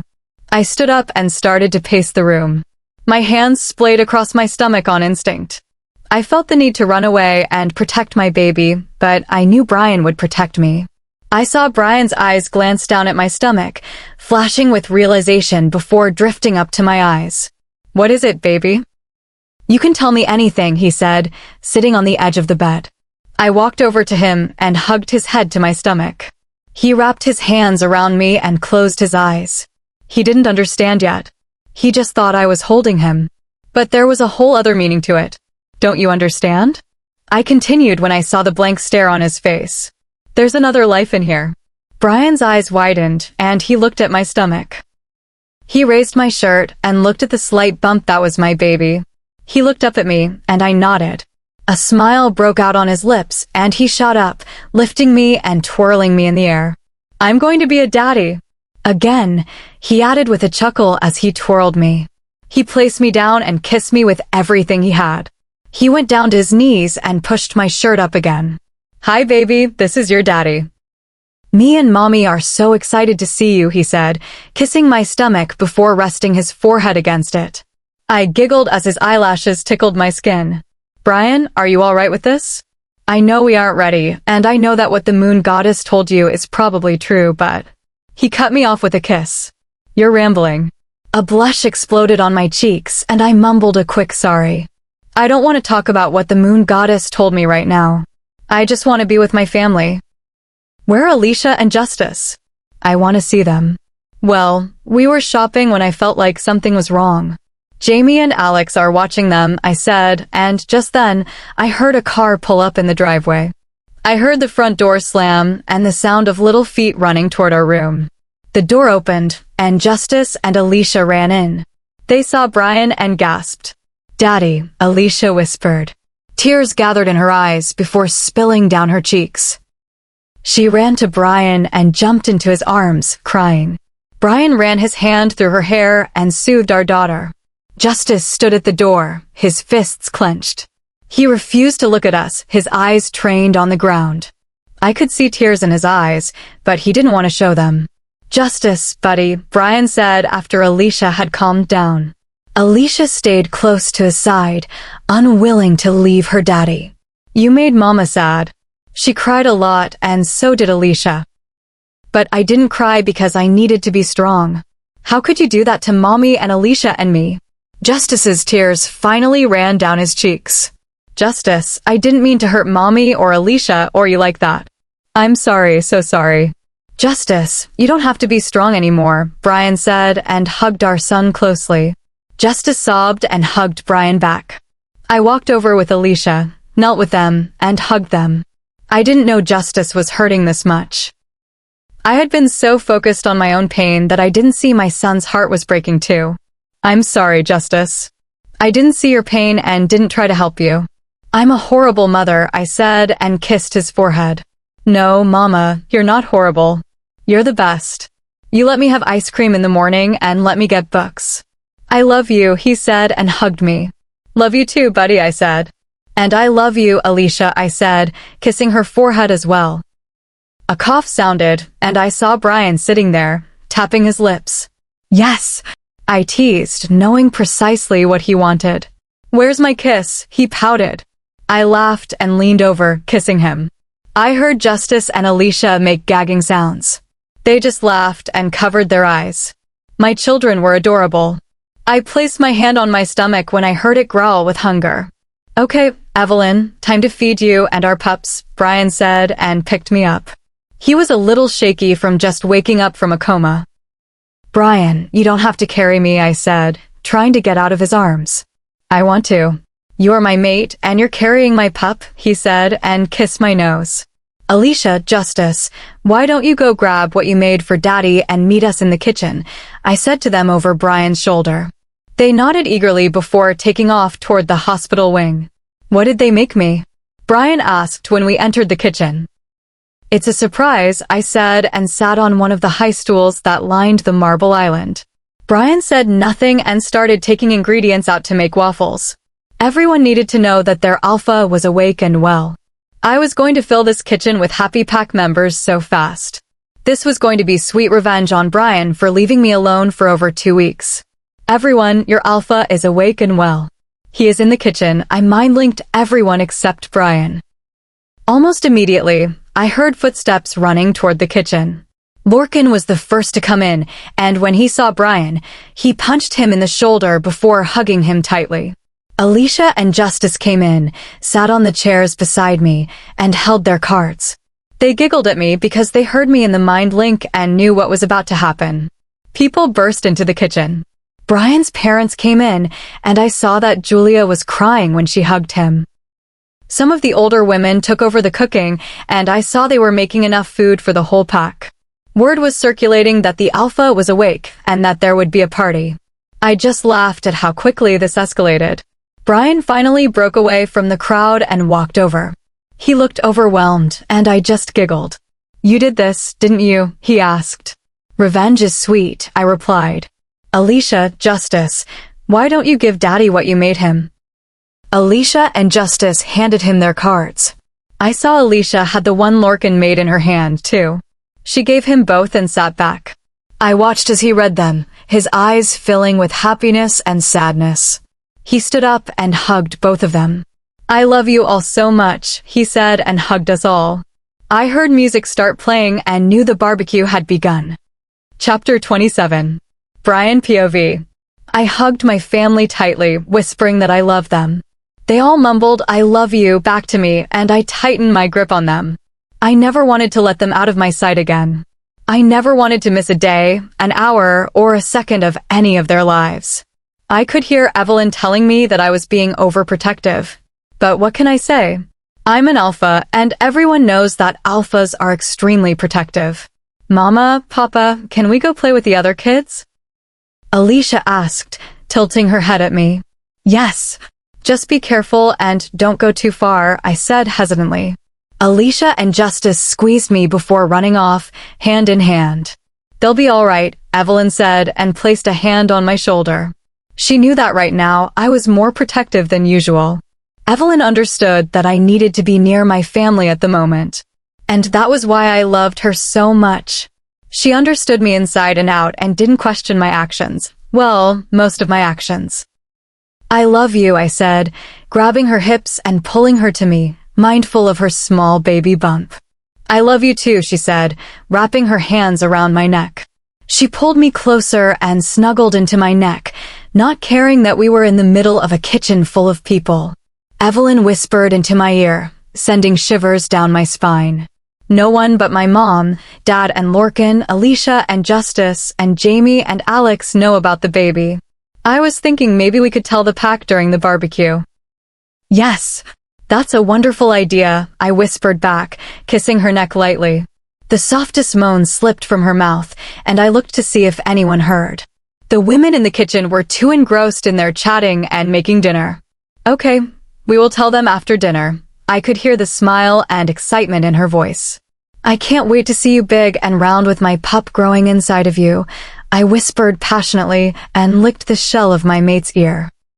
"We have to stop before someone sees us," she said and pushed me away, but still kept her arms wrapped around me. Her cheeks were red, and she was slightly panting. She smiled at me. "You know, since I've been in a coma for over 2 weeks, I wouldn't mind taking you right here," I said to her in mock seriousness. Her cheeks burst with color, and she stuttered to answer me. "I'm kidding, little one. I wouldn't do that because someone could walk in on us. That view is only for mine and my wolf's eyes. We'll continue this later, when we are alone and in the comfort of soundproof walls and our bed." "Yeah," Evelyn said, dazed. She shook her head, and her eyes cleared. "You go outside, and I will help the women make dinner." But I didn't want to leave her side. "I'll be fine. I can watch you through the window. And if there is anything wrong, I'll scream or mind-link you." "I promise," she said and caressed my cheek. "Okay," I said and gave her a chaste kiss before walking out through the screen door. All the kids of the pack were here, and I saw that the guys were getting ready for a game of football. They spotted me and came running over. They all patted me on the back. "Bri, you playing a game?" Chase asked. "No, not this time, guys. I need some chow and I need to get my energy pumping. I have been in a coma for over 2 weeks," I joked with them. "It's all right, guys. We can survive one game without the almighty Alpha," Lorcan said and wrapped his arm around my shoulder. "Oh yeah," I said and wrestled with Lorcan. Lorcan and I would never intentionally hurt each other. When we were younger, the instant one of us said, "Ow," we would stop wrestling and make sure the other was all right. We did this because we didn't want to hurt each other, and we were also best friends. "Boys," a motherly voice warned from behind us. My mother stood there with her hands on her hips. Lorcan and I broke apart and stepped away from each other like boys who were caught with their hands in the cookie jar. My mother nodded, a silent thank you to us, and walked away. I walked over to my mom as she started to set up the many picnic tables that were scattered across the lawn. "Mom, let me help you with that," I said as I saw her stumble with the many plates in her hands. No, darling, you need to just relax." "You just woke up," she argued. Stubborn as always. "Too bad," I said and grabbed the plates from her, not allowing her to say another word. I handed my mother plates as she set down napkins and utensils. I knew my mother appreciated the help, as evidenced by the kind smile she gave. We finished setting up the tables in half the time it would have taken if my mother were doing it by herself. "Thank you, sweetie," my mom said, hugging me. "You're welcome, Mom, anytime," I said. "Mom, after dinner Evelyn and I have an announcement to make to the whole pack, so could you ask if dessert could be postponed until after the announcement?" I didn't want the kids running around while Evelyn and I were making our big announcement. "Of course, Brian. What is this announcement that you have planned?" My mother was always curious. I swear, if her curiosity hadn't killed her yet, it won't. "It's a surprise. For everyone," I said. "Come on, one clue." "Just one and I won't bug you anymore." I swear my mother is a child on the inside. "It will change our lives," I said to her. Her eyes flashed with confusion, and she scurried off without answering me. I heard her mumbling to herself, trying to figure out what it was. A chuckle flowed from my mouth as I made my way toward the deck. I saw Alicia and Justice swimming in the pool. They had noodles with them, so I wasn't as worried. Plus, there were tons of parents in and out of the pool watching the kids. "Evelyn, is the food almost ready?" I asked her through the mind link. "Just about," she said back. "Could you get Alicia and Justice from the pool and get them dressed for dinner?" "Of course," I replied and walked over to the pool edge. "Justice, Alicia, time to get ready for dinner," I said to them.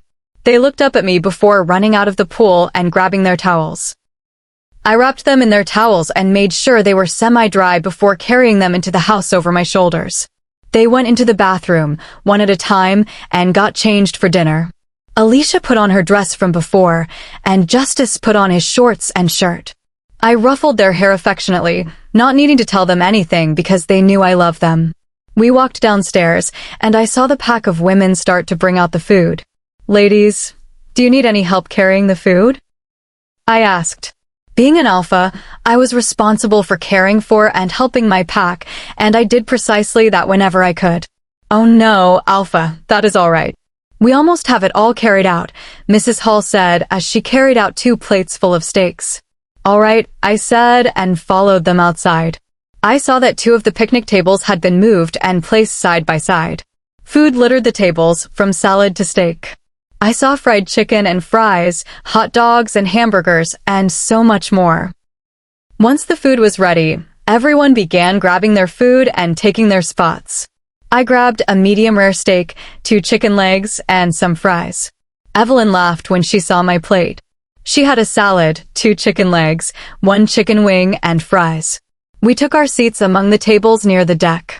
A steak was cut in half for Justice and Alicia, and each of them got a chicken leg and fries. To our left sat our parents.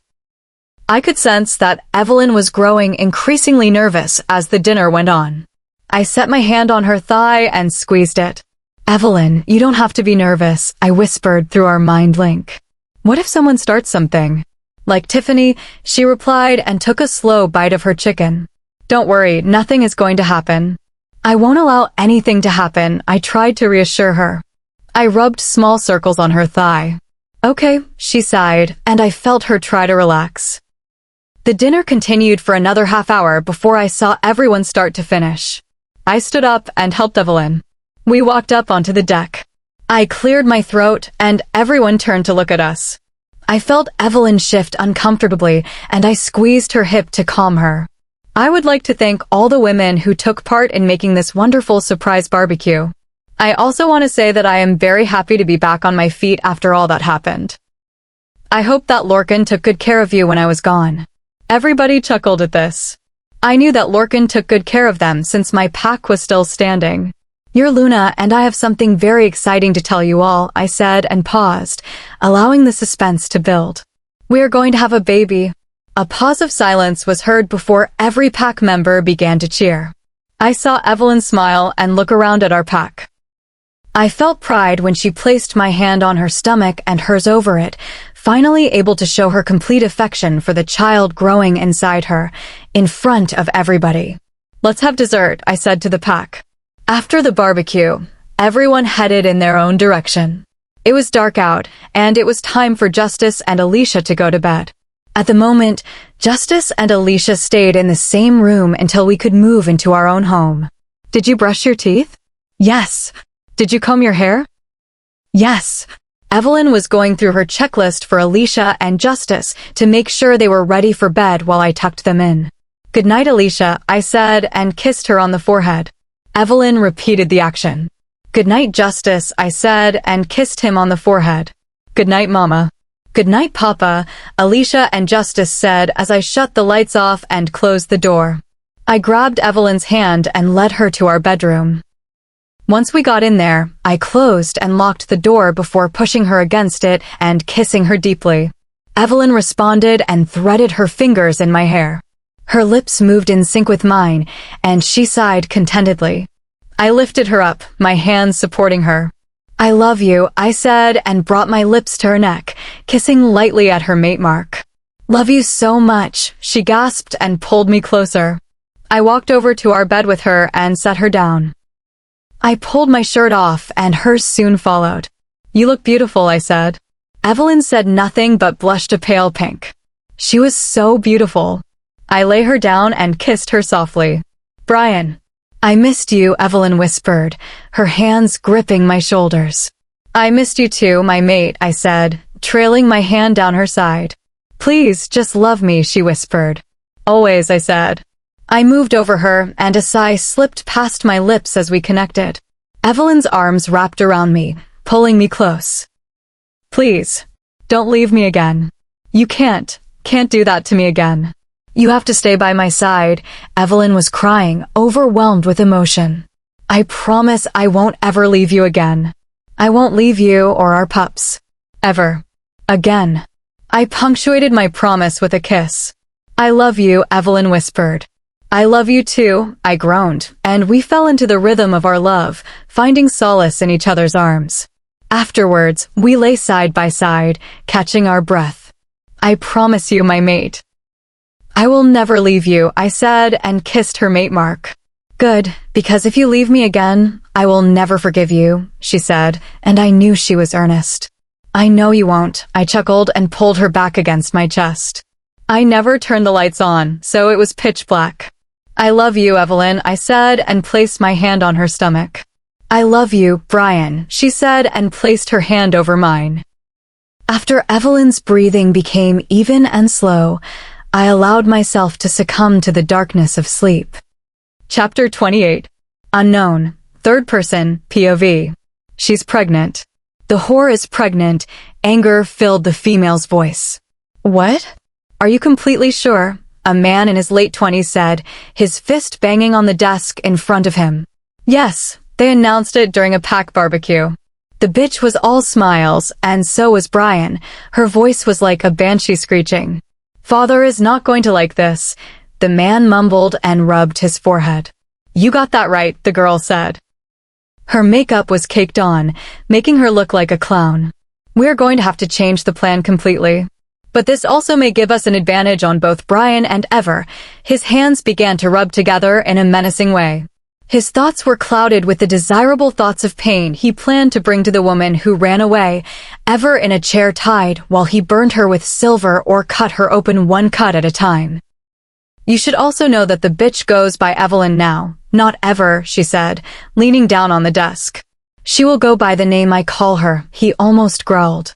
His soon-to-be alpha power radiated off of him, causing the girl to shiver. "Once I break her, she will do anything I desire, and when that time comes, you can have Bryan."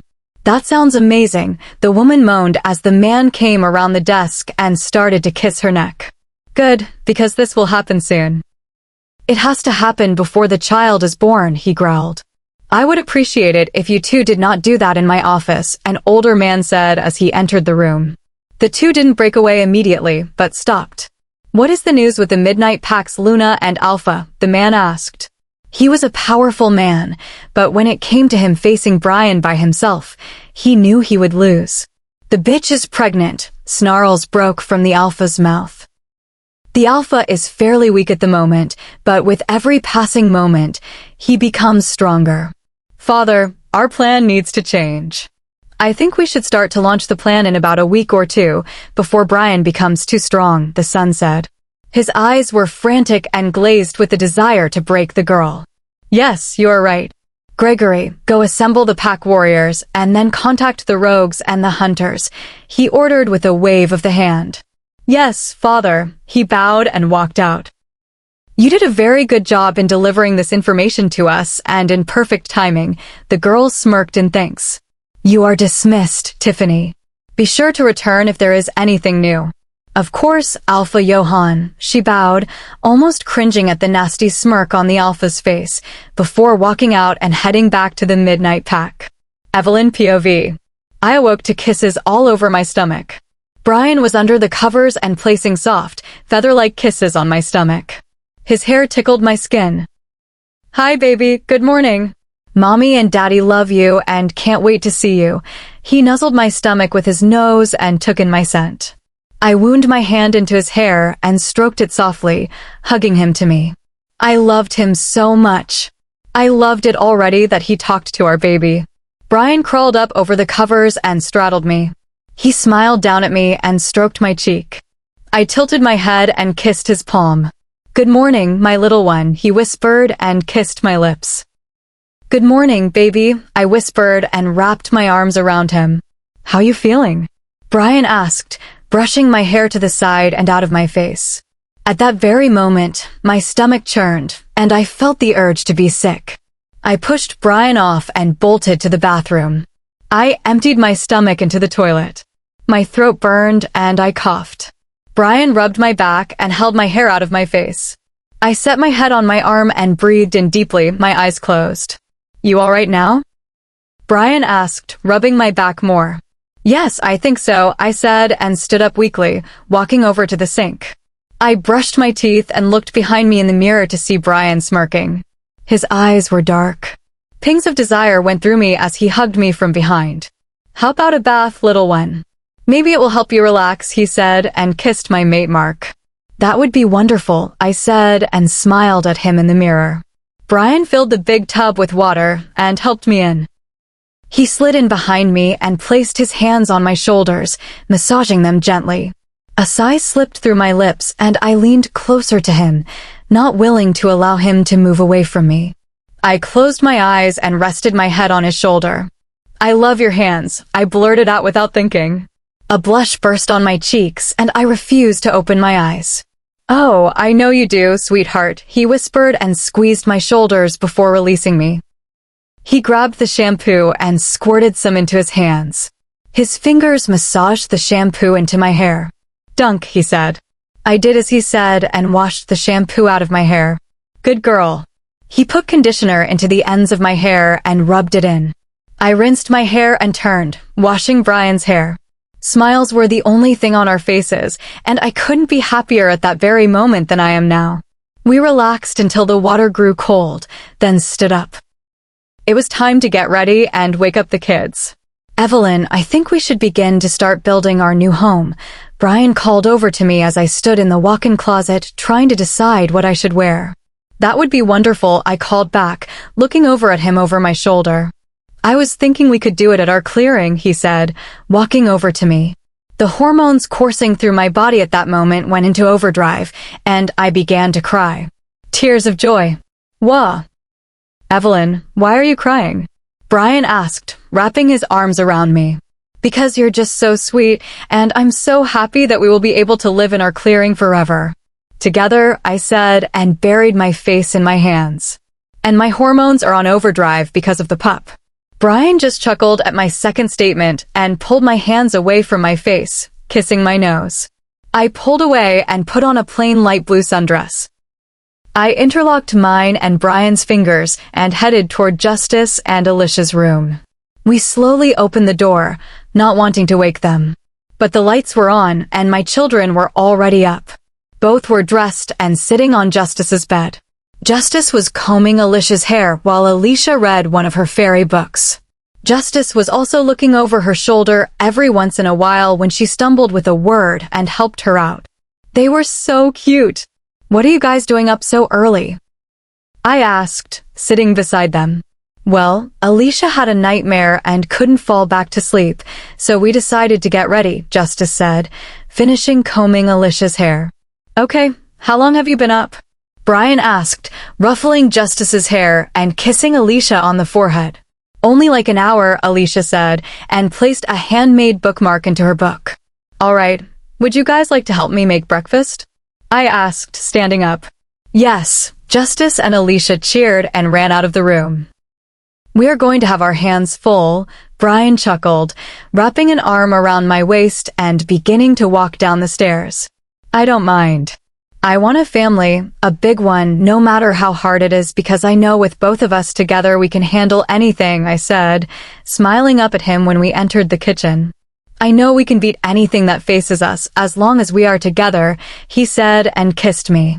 "You, Mama, and Papa are kissing," Alicia squealed. The kids had taken out all the fruit that was in the fridge and the ingredients to make waffles. I guessed we were having waffles and fruit for breakfast. Bryan helped Justice mix all the ingredients into a bowl before pouring them into the waffle maker. Alicia washed all the fruit while I cut it. We were a family, and anyone who walked in would know that because we were happy and together. "Alicia, you get the first waffle," Justice said, and carefully walked over to the island with a waffle on a plate. It radiated golden deliciousness. "Thank you very much," she said and started getting a variety of fruits on her plate. She had almost a piece of every fruit: raspberries, strawberries, bananas, grapes, melon, and more. She sat down at the kitchen table and began to dig into her waffle. Justice gave me the next waffle, and I kissed his forehead in thanks.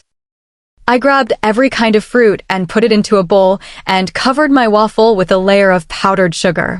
After everyone got their waffles, the fruit, and the toppings they wanted, we all sat at the kitchen table talking and wondering what we were going to do today. While we were talking, a thought popped into my head about Alicia's nightmare. What was it that she was dreaming about? "Alicia, what was your nightmare about?" I asked. I wanted to know what my baby was having nightmares about, and I tried to stop it from scaring her. "Mommy, you were in a cell and you were being hurt.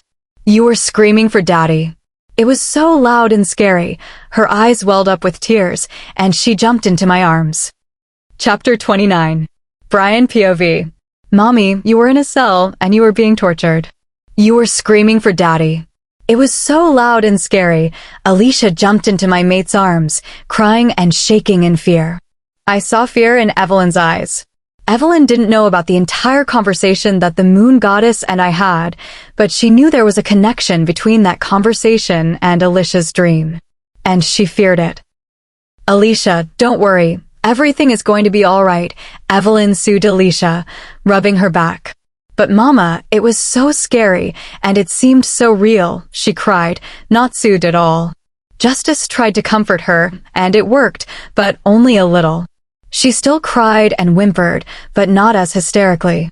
She really was scared, and I knew it was because she didn't want to lose another mother, and she didn't want to lose her family. I walked over and knelt beside Evelyn and Alicia. I knew I had to reassure Alicia the best I could.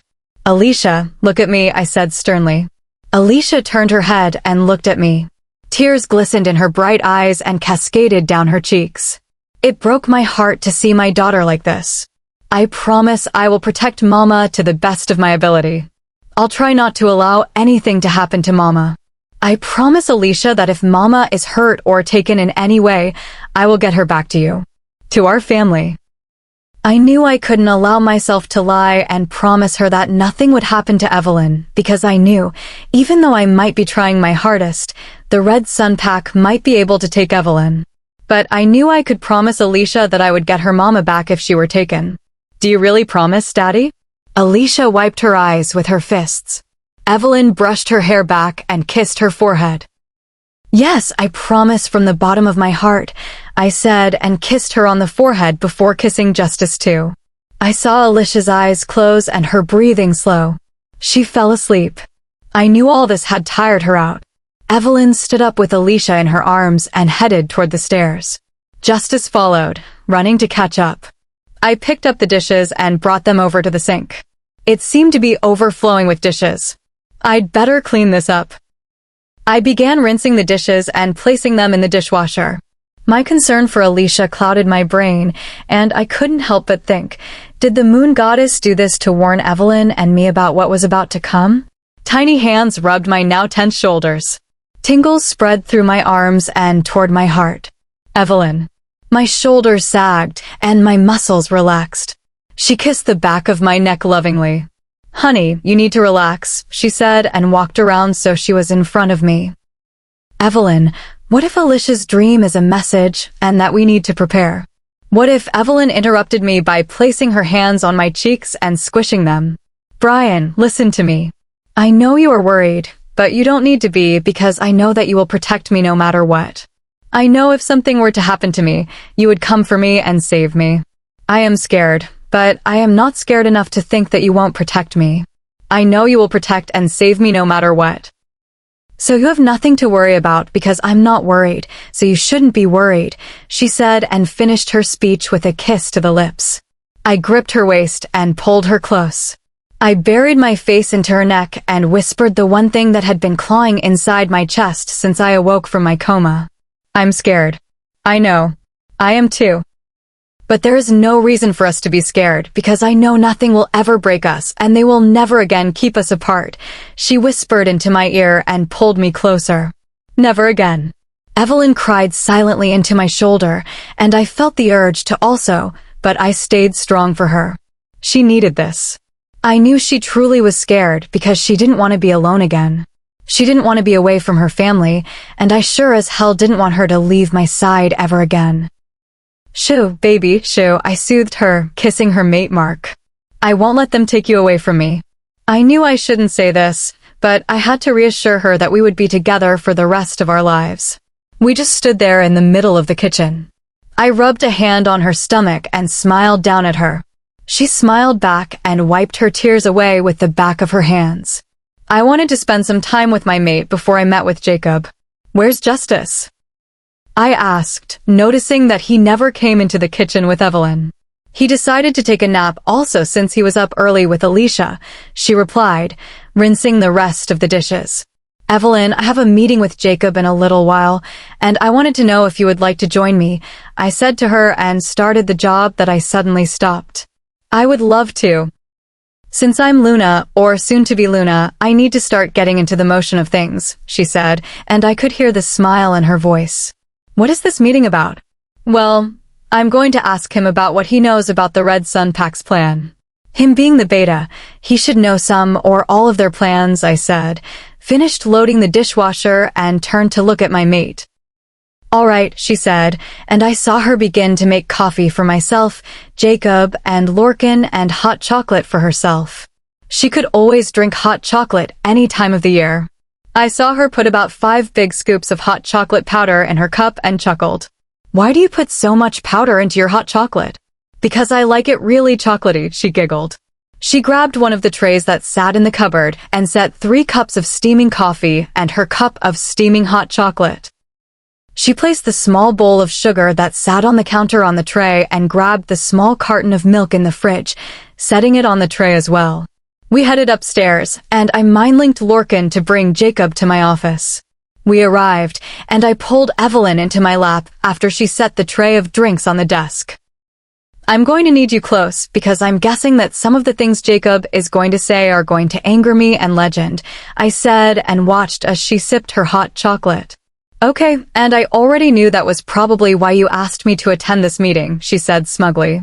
"Well, aren't you just a smarty pants?" I said and tapped her nose. Evelyn giggled and took more sips of what I was guessing was delicious hot chocolate. A knock on the door sounded and Lorcan and Jacob stepped through. "Good morning, Lorcan, Beta Jacob," Evelyn said to them from behind her cup. "Good morning," they both replied with a slight bow of the head and sat down. They both sat down and took a cup of coffee, adding their preferred amount of sugar and milk. After a few moments of silence, I cleared my throat and began the meeting. "Jacob, I called you here because I need to know if you know anything about the Red Sun Pack's plan to kidnap Evelyn. Evelyn shivered at the word kidnap, and I pulled her closer. I know almost the entire plan. Even though I was the beta, Alpha Johann never fully trusted me and never told me all his plans fully. But I am completely willing to tell you everything I know, he said and set his coffee down. I know that the Red Sun Pack is making alliances with rogues and hunters in order to beat you. If the Red Sun Pack does succeed in kidnapping Evelyn, she will be brought to the rogues' hideaway that is approximately 200 kilometers northwest of here. I do not know the exact location, though.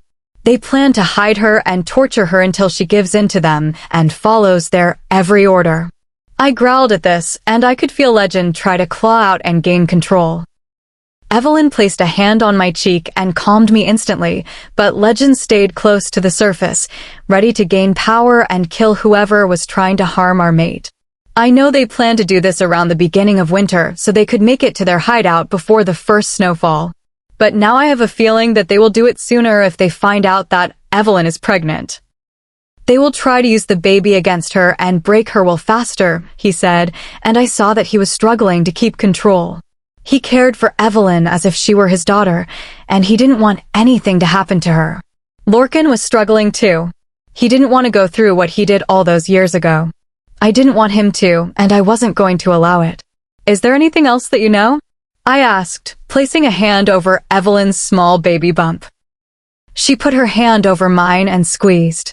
The hunters and the rogues have found a way to block the mate bonds and get rid of a mate mark. Chapter 30. Evelyn POV. The hunters and the rogues have found a way to block the mate bonds and get rid of a mate mark.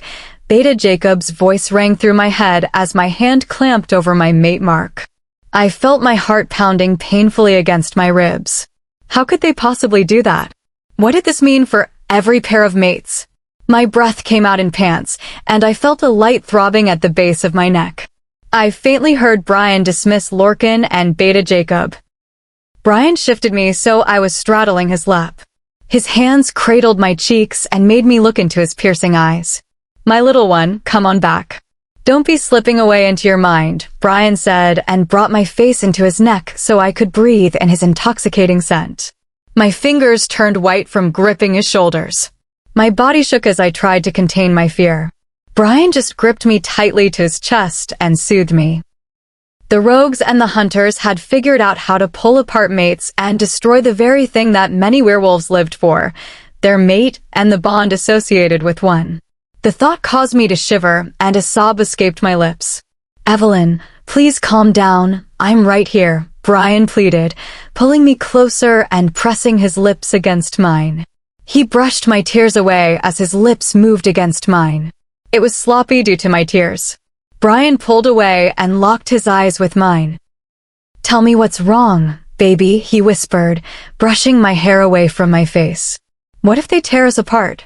They're after me. I don't want to be away from you again, and the thought of our mate bond being ripped apart. I don't think I could survive if our mate bond was destroyed, I cried, gripping the junction of my neck and shoulder where my mate mark was. Evelyn, look at me, Bryan growled. My eyes instantly locked with his. I could practically see Legend scratching at the surface. I am not going to allow them to destroy our bond, I promise. Our bond is too strong for them to destroy. It survived us being apart for many years. It can survive anything. Promise? I whispered. I promise with my life, Bryan declared and placed my hand on his chest. I did the same with his hand so he could feel my erratic heartbeat return to normal with his words. He smiled at me and drew circles on my skin with the pad of his thumb. It helped me calm down, and soon I sagged into Bryan, completely calm. I love you, I whispered and hugged him tightly, not wanting to let go. I love you too, my little one, he whispered and hugged me just as tight. We sat there in the calming silence. All that could be heard was the sound of our breathing and our heartbeats beating in unison. Lorcan, Jacob, you can come back in now, Bryan said through the pack link, and seconds later, the two walked in. I should apologize for the way I acted. It was not appropriate for a soon-to-be Luna. I stood up and looked at my brother and former beta. I am very sorry for the way I acted. I know it is not the way a Luna should act at a time like this. I bowed before taking a seat back in Brian's lap and keeping my head down. Evelyn, you have nothing to apologize for. I know this news is shocking. The fact that you didn't freak out more surprises me. Brian's growl cut off Beta Jacob. Alpha Bryan, I meant no offense to you or your mate. The fact is that after all the trauma Evelyn has gone through, I expected her to take the news worse than she did. But she is strong, and this is why the Red Sun Pack wants to have her. Sis, you don't have to worry. Brian and I will find a way to stop the Red Sun Pack. That's a promise, Lorcan said and reached over the desk to squeeze my hand reassuringly. I know, I reassured him with a smile. After a couple of minutes of silence, Brian spoke up. Is there anything else that you know about their plans? Yes, and I just want to warn you that this will anger you very much, Alpha. I placed my hands in Brian's, getting prepared to calm him and Legend. Gregory plans to impregnate Evelyn with his pups because he thinks they will be the strongest pups to ever be born. Brian's growl thundered throughout the room, and I quickly gripped him, feeling him begin to shake. He was about to shift, and I knew he was on the verge of losing control. Leave, I exclaimed to my brother and former beta. They rushed out of the room, slamming the door on their way out. I turned all my attention to Brian. His hands were gripping my waist tightly, and I felt the slight prick of his claws on my skin. His eyes were shifting from their blue and green to black, and I knew he was close to losing control. Brian, I'm right here. I promise I won't allow that to happen. I placed my forehead onto his and brought his hands to my slightly pushed-out stomach. I am having our pup. You have nothing to worry about. I promise. I will fight him until my dying breath. I would rather die than have his children. Don't talk about dying like that. It breaks my heart, he said. Well, it's true. I won't allow myself to have his children, I said and looked down at him.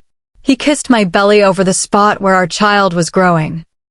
I know, I just don't want to hear you say it. I felt a drop of water on my belly and knew he was crying. He didn't want anything to happen to our child or me. And he knew if I were to get captured, something might happen. I just held him tightly and let him cry. I knew he needed to let this out.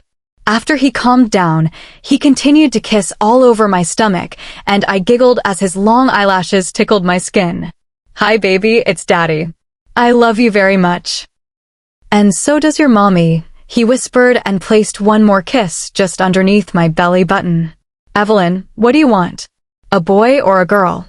Brian asked and pulled my dress back down.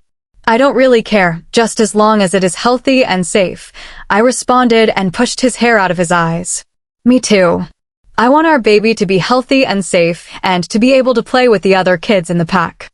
And if Justice doesn't want to be Alpha, then he or she can, he said and pecked my cheek. Bri, can we go down to the hospital wing and get an ultrasound? I wanted a picture of our baby. Of course. He lifted me and carried me bridal style down the halls of the pack house. Many people may think I might be embarrassed, but really, I enjoyed being held and carried by Brian. It was comforting and soothing, and I loved it. Brian, Evelyn, what are you doing here? My mother asked, looking up at us as she wrote something that was probably way too confusing for me to understand. Evelyn wants an ultrasound and a picture of our baby, Brian answered for me and placed me on a gurney. Okay, just give me one moment. My mom finished scribbling and walked over. She turned the lights off and pulled the ultrasound machine over. I lifted my dress up, once again happy that I had put on shorts underneath. Remember, it's cold, my mother warned, and I nodded, preparing myself for the cool gel.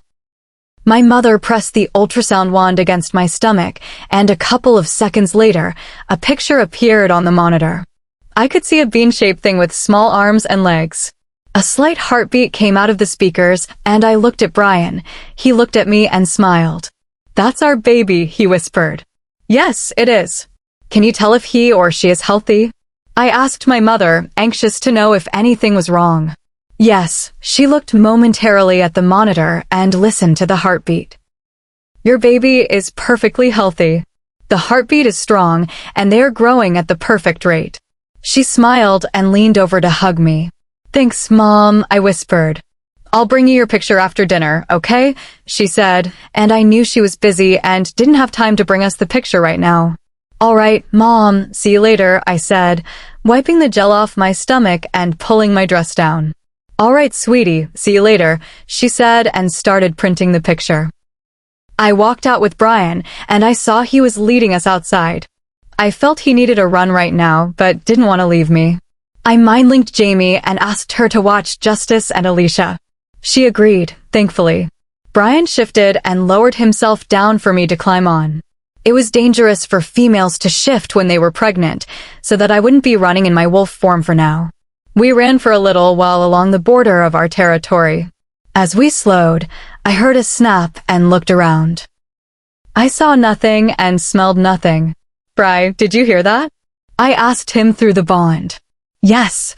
Stay alert, and no matter what, don't give up. We are staying together. His thoughts were cut off, and he fell. I saw 5 darts in his side. Oh no. This couldn't be happening.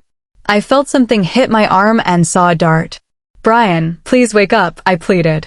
I was scared and didn't know what to do. The corners of my vision were turning black, and I felt another dart hit my thigh. I saw, out of the corner of my eye, a man walk out of the trees holding a tranquilizer gun. You thought you could hide from me. Well, you cannot, Alpha Johan's voice sneered, and my blood ran cold as my world became black. Chapter 31. Brian POV. When I opened my eyes, I was blinded by the lights glowing above me. I could smell antiseptic wipes and hand soap.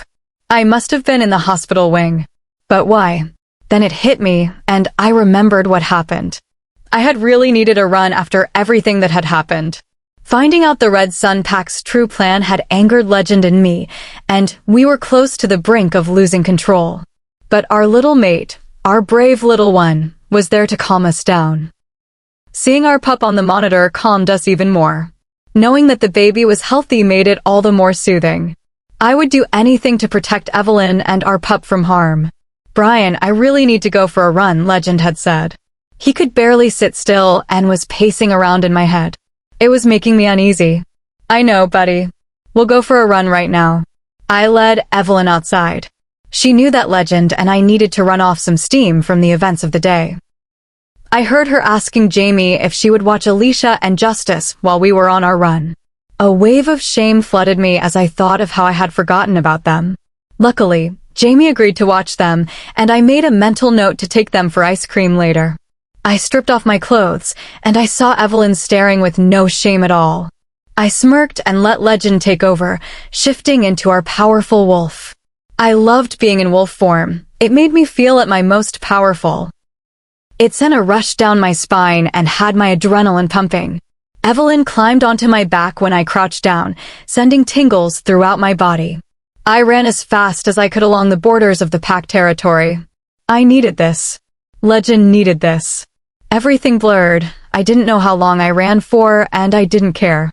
I slowed down to a walk. Evelyn's grip loosened on me as I slowed, and she sat up more.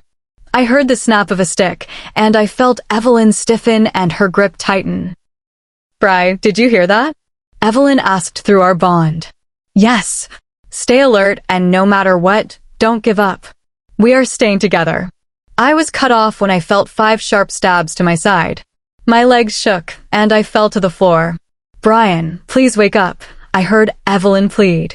Her voice sounded far away, and my vision became blurry.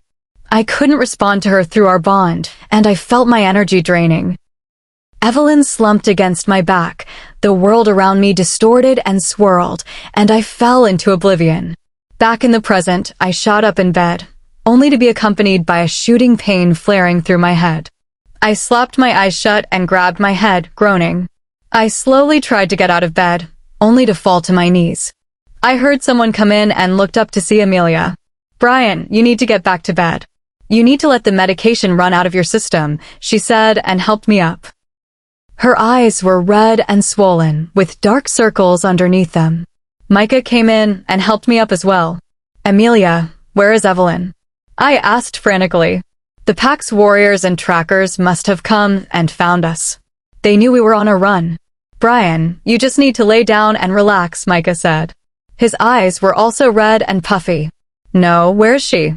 Tell me, I demanded, and then I saw it in their eyes. No. He took her. My mate. I fell to my knees again, and the tears fell.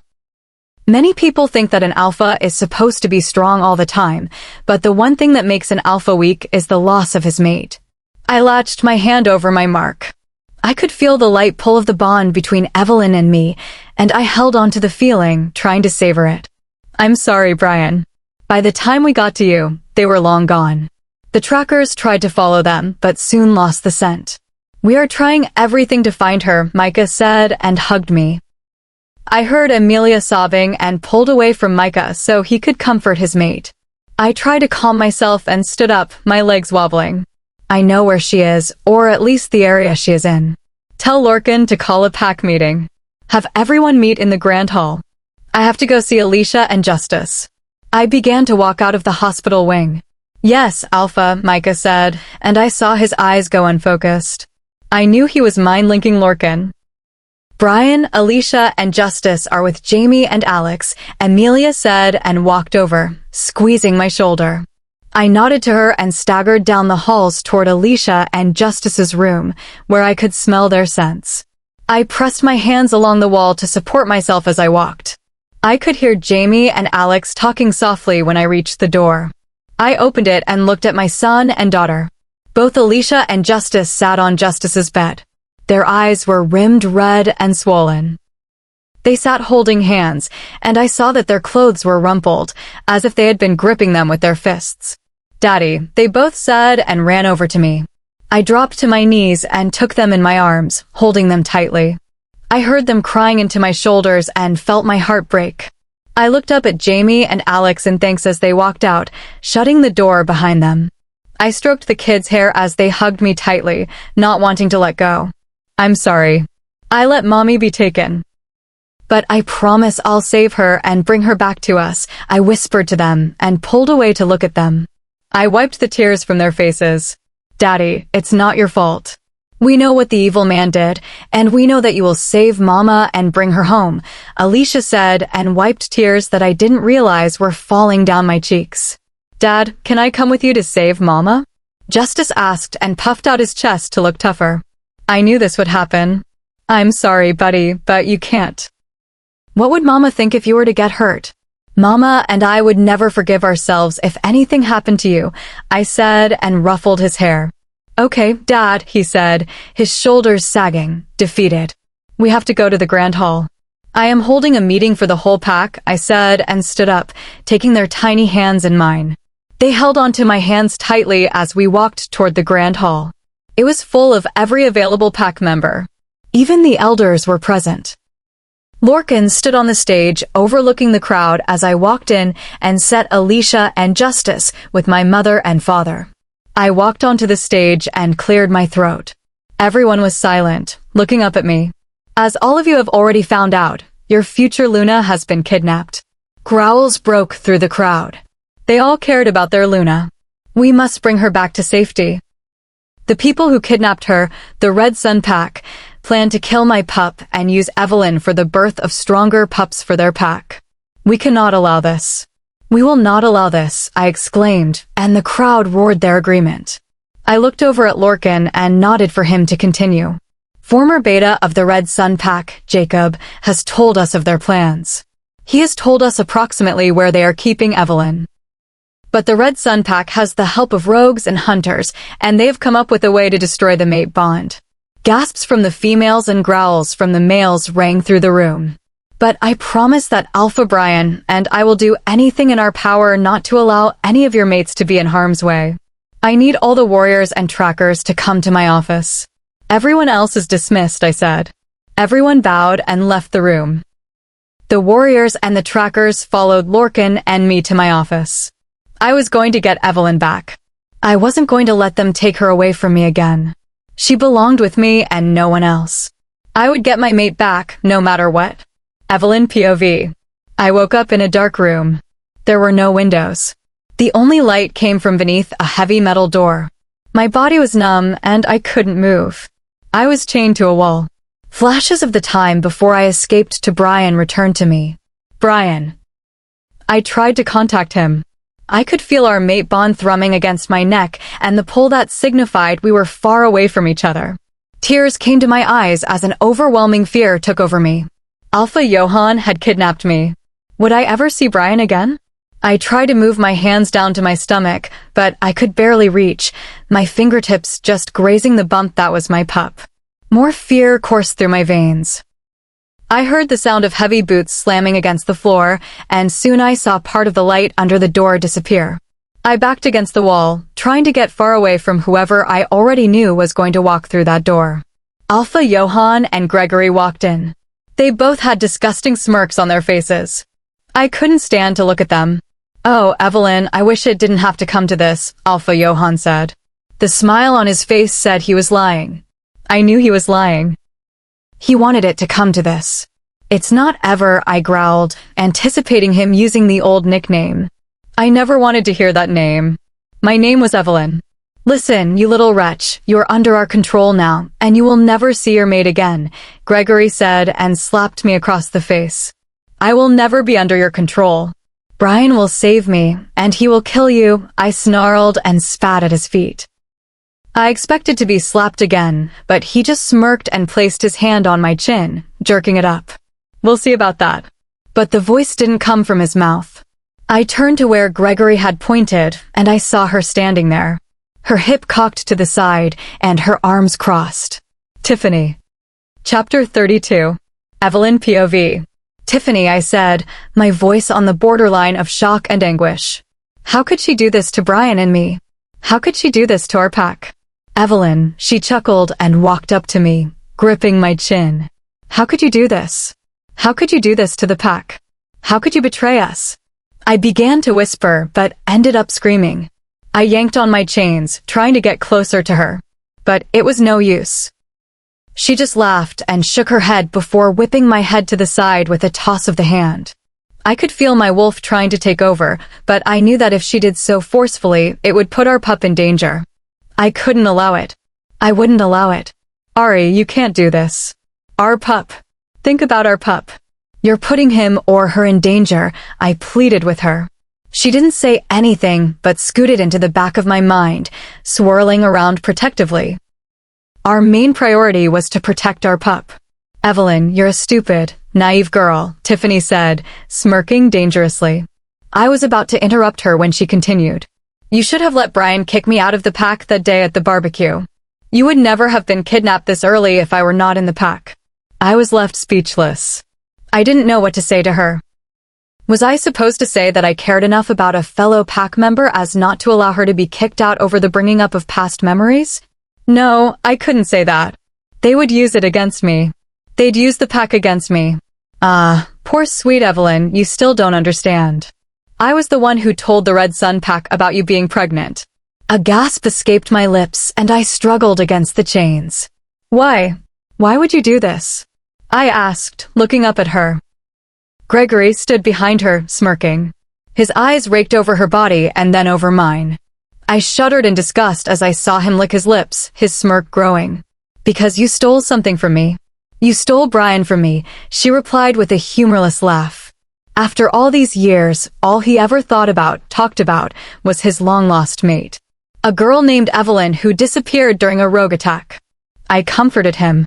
I vowed that I would be his second-chance mate. "Bryan wasn't yours, and he will never be yours." "I won't allow it," I growled and lunged toward her, only earning a sting in my wrists. "Shut up," Gregory snarled, his fist coming in contact with my cheek. Stinging pain exploded in my cheek, and I reached up to clutch it. "Baby, wait until I'm finished. Then you can have your fun with her," Tiffany said, squeezing his arm. Gregory nodded and stepped back. Soon after your memories returned, I had been for a run when I bumped into Gregory and discovered that he was my mate. A gasp escaped from my lips. We both knew we didn't have feelings for each other. We both wanted someone else. How could you say that? Mates are a precious thing. You're supposed to cherish them and love them, I exclaimed in anger before I could stop myself. It made me angry because I was stolen from my mate when I was young. And my memories as well. All those years. All the time we lost. And these people in front of me were mates. They didn't care that they were connected to each other in the most sacred bond. They only cared about getting what they wanted. Someone else's mate. A slap to my face and a hand gripping my throat brought me back to reality. Tiffany's long nails bit into my neck, and I was sure they would puncture if she pressed any harder. You need to learn to be quiet, she punctuated each word by squeezing harder and harder. I felt something warm and sticky slide down my neck and knew it was my blood. I felt the air disappear from my lungs, and I gasped for breath. She laughed and let go of my neck. As I was saying before you rudely interrupted me, we both want someone else, so we came up with a plan. A plan to steal the person we want from their mate. Her smirk made me cringe, and I felt a knot form in my stomach. I had Tiffany spy on you and Brian and report back to us every week. She is a good girl and did what she was told. And when she told us that you were pregnant, we knew we had to accelerate our plan before you could give birth, Alpha Johann said and walked over to me. His face was twisted into a disgusting smirk, and I shuddered at the thought of what might be going through that messed up head of his. He ran his hand along my arm and down until it touched my stomach. I flinched and tried to move, but the chains kept me in place. No, he was going to hurt my baby. On reflex, my leg shot up, and I kicked him. I had to get away and get back to Brian. I yanked as hard as I could on the chains, and I heard a snap. Thank goodness for werewolf strength. I yanked the other, and I made a run for it toward the door. Yells echoed through the darkness of the room, and I couldn't help but flinch and wrap my arms around my stomach protectively. You little wretch. Get your ass back here. An arm snaked around my neck. I felt someone yank me around. Their hands were cold and rough. I felt my head be smashed against the concrete wall, and my vision blackened. I couldn't pass out. They might hurt my baby and me if I did. Brian, please save us. I pulled myself together and looked in the direction I thought my kidnappers were in. We're going to have so much fun, I heard a sickly sweet voice say right before I was punched in the face. They all walked out, closing and locking the door, leaving me all alone in the darkness. I found my way toward the corners and curled into a little ball. Shivers racked my body as I lay against the cold concrete. Brian, please get here soon, I whispered into the darkness, just as I fell into the darkness myself. Brian POV. My parents took Alicia and Justice as I went to my office, my warriors and trackers following closely behind me. I could sense that Evelyn was in pain, but as mates, we should be able to feel each other's pain. I couldn't feel her pain. I could sense it. They were somehow blocking our bond, and it angered my wolf in me. Legend was on the brink of taking control. I saw that Alex was close by. He knew that I was on the brink of becoming uncontrollable. I was glad he was here. He would help everyone stay calm as we discussed what we would do. We all stepped into my office and stood around. I laid a map down on the table and unrolled it. We know that Evelyn is being held somewhere in this area. I pointed to the spot that was approximately 200 kilometers northwest of our pack house. Former Beta Jacob, could you please tell us all you know about the shifts that the guards were on during the time you were at Red Sun? Of course, Alpha. Jacob bowed his head and took a spot next to me. The guards usually switch every 12 hours. Once at lunch and once at midnight. I'm guessing now with the help of the hunters and rogues there will be more and more guards around, and they will be more powerful. But I think we can take them. He smirked at all of us, and we all returned it, knowing that we could take them, and we would, because we needed our Luna back. Our plan is to leave tomorrow morning and reach where they are keeping Evelyn about 4 o'clock so that we can have a few hours rest before our attack. We will be stationed all around the camp, and at exactly midnight, we will strike. Lorcan, Jacob, Stefan, and I will make our way into their camp and find Evelyn. We should be able to get in and out within an hour or two, I said to them all. Stefan is our best warrior and tracker. He is 6 feet tall and has a strong build. His eyes are a muddy brown, and he has a shaved head. I saw him nod at me in understanding, and I returned it. He knew that I really needed to get my mate back as soon as possible. Everyone knew that. So does everyone know the plan? Everyone nodded, and I nodded back. Okay then. I need about 10 of you to volunteer to stay home and protect the pack. Kenneth, Blake, Cassie, Gray, Samuel, Alex, Nick, Freddie, Mason, and Dean all volunteered, and I nodded in thanks to them. I needed to save my mate, but I also had to keep my pack safe. Okay, tomorrow we leave at dawn. You are dismissed. Everyone replied with a yes, Alpha, and left. I sat down and placed my head into my hands. I felt a headache coming on. Don't worry, Evelyn. I'm going to save you. Just wait a little longer. Chapter 33. Bryan POV. I walked to my parents' room and picked up Alicia and Justice. They both clutched onto my hands as we walked to our room. They were going to sleep in my room tonight because, 1, I was paranoid about them being kidnapped, 2, I needed them to keep my mind off Evelyn. Daddy, are you leaving tomorrow? Alicia asked. Her eyes were big and wide. Yes, baby, I'll be leaving tomorrow when the sun rises. I'm going to save Mommy and bring her back to us. I looked down at both of them, smiling gently. Okay, Justice trailed off. I knew that he and Alicia were nervous that Evelyn or I might not return to them, and they would lose another Mommy and Daddy. Alicia and Justice had been through so much, even at their young age. Their pack was attacked and destroyed by rogues, leaving them as the only survivors. They had nightmares about that day, and I just wanted to take their pain away. I was determined to get Evelyn back for them and for me. They needed their mama, and I needed my mate back. After being away from her for 10 years, I was not willing to see her go again. I grabbed their hands tightly, but still gently, not wanting to hurt them, but wanting to make sure they were safe and with me. I was not going to let them leave. I couldn't allow my family to be hurt more. Alicia yawned, and I saw her rub her eyes with the back of her hand. I saw that her eyes were tired, and as I looked at Justice, he was yawning as we walked toward my room. I opened the door and brought them in. I grabbed the pajamas that Evelyn had put in our room for them, and it made my heart hurt as I thought of her. Her glossy brown hair and green eyes that I had inherited when she left and lost her memories. The brown streaks that appeared in my blonde hair and the change in the color of my left eye from blue to green. I was glad this happened because it helped me remember my mate. Remembering my Evelyn. I helped them get dressed because I could see the toll the day's stress had taken on them. I tucked them into my bed and turned off the lights. I felt a small hand grab mine. Daddy, can you tell us a story? I heard Alicia ask in the darkness. Sure, honey. What kind of story do you want to hear? I sat down on the side of the bed. Can we hear the story of how you and Mommy met?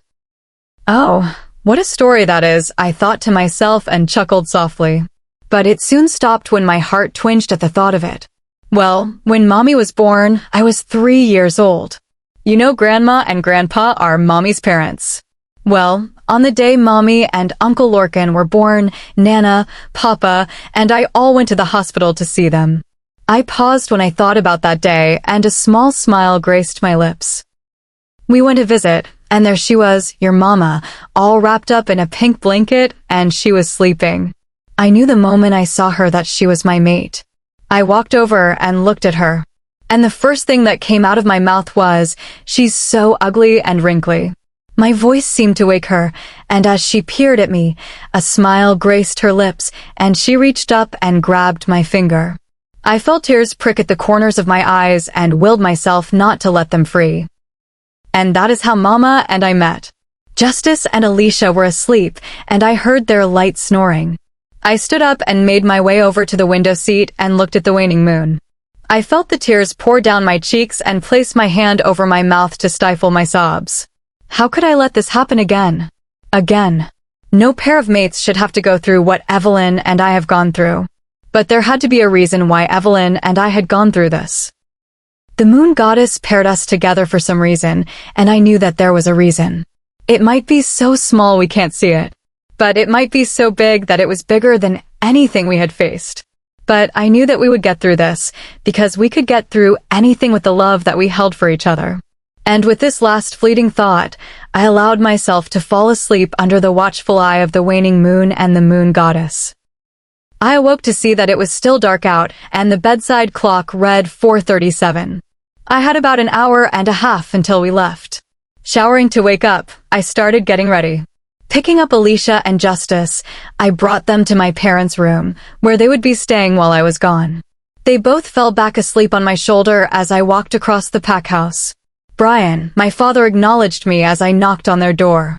I nodded in response, not wanting to wake my son and daughter. I set them down on the air mattress that my mother had set up in the corner. I knew that whenever I needed any help, my parents were the ones I could ask. I pulled the Winnie the Pooh comforter, which I recognized as my old one, over them and kissed their foreheads. I love you both, and I promise that I will get Mommy back home safe and sound, I whispered. Love you too, Daddy, I heard them both mumble before turning toward each other and falling back asleep. I couldn't help but smile knowing that they would be together forever, just like Evelyn and I. I walked out of the room and saw my parents standing outside, waiting for me. Oh God, here came the teary goodbye like I was leaving forever. Brian, just promise that you will be careful. Don't do anything reckless, please, and just return home safe and sound, my mother said and hugged me tightly. She knew that I was probably going to throw myself into any situation to save my mate. Mom, I promise, I lied. I just wanted to make her feel better. I will return home with Evelyn. I have a family to come home to. I smiled at her and hugged her closer. I turned to my dad and held out my hand. My dad was never the sensitive type. He grasped my hand and pulled me close into a tight hug. My eyes widened. Return home safe, my son. If you don't, your mother and I will never forgive you. His voice was threatening, and I knew he was genuine. I will return, I said and pulled away. I walked to Lorcan's room, knowing that he was not awake. He never woke up early. I thought it was physically impossible for him to wake up early without the assistance of cold water being poured on him. But, to my utter surprise, when I went to his room, he was already up and ready. His features were set, and his face was emotionless. He was determined to save his sister. Just as determined as I was to save my mate and pup. Let's do this, I said and wrapped my arm around his shoulder. Yes, we have someone to save, and no one is going to stop us, he replied, patting my back and offering a small smile. When we left the pack house, everyone was waiting for us outside. Lorcan and I walked to the front of the group, and everyone became silent. I want to thank everyone for leaving the safety of our pack territory and coming with us to save my mate and your Luna. I know this is going to be a tough and dangerous rescue mission, and I want to allow anyone that does not want to accompany us to leave now. No one left. Thank you again. Now, on my signal, we leave, I said and stripped down. Feeling my wolf take over and the shift begin, I allowed it to come freely. My wolf stood tall and strong in front of everybody. I felt the power surge through me, and everyone shifted and bowed their wolfish heads. I howled, and everyone took off, Lorcan and I leading them side by side. Evelyn, don't worry, we're on our way, and nothing will stop us from saving you. Evelyn POV. Evelyn, don't worry, we're on our way, and nothing will stop us from saving you. I heard the faintest of whispers in my head, and I knew that it was Brian. Joy overwhelmed my senses, and I allowed myself to relax for a split second. But as I allowed myself to sag, the silver in the chains burned my wrists. I was now drugged, chained to a table with silver chains. I tried to reply to Brian, but I got no response. During the first couple of hours, I tried to break free from these chains, but now I was drained, and my wolf and I had to save our energy to protect our pup. Gregory and Alpha Johann had not come to see me since I had kicked him. But I was okay with that. I heard the door open, and I fidgeted, trying to get as far away as possible. But as I saw a girl no older than I walk in, I stopped. What was she doing here? She held a tray with a piece of bread and a glass of water. I felt my dry throat constrict at the thought of liquid. The girl came over, and I saw that her clothes hung off her unthinkably skinny body. I felt pity for the girl. How long had she been here? When she looked up, I noticed a long scar running from just above her eyebrow to just below her cheekbone, and I saw that her eye was a pale blue while her other was dark blue. She was blind in one eye. The poor girl. But she was still beautiful with her heart-shaped face and dark blonde hair. Her features were soft, but still firm. She came over and set the tray on the edge of the steel table I was occupying. She twirled a crank, and it raised the table so I was standing. It caused my wrists and ankles to burn, and I winced. "I'm sorry, I know it hurts, but it is the only way that I can give you the food so you don't choke," she mumbled. Her voice was soft, like tinkling bells. "It's okay." "I've been through all of this before," I said to her, and I saw her eyes widen, but she didn't reply. She ripped off a piece of bread and fed me, occasionally giving me sips of water. When the bread was half done, I turned my head away when she offered it to me. "You take it. You're too skinny." When she opened her mouth to protest, I continued, "You need it more than I do. Trust me, I have been through this, and I am willingly giving you this bread. I just wish someone would have given me some bread when I wanted it." "Thank you," she said, and took a bite of the bread before hurriedly taking another. I nodded to the half-full, or, in some people's perspective, half-empty, glass of water. She gulped that down greedily, like she hadn't had anything to drink for a couple of days. And she probably hadn't, because that is how they treat slaves. Now that I looked, she had the silver collar of a slave on her neck. "What is your name?" I asked. "Ellie Sylvester," she replied, and I placed my hand on her neck just above the collar. A beautiful name for a beautiful girl. Ellie looked down at the floor, embarrassed. She was cut off by the door slamming open. "Get out," Gregory snarled at Ellie, and she hesitated, looking at me before slowly walking toward the door. When she got to the door, she looked back at me, and I smiled, reassuring her that I was going to be all right. But by the distant look on her face, I knew she didn't believe me, and I wasn't sure I believed myself either. The door shutting echoed throughout the room, making me shudder.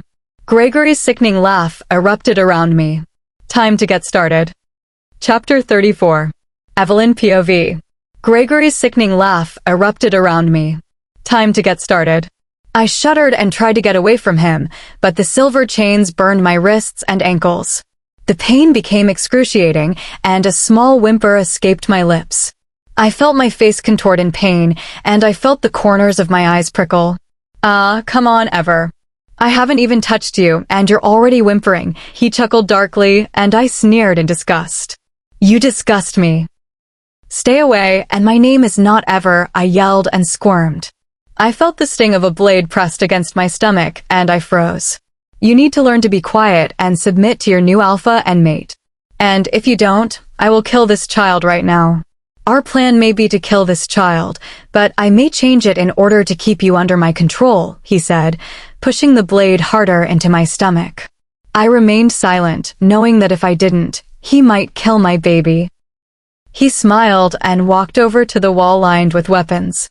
There were whips, knives, syringes, and vials. I knew that almost all those weapons would be used against me, and I couldn't help that my heart started pounding with fear. Gregory picked up a syringe and a vial. I saw that it was filled with silver liquid, and I could guess that it was liquid silver. He was going to put straight silver into my veins. That could kill even the most powerful werewolves. He inserted the syringe into my vein, and the silver entered directly into my bloodstream. The pain came immediately as the silver traveled through my bloodstream. My back arched and a scream escaped my mouth. I could feel every inch the silver moved. The pain was excruciating. Tears trailed down my cheeks. I had to stay calm and still, or the silver would reach my heart faster. I breathed in deeply and lay back down, panting and trying to slow down my heartbeat. The show is already over. You are going to be a tough one to break," he said, and I felt the chains come undone as he threw me to the ground. I heard the crack of a whip seconds before the pain came. He lashed out at my back. I gritted my teeth. I wasn't going to allow this to beat me. I just had to wait until Bryan got here, and then I could go home and be with my family. I wasn't going to let them take me again. I wasn't going to let them win. "Why don't you just give up already? You know I will win and you will lose and become mine," he sneered and brought the whip down onto my legs.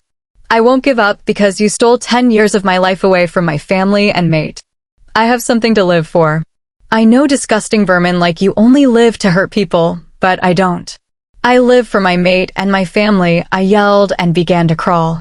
My legs couldn't hold my weight, and they collapsed from under me. I could still feel the silver traveling through my veins, and I knew I had to get out of here.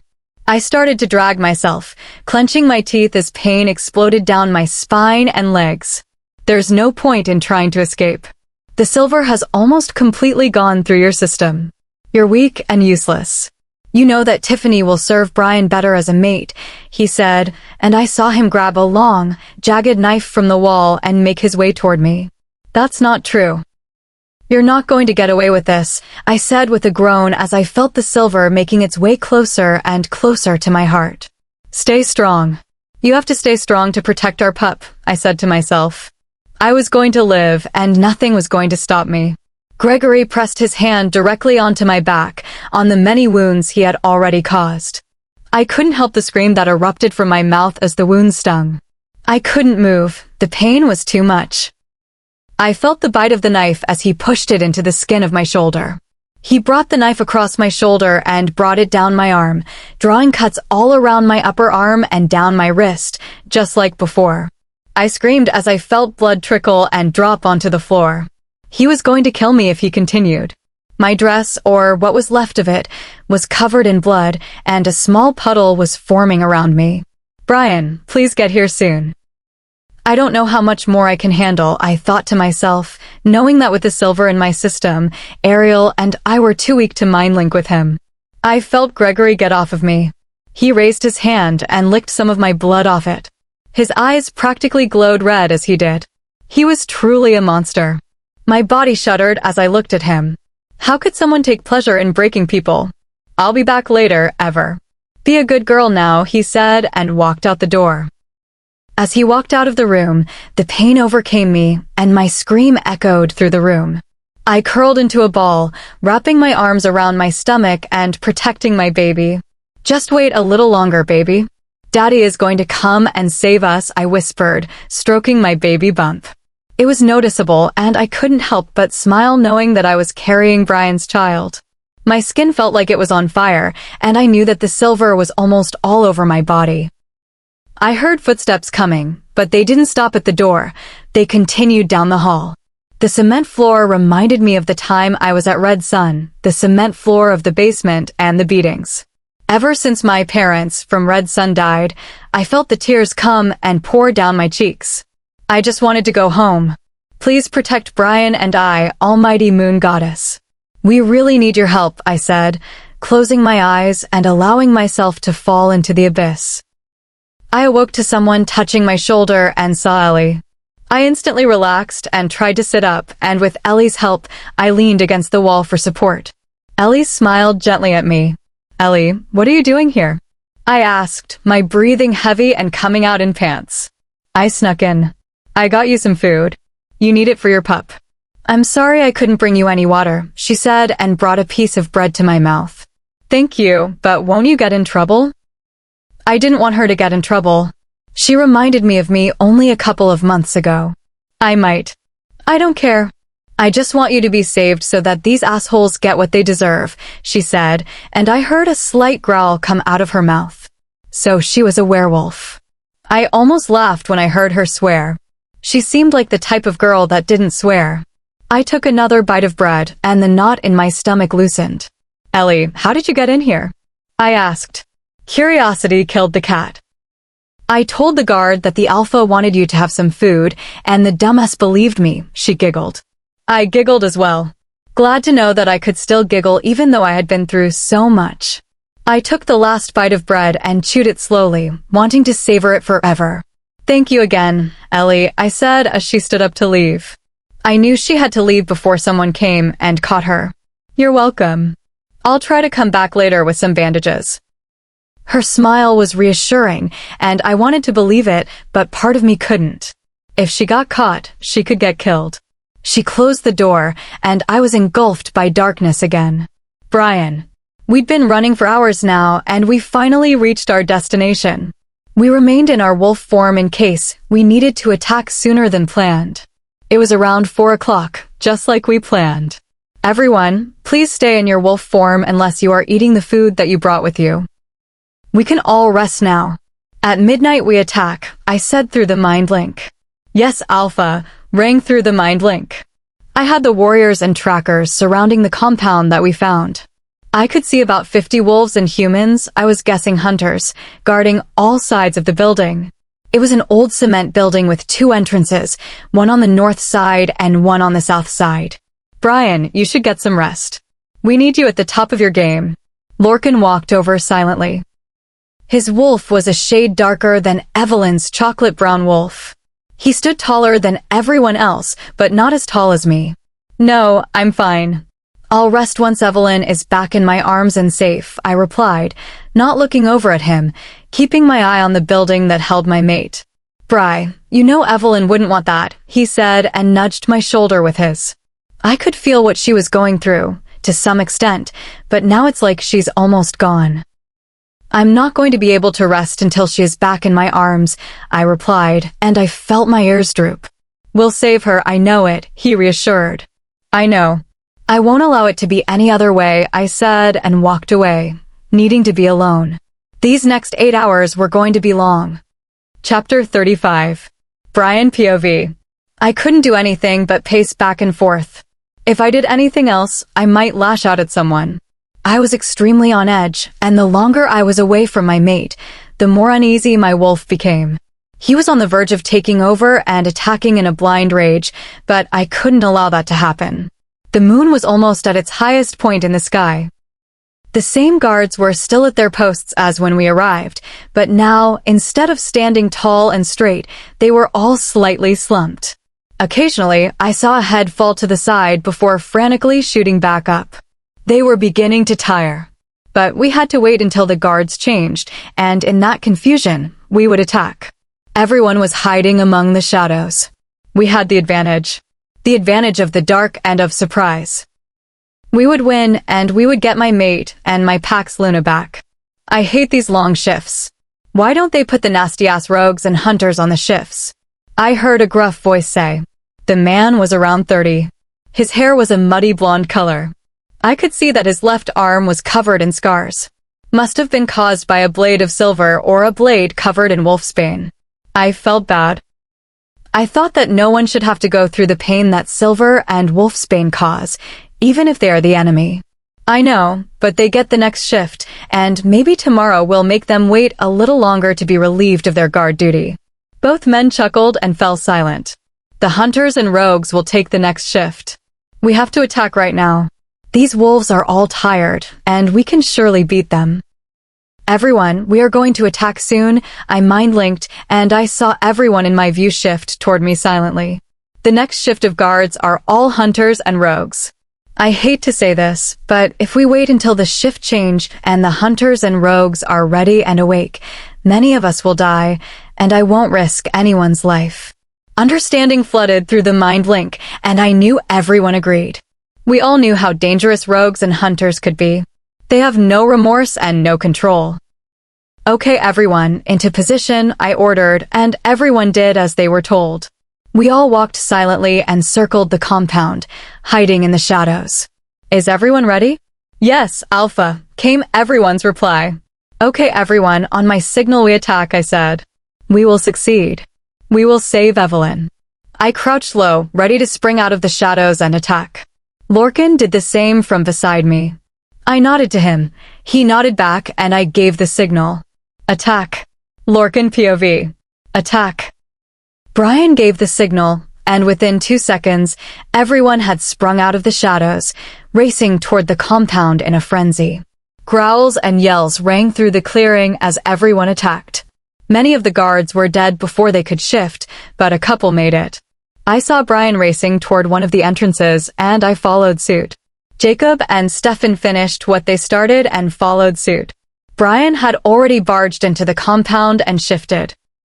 We all shifted, not minding our nakedness, because we were all determined to save Evelyn. Lorcan, take Stefan and search that half of the building. Jacob and I will search this half, Bryan said. All right, I said and took off, Stefan close behind me. Within a minute, we encountered a couple of hunters. I saw they had blowguns, and I guess they had wolfsbane-coated needles at the ready. A growl slipped through my throat, and I shifted into my wolf form. None of these bastards was going to keep my sister away from me any longer. One hunter looked skittish. With her blonde hair cropped to just below her ears, I could see her hands shaking and couldn't help the wolfish smirk that took over my face. She flinched, and that didn't go unnoticed by the other hunter, who was an older lady with the same blonde hair and brown eyes. Mother and daughter, I assumed. The mother wore a challenging, evil smirk, and I saw that the daughter was nothing like that. "Linda, stop acting like a twerp," the mother snarled. I growled at this. I knew Linda didn't actually want to hurt us. She was just a young girl, about 10 years old. Stefan snarled and launched himself at the mother, snapping her neck before she could even lift the blowgun to her lips.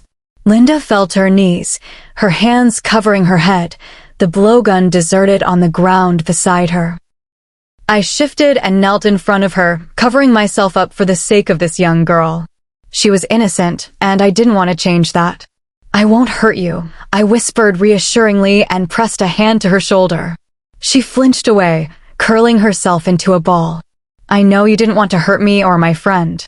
Linda looked up at us, and I saw that Stefan was still in wolf form, blocking the view of her mother's body from her.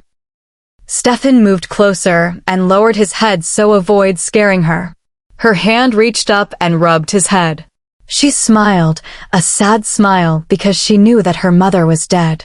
"I'm sorry about your mommy, but she was going to hurt us, and we're looking for someone very special to us," I said and rubbed her hair. "It's okay, mommy wasn't very nice to me, but I still love her," she said, and a lone tear slid down her cheek. "Where's your daddy?" I asked as I picked her up and set her on Stefan's back. "Take her outside, tell them she is to be kept safe." "I don't have a daddy," she said and snuggled into Stefan. "But sir," I didn't let him finish. "That's an order." "Don't worry, I'll be fine," I said, seeing that Linda was crying. I knew this must be hard, but I knew she was a strong young girl. She would make it. I wiped her tears away. "My friend here, Stefan, is going to take you to a safe place, okay?" I said to her. "Okay," she said and grabbed around Stefan's neck. "Go," I ordered, and with a slight bow of his head, Stefan took off toward the exit. I checked every door I came upon, breaking into them. Most were empty. Where was everyone? I only encountered a couple of rogues and one more hunter. All are easy to take down except the hunter. It was a man, a couple of years older than me. He had a gruesome smirk that just said, "I love to kill." He had a strap going across his chest and wrapped around his back, full of small, sharp silver knives meant to torture his prey. I shifted into my wolf form. He only smirked and readied himself. I would not let this bastard beat me. I lunged at him, getting a good chunk out of his arm. He yelled, and I couldn't help the wave of satisfaction that came over me. The hunter lunged at me with a pair of silver knives in his hands, and I felt a cut just below my eye and snarled.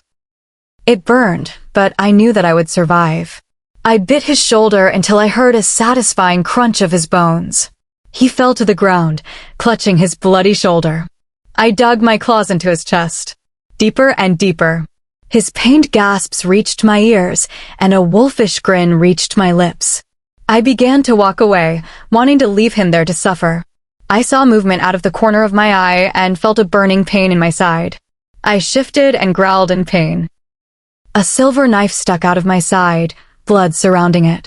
I pulled the knife out and pressed my hand against the wound. I walked over to him, the knife in my hand, slightly burning it, but I didn't care. "You're going to regret messing with the Midnight Pack," I said and shoved the knife into his chest. "Okay, I'm really not that violent of a guy, but with my sister's safety at stake, I'll do anything." I continued down the hall. I came upon a slightly open door, and I heard muffled sobs coming from within. "Evelyn." I pushed the door open. But it wasn't her. The girl inside looked up, and her eyes widened in fear as she pushed herself back against the wall. She was beautiful. She has long, dark blonde hair and a heart-shaped face. Her features are soft yet firm. That's when I saw the scar that ran across her eye and the paleness of her eye. She was blind in one eye. I looked into her eyes, and my wolf jolted forward. Mate. Chapter 36. Ellie POV. The sounds of yelling and growling caused me to flinch inwardly. Tears cascaded down my cheeks as I curled myself into a tighter ball. I sat in the dark, grimy room that was my bedroom. The bed had a mattress with springs on the brink of bursting through the fabric, and there were no windows. The room was a cold concrete cell.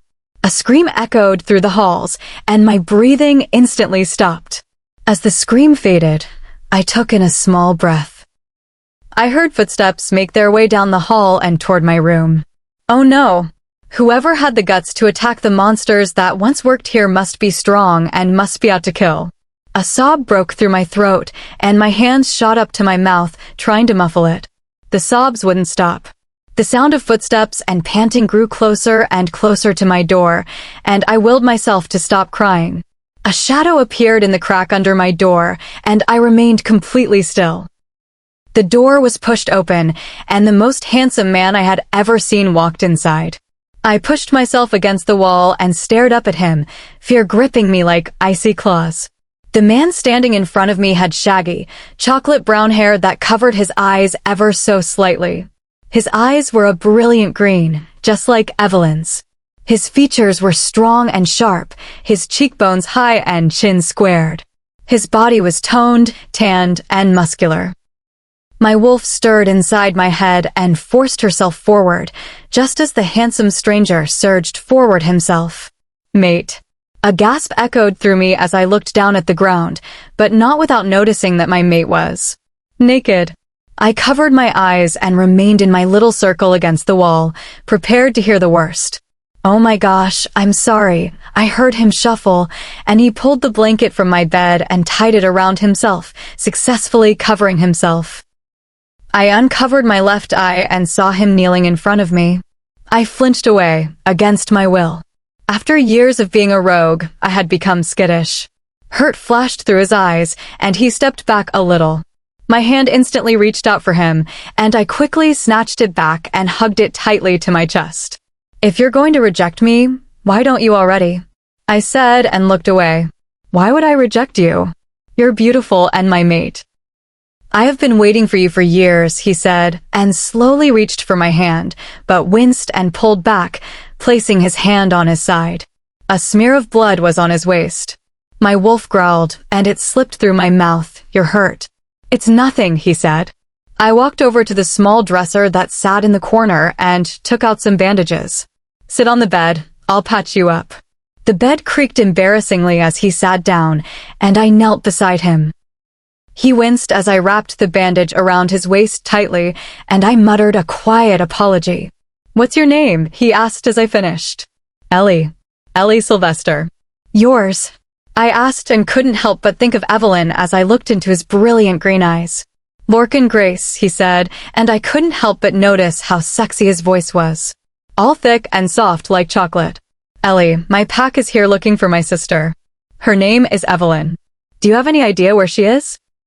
Evelyn, I said, shocked. Yes, do you know her? Do you know where she is? He asked frantically. She was here, and she gave me some of her food. They took her to another compound, I said, still shocked. My mate was Evelyn's brother, the girl who gave me food and water. Ellie, where is the compound that they took her to? Please tell me. His eyes were teary, and I knew he must miss his sister dearly. It's about 10 kilometers west of here. That's all I know, I said, and looked at my hands where they sat on my lap. Thank you, he said, and kissed my forehead, standing up. Come on. He offered his hand to me. You're my mate, and you're coming with me. I'm never going to let you go, now that I found you, he answered and grabbed my hand gently when he saw my hesitation. His palm was soft yet rough, and I could feel a couple of calluses on it. I slowly stood up and followed the slow tug on my arm. We sped up to a run. We came up to an intersection, and I saw 2 other men. We came to a stop, and I hid behind Lorcan. Both men were intimidating, and that scared me. Don't worry, they won't hurt you, I promise, Lorcan said and turned to the men. Bryan, they moved Evelyn to another compound, 10 kilometers west of here, he said, and the guy with blonde and brown hair and mismatched eyes looked straight at us. His eyes were bloodshot, but held a fury in them that was unimaginable. Who is that behind you?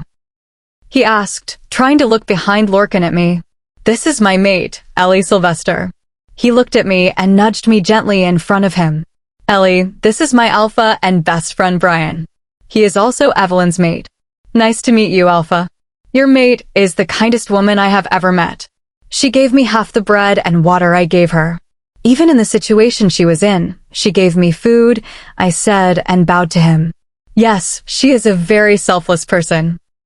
Sometimes too selfless for her own good, he said, and I saw a small smile grace his lips before they hardened and turned to the other man, a man in his 30s who seemed wiser than his age.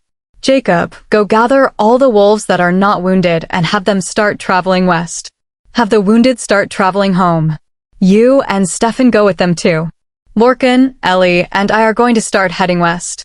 We will wait 1 kilometer away from the compound for the rest of the pack. Bryan turned and began walking away, Lorcan slightly tugging me with him. Once we got outside, Bryan shifted into a bulky blonde wolf. Lorcan turned to me. I promised to protect you.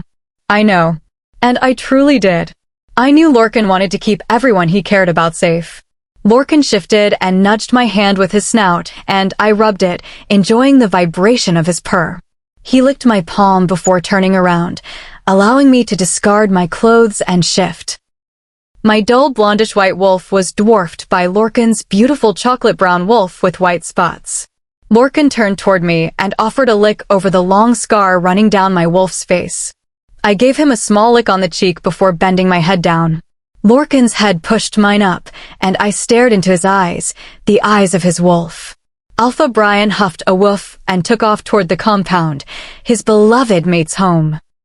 Lorcan and I followed, Lorcan staying at my slower pace, my clothes hanging from my mouth. Happiness bubbled inside me. One so warm and comforting I thought I might explode. It had been a while since I felt this happy, but I knew that I would be this happy all the time as long as Lorcan was beside me. Evelyn POV. I woke up in a different room. I lay on a bed with a cage surrounding me. I sat up, placing a hand on my stomach. It growled and grumbled, and I couldn't help the feeling of dread, shame, and sadness that accompanied that sound. I know, baby, please just wait a little longer. I'm sorry, I know you are hungry, but Daddy is coming to save us, I said and rubbed a hand over my growing tummy. Another growl answered me, and I walked over to the cage door, fear gripping me, but I was overpowered by the pain coursing through my body. Why did they move me? Was Bryan close to saving me, and did they move me so he couldn't find me? Anger coursed through me. Why couldn't they leave me alone? Why couldn't I be with my mate? I touched the door but received a massive jolt. They electrocuted the cage. I wasn't going to be able to get out without endangering myself and my pup. I walked back over to the bed and sat back down, curling my knees up to my chin, well, as close as I could with my baby belly. The room was covered in a heavy blanket of darkness. Not a speck of light was anywhere. It scared me, but I couldn't allow it to get to me or they would win. I would not allow them to win. I saw a faint glow coming from my arm, and I knew it was the silver that ran through my veins. My throat constricted at the thought, and I felt bile rise up in my throat. I leaned over the edge of the bed. The taste of iron invaded my mouth, and I knew that I had just thrown up blood. A sob escaped my throat, and I couldn't stop it. Please, someone, save me. I heard footsteps echo above me, and a column of light revealed a set of stairs. The thudding footsteps made their way down the stairs. Gregory appeared with that nasty smile on his lips. Ready to be broken? Chapter 37. Evelyn POV. The pain was excruciating. Every nick of the knife stung. Every zap of the electric collar burned. But I couldn't let it get to me. I wouldn't let it get to me. My pup was depending on me. Bryan was depending on me. My wolf wasn't answering me. I couldn't feel Bryan, and the silver burned in my veins. I could feel bile rising up. Blood spilled out of my mouth as my throat constricted, and I gagged. Gregory laughed and pressed a button, and a jolt came from the collar. My body spasmed, and a scream erupted from my lips. Please stop, I yelled as the spasms continued. Do you give in yet? He asked with a laugh, making the jolt of the collar more powerful. Never. I can't give in. I will never give in. Bryan is going to save me, and we will go home together. Then no, he yelled back. He stopped the shocks and walked over to the wall full of weapons just outside the cage. He grabbed a long, jagged knife and a whip. He slipped gloves on, opened the cage, and closed it behind him. I slid back and felt the wounds on my back reopen. Warm blood dripped down my back, but by now my vision had begun to blur, and I felt myself becoming weaker and weaker. He raised his hand and brought the whip down on my legs. I flinched and brought my legs closer to myself. He continued to bring the whip down on every visible piece of skin, which was basically everything. I felt the sting of the whip on the side of my stomach and curled myself inward so that he couldn't hit my stomach. "Why were you doing this?" I asked, trying to distract him from hitting my stomach with the whip. "Because once Tiffany has reached Bryan, I will kill your baby and frame your death so that Bryan is so heartbroken that he falls into Tiffany's arms. And after that, I will impregnate you with my child, and we will create the strongest pups, and we will rule the werewolf world together." He smirked a gruesome smirk and knelt in front of me. "Bryan will never fall for a fake death, and he will never fall into Tiffany's arms. He will always be with me and will always come for me no matter what," I said back with a growl. Gregory snarled and grabbed me from the back of the head and pulled me toward him. "You will listen to your alpha and future mate." He smashed his lips to mine, and disgust flooded me. I pushed him back with all the strength that I had left, which wasn't very much, but it at least got his disgusting lips off mine. His eyes filled with fury and burned as he reached out and punched me in the face. I gripped my cheek and looked down. He said nothing and stood up, turning as the door at the top of the stairs opened and someone rushed down them, almost falling in the process. "Sir, Bryan and the Midnight Pack are in the area," he rushed out, fury invading his voice. "How did they figure it out?" he roared. "I don't know, sir," the man said, his voice trembling from fear. I told you Bryan would come for me," I said. I couldn't help the joy that invaded my voice and thoughts. "Bryan is going to save us." "I know it." "Shut it, you little bitch," he yelled and kicked me in the head before storming out of the cage and locking it behind him. "I'll kill your mate if I have to." "You'll never be able to kill him," I growled. "We'll see about that," he said and made his way up the stairs, locking the door behind me, leaving me in the faint glow of the light on the roof. I knew that Bryan would save me. He was just outside with the rest of the pack. He would save me and our pup, and we would get home. I knew it. Bryan. We got to the compound, and right away I knew that Evelyn was inside. I could smell a concentrated amount of her scent and our pups, meaning they were here. I shifted and slipped on shorts, waiting for everyone else also to shift. I turned once everyone had shifted and looked at Ellie. "Ellie, do you know exactly where Evelyn is being kept inside the compound?" "No, sorry, Alpha. But I know the compound isn't very big. Only 5 or 6 rooms and the basement," she said, gripping Lorcan's arm. He smiled down at her fondly and interlaced their fingers. "Thank you," I said and turned away. I looked and saw that someone was walking toward us. When I looked closer, I saw that it was Tiffany. She looked dirty and disheveled. I saw tears running down her face. "Alpha," I heard her cry, and she ran toward us. "Oh, Alpha, they did terrible things to me and Evelyn. They killed her," she cried and looped her arms around my neck. Shock overwhelmed me. What? Couldn't they have killed her? I couldn't feel Evelyn anymore, but I could smell her. I had to get inside to make sure. But if she were dead? "She's lying," Ellie said, and I turned to look at her, my arms dangling at my sides while Tiffany gripped my shoulders, her nails digging in. "No, I'm not," she screeched, and the sound made me cringe so hard my teeth hurt. "You are," she said with no indication that she was lying. "Your true mate is Gregory, the soon-to-be Alpha of the Red Sun Pack. You told the Red Sun Pack that Evelyn was pregnant and helped them kidnap her. You and your mate planned to fake her death so that you could have Bryan and Gregory would have Evelyn to create the strongest pups ever and rule the werewolf world. But that won't happen because Bryan and Evelyn are true mates. Is this true, Tiffany?" I growled and stepped back from her. I heard Lorcan growl from behind me. "No, Alpha, it isn't," she said, and I could practically hear the lie in her voice. You're lying, I growled and felt my eyes shift as my wolf began to take over. Lorcan's growl accompanied mine. Alpha, please. Your mate was a weakling and didn't deserve you. I deserve you, she said, and she walked closer to me. I pushed her away, and she went flying. I walked over to her and was about to break her neck when Evelyn's voice filled my mind. No, Lorcan, you can't. She's in love with Bryan. She just wanted to be with the one she loves. I know how she feels. I love Bryan with all my heart. She just wants to have the attention of the one she loves. All girls are like that. It was a memory from when Tiffany had caused Evelyn to have flashbacks of her time at Red Sunday. Evelyn wouldn't want me to kill her. She would like me to spare her. I stepped away from her and glared down. Go. I am banishing you from the Midnight Pack. I am not killing you because Evelyn wouldn't want me to. Now leave before I allow Lorcan to kill you. I ordered, and she did. She shifted into a skinny, muddy blonde wolf and took off. Lorcan went to chase after her, but I stopped him with my arm. Evelyn wouldn't want her to be killed, even after what she did. You know that. He just growled and stalked around. Lorcan, please calm down.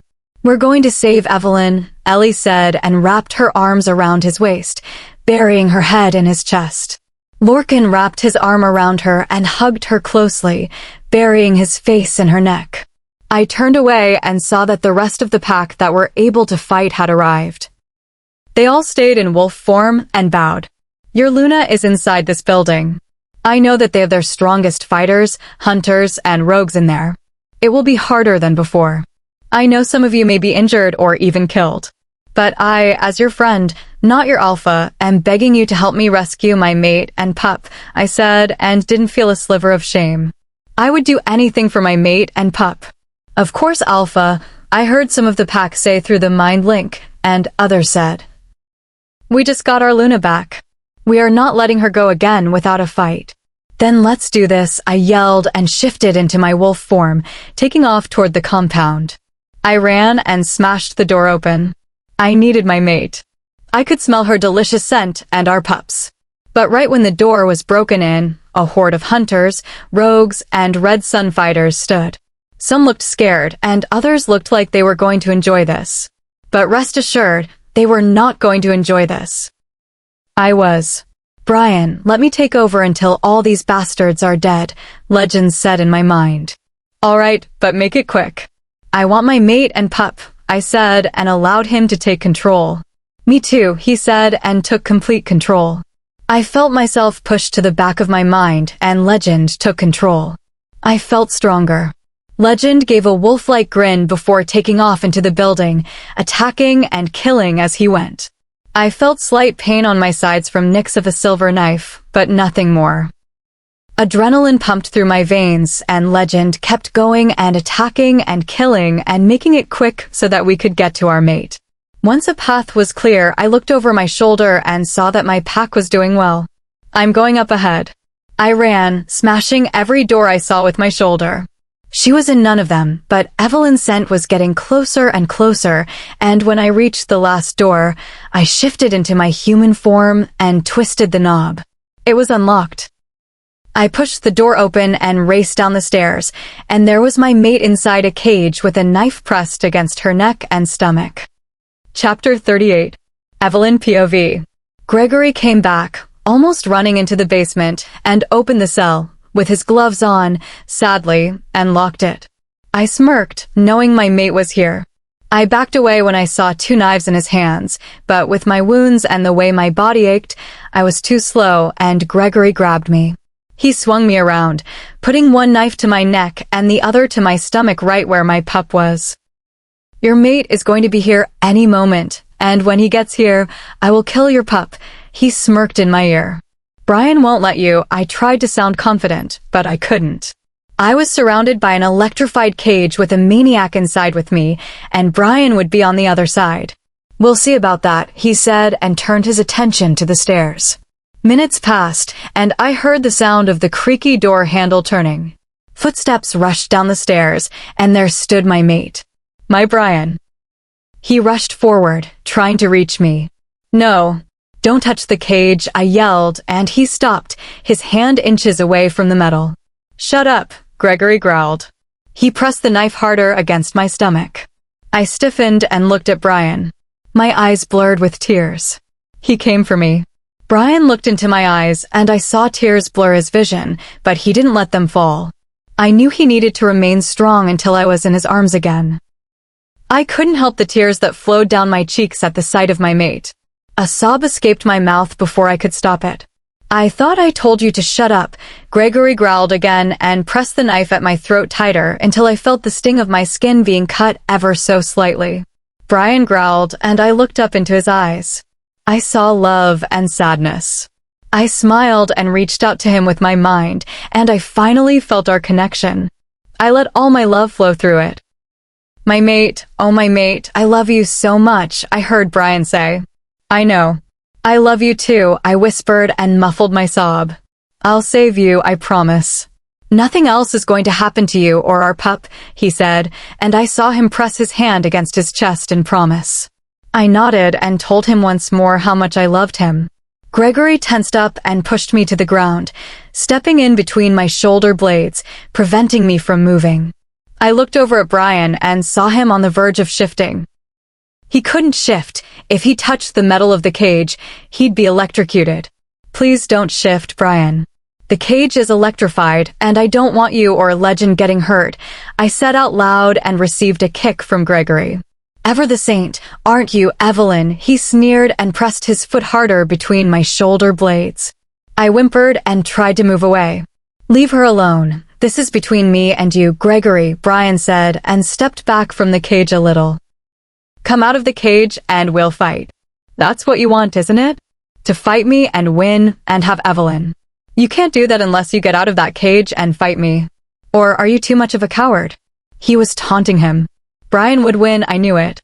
I saw Gregory tense up, then lift his foot from my back and walk over to the cage door, opening it. He still had his gloves on. He quickly closed the door and locked it, throwing the keys away into a dark corner.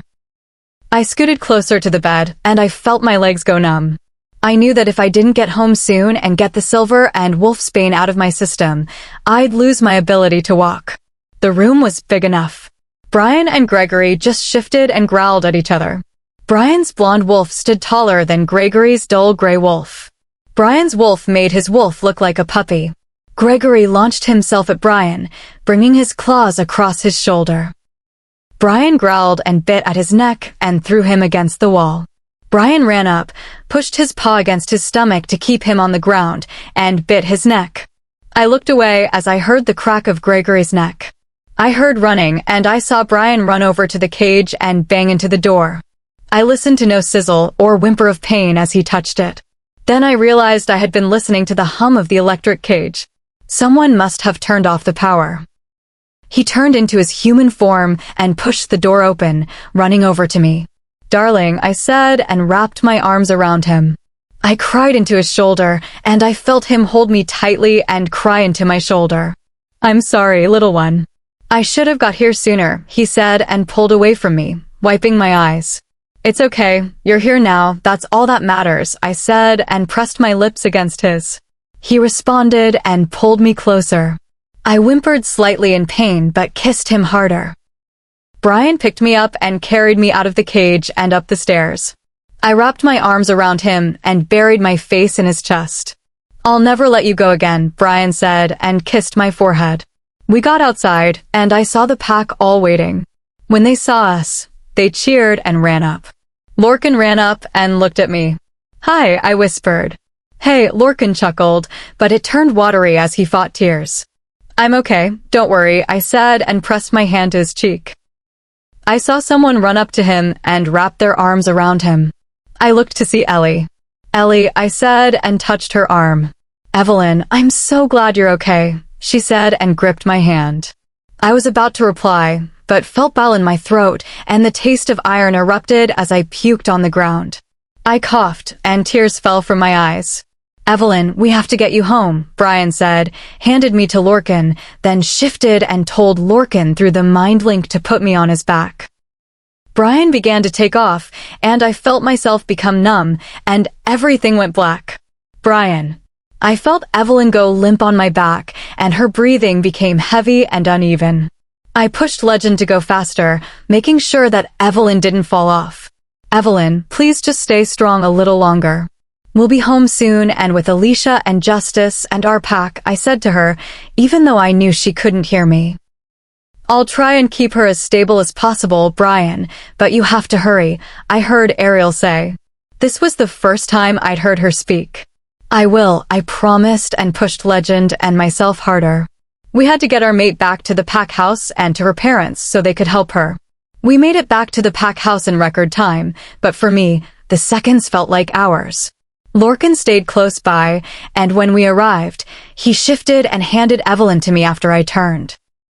Go tell Alicia and Justice that I will come get them after I know Evelyn is okay, I yelled over my shoulder as I ran into the pack house and through the halls. I had to get her to the hospital wing. I felt her skin was hot, and her breathing was still heavy and uneven. We ran through the pack house, and the shocked faces of my pack mates haunted my mind as I ran through the halls. But I couldn't think of that right now. I had to get my mate to the hospital wing. I pushed open the door to the hospital wing with my back and raced over to a bed, setting Evelyn down softly. I heard Amelia and Micah run over, and they began to rip the tattered remains of Evelyn's top so they could work. I stepped back but refused to go too far. I saw blood dribble from the side of her mouth, and I inhaled sharply. Amelia, what's wrong with her?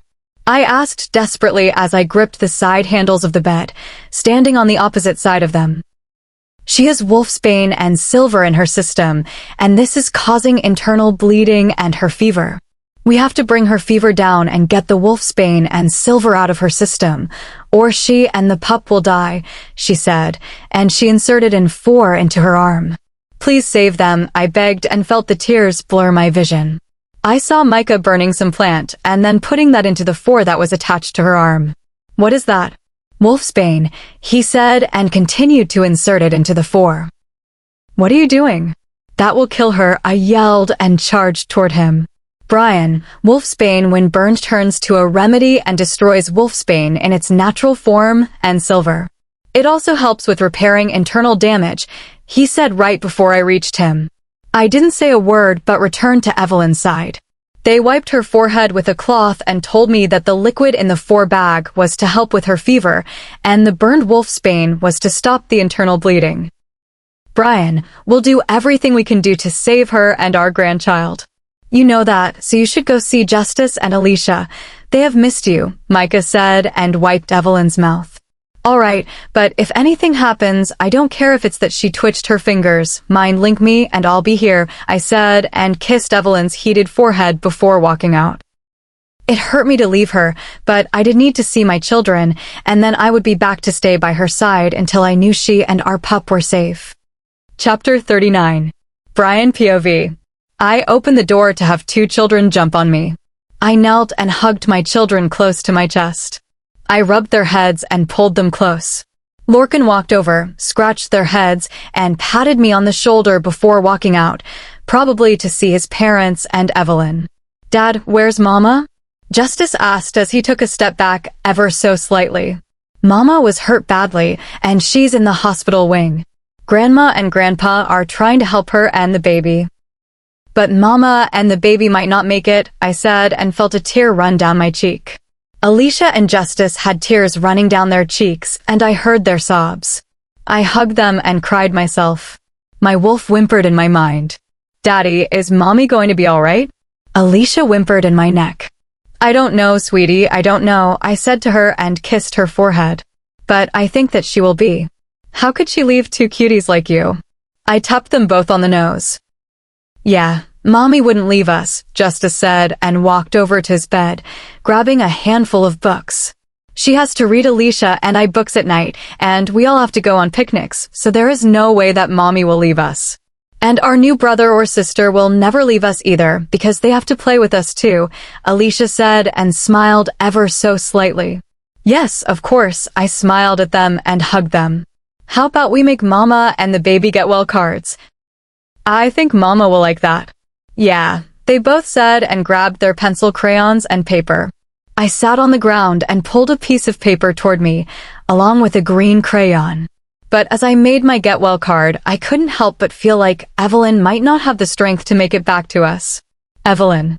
I blinked my eyes open and sat up ever so slightly. I touched my stomach and felt its roundness. I smiled and looked around. The evergreen forest surrounded me, and the sun was setting. The sky was a hue of colors. Where was I?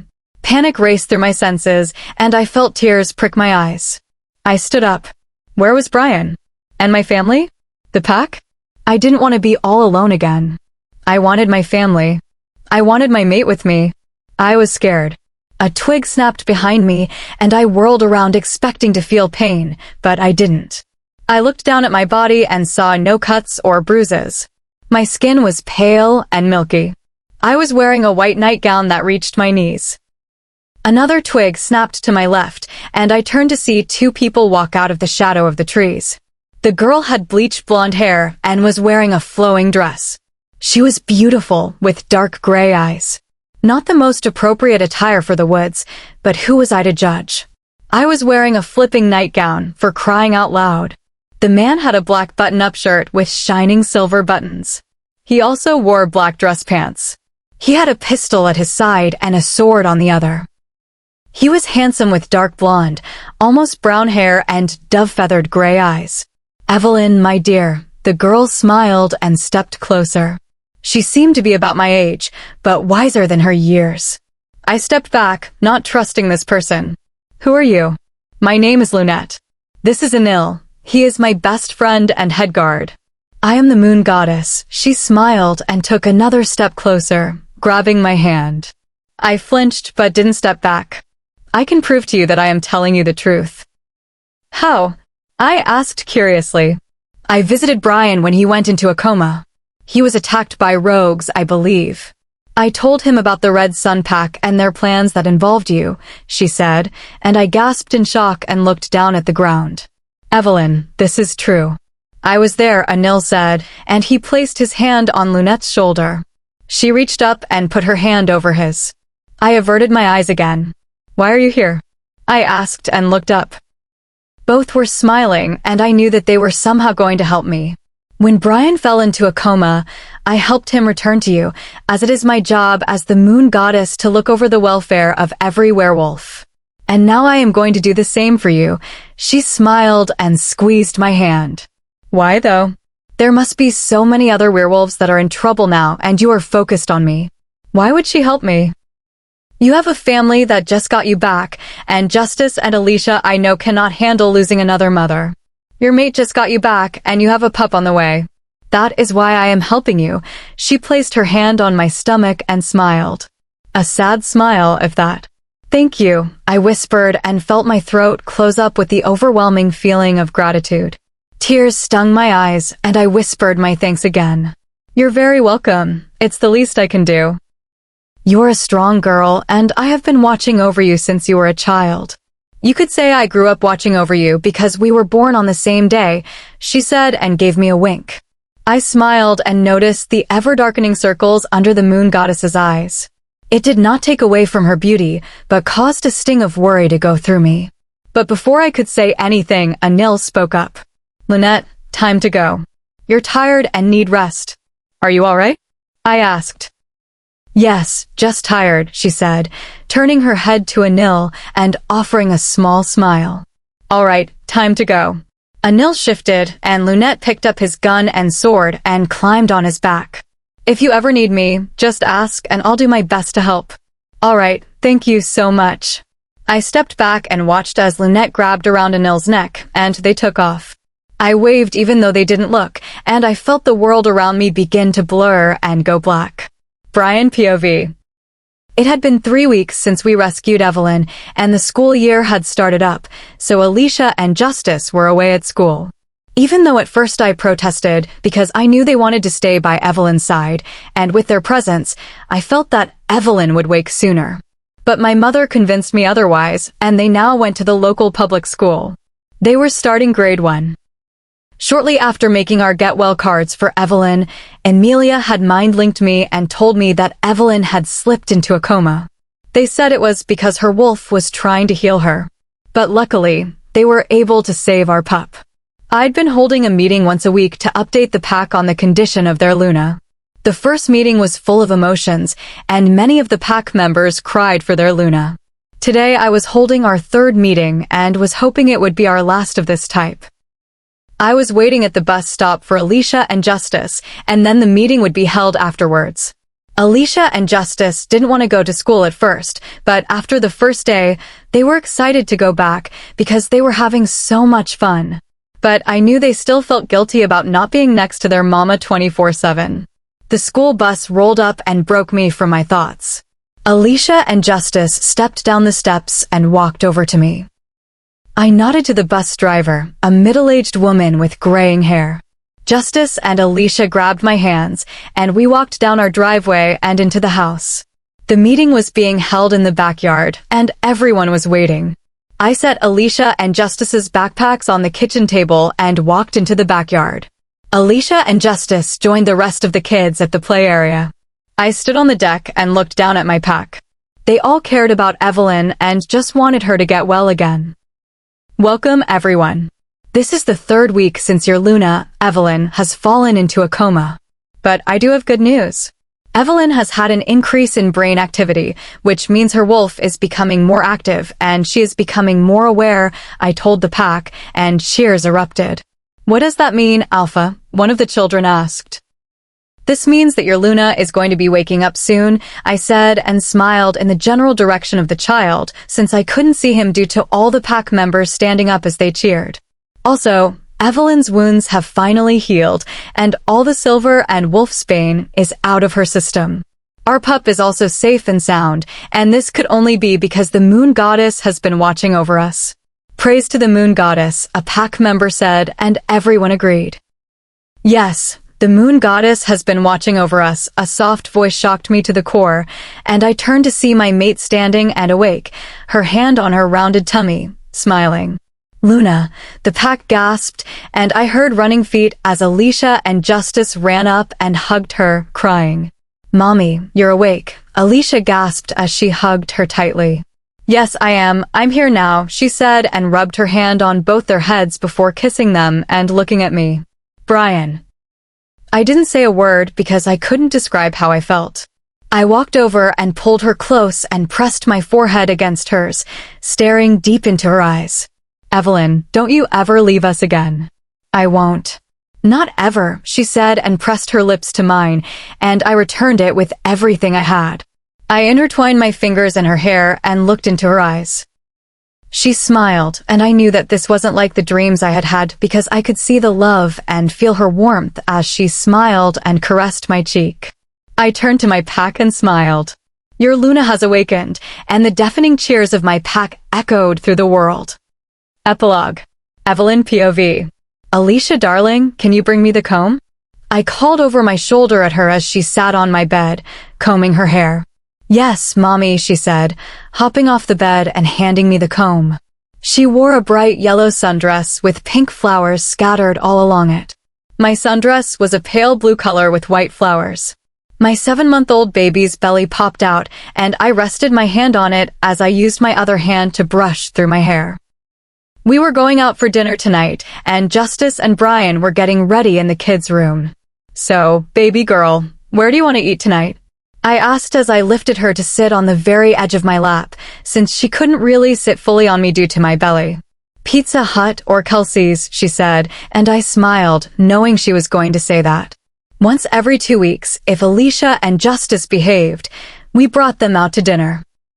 2 of their favorite places that weren't based on grease-covered fast food were Pizza Hut and Kelsey's. It made them happy, and it allowed Bryan and me to relax and not have to deal with the stresses of being the Alpha and Luna of one of the most powerful packs in North America. All right then, whatever Justice says out of the 2 is where we will go tonight, I said and finished tying my overgrown bangs back. I really needed to get them cut. All right, come on, Mommy, I'm so hungry, she said while dramatically rubbing her stomach. Yeah, let's go, Munchkin, I said, getting up and grabbing her hand. You ready, my love? I asked over the mind link. Yes, we're waiting for you, darling, he chuckled and sent a wave of love through the link.